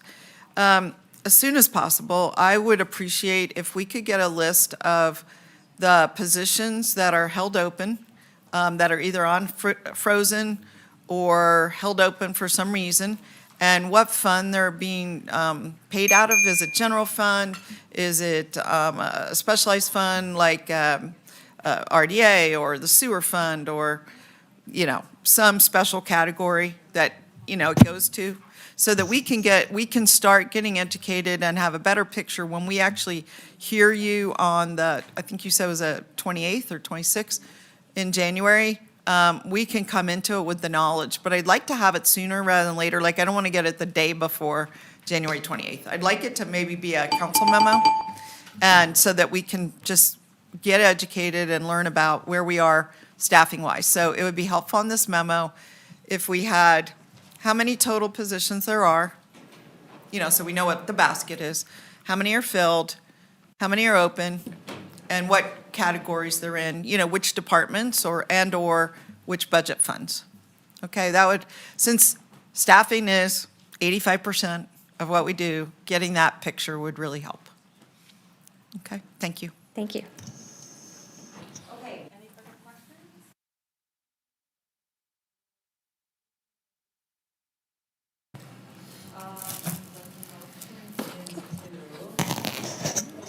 Maybe we can pull it back up.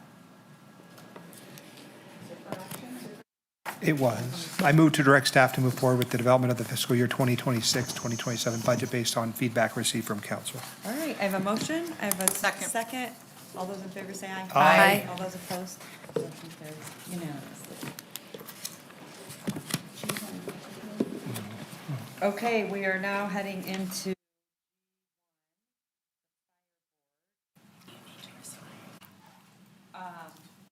and I guess under this, I will need to remove.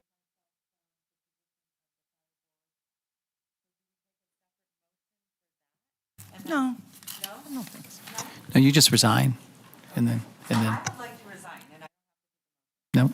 Yep. And then, in order to appoint someone from this body who can, then can we do that right now?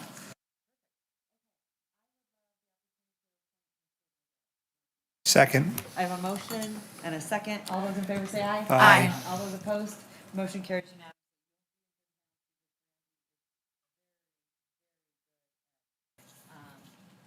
Knowing history. And I'm always happy to help if you need me. But Thank you for the opportunity. I think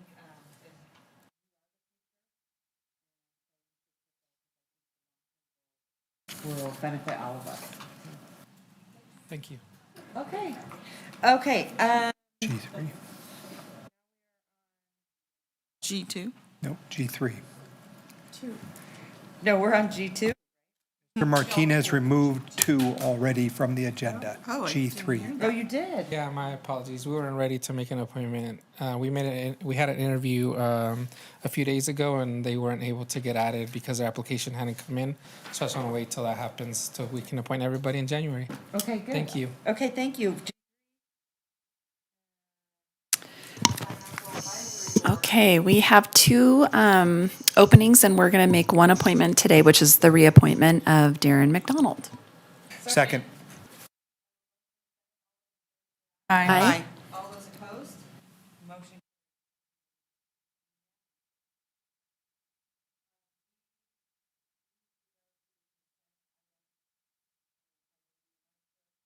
Yes, B8.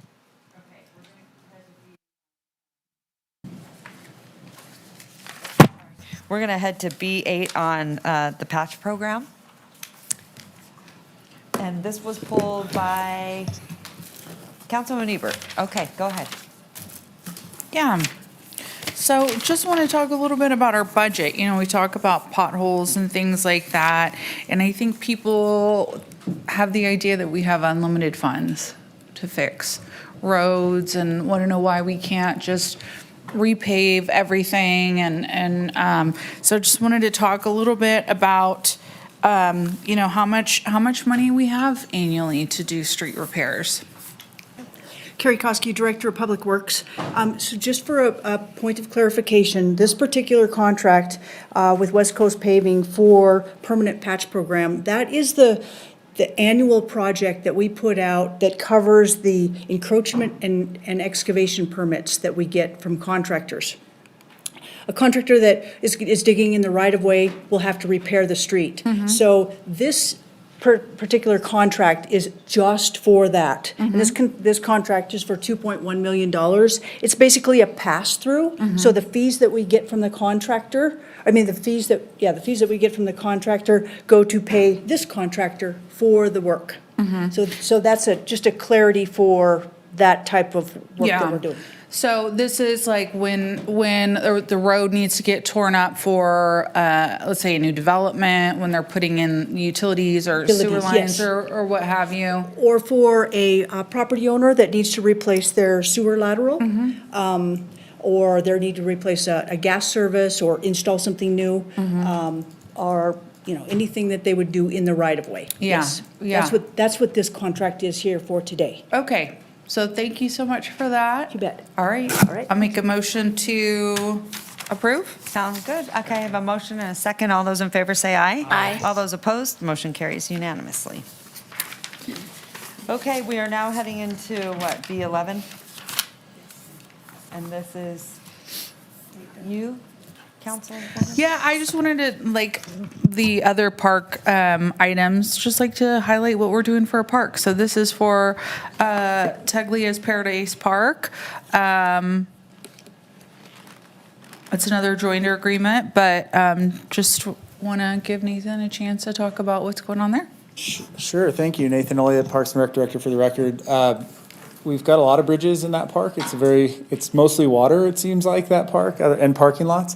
But we are replacing one of the larger bridges on the east side of the park, and it's a pre-constructed bridge that we're purchasing and installing.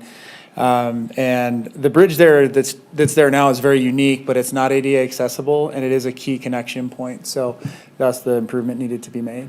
Great. And this, is this going to be installed by maintenance and operations, or is it going to be installed by the vendor? There will be a contractor. I'm hearing from Terry. Great. So, yeah. Awesome. So thank you. Just again, like to talk about what we're doing at our park, so it's not just, kind of doom and gloom with public commenters talking about what's going wrong. We do maintain our parks, and we do make upgrades as we can. So thank you. Thanks for that. highlighting it. We're doing our best, and a lot of support from Public Works and the team, so thank you. Thank you. Yeah. And it's in your ward. I'm sorry. Oh, I didn't mean to take over anything, but that was why I pulled it. So. Any other comments or anything? No? Okay, I'll make a motion to approve. I didn't know if he All right. wants to speak because his light is green. I'll second the motion.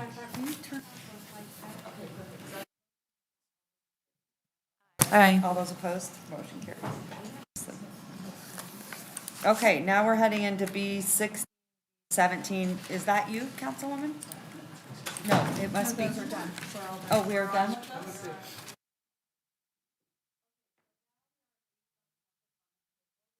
You wanted to come and speak, so come up. Just make sure that you put your name if you haven't done so. So you can speak.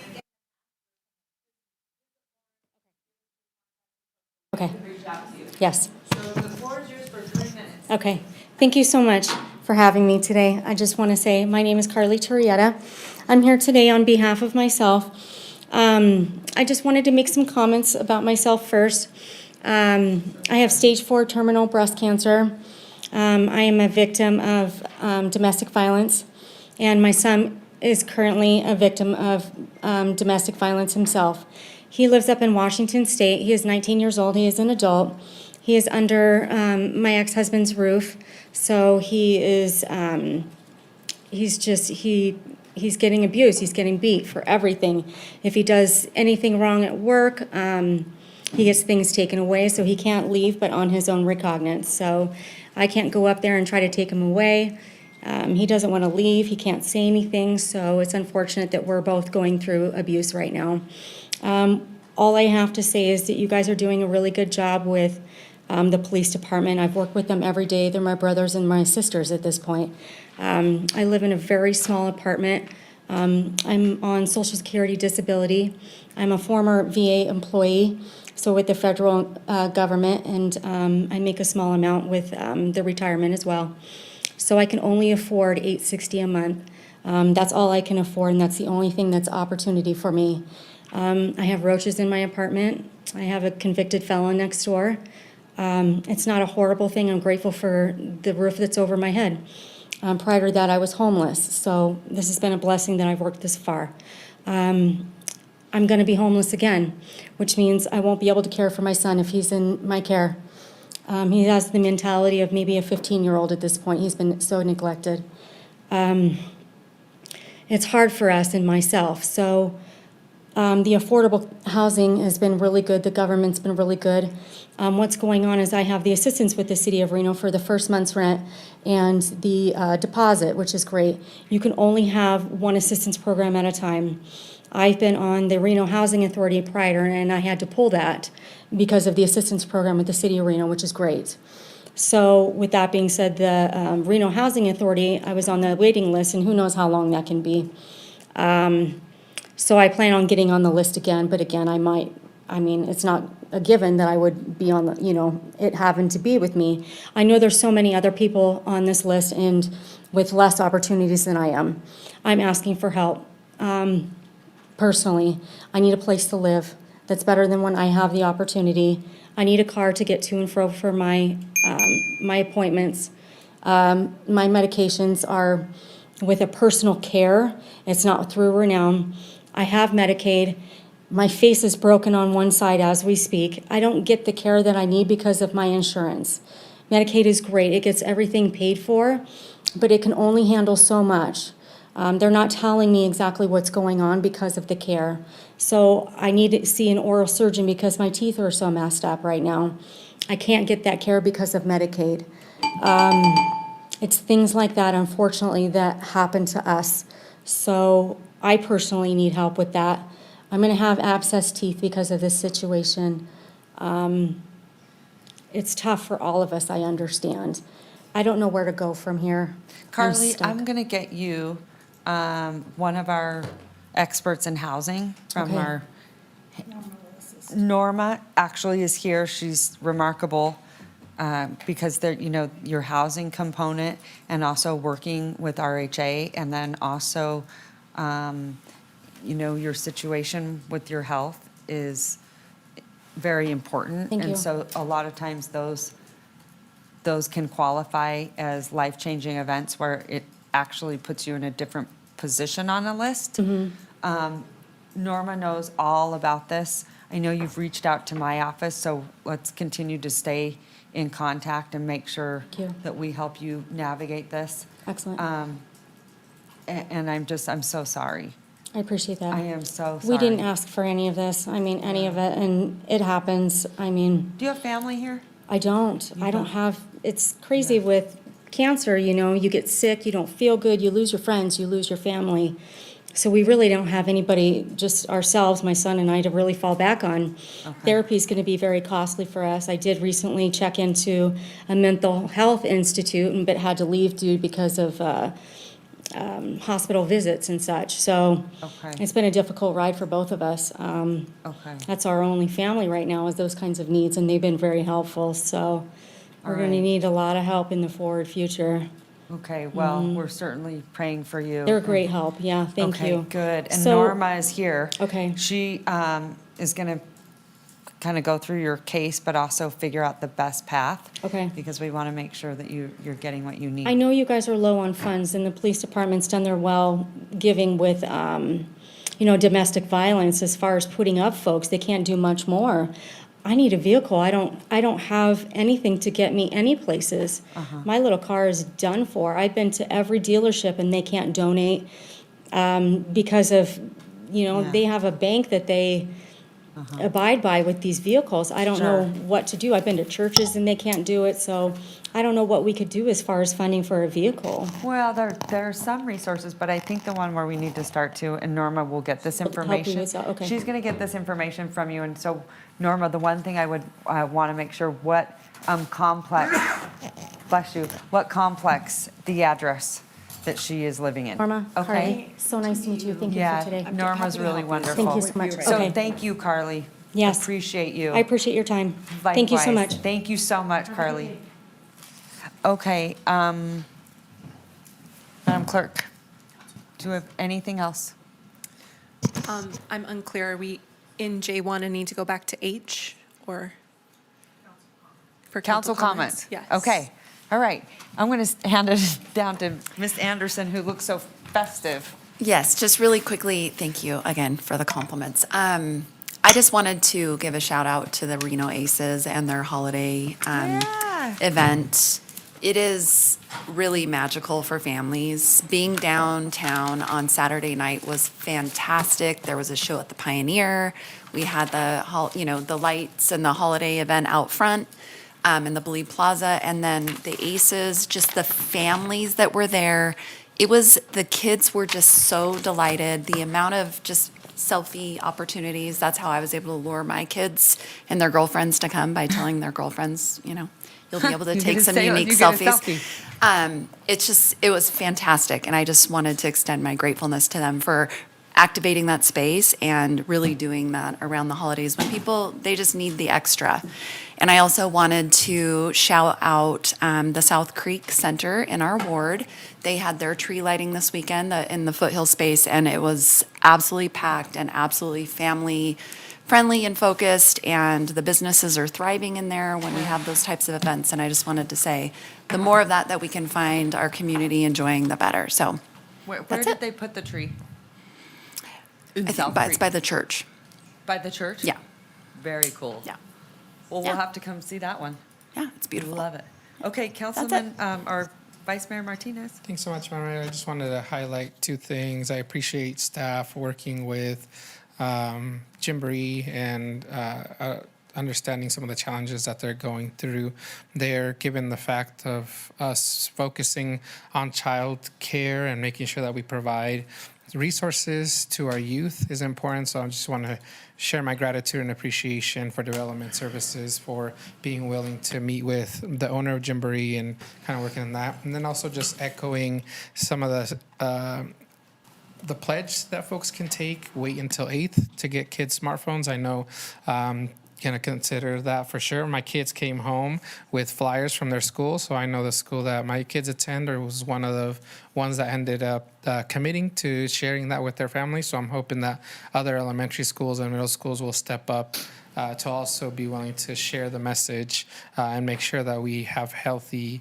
kids growing up in our region. That's so good. Okay, wait, your kids are how old? I have a first and a third grader. Do they want smartphones now? 6, and the 8-year-old is already asking for it. I also Yeah. think it's sort of like your kids see you as a parent using one, so they want to use it too. Yep. Right? She sure does. She sure does. I love it. Okay, to my left, Councilwoman Ebert, your light is on. Yeah. I just wanted to talk a little bit about the noise ordinance discussion we had a couple council meetings ago. I've received a lot of feedback personally regarding, maybe my understanding of the situation.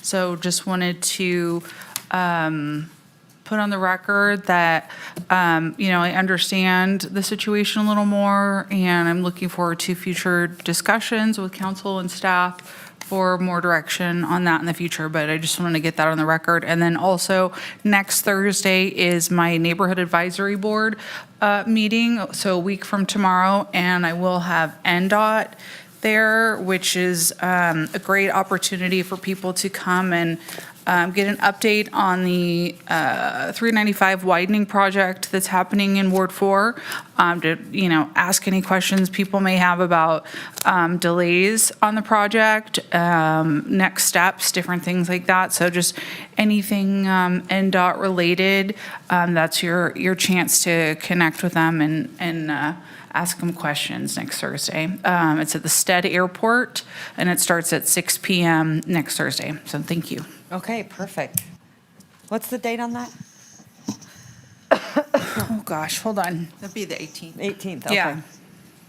All right, got it. Councilwoman Dorr. Yeah, similarly, I just wanted to announce that I added an item to our Neighborhood Advisory Board agenda, which some of you may have heard about, but there's a proposal.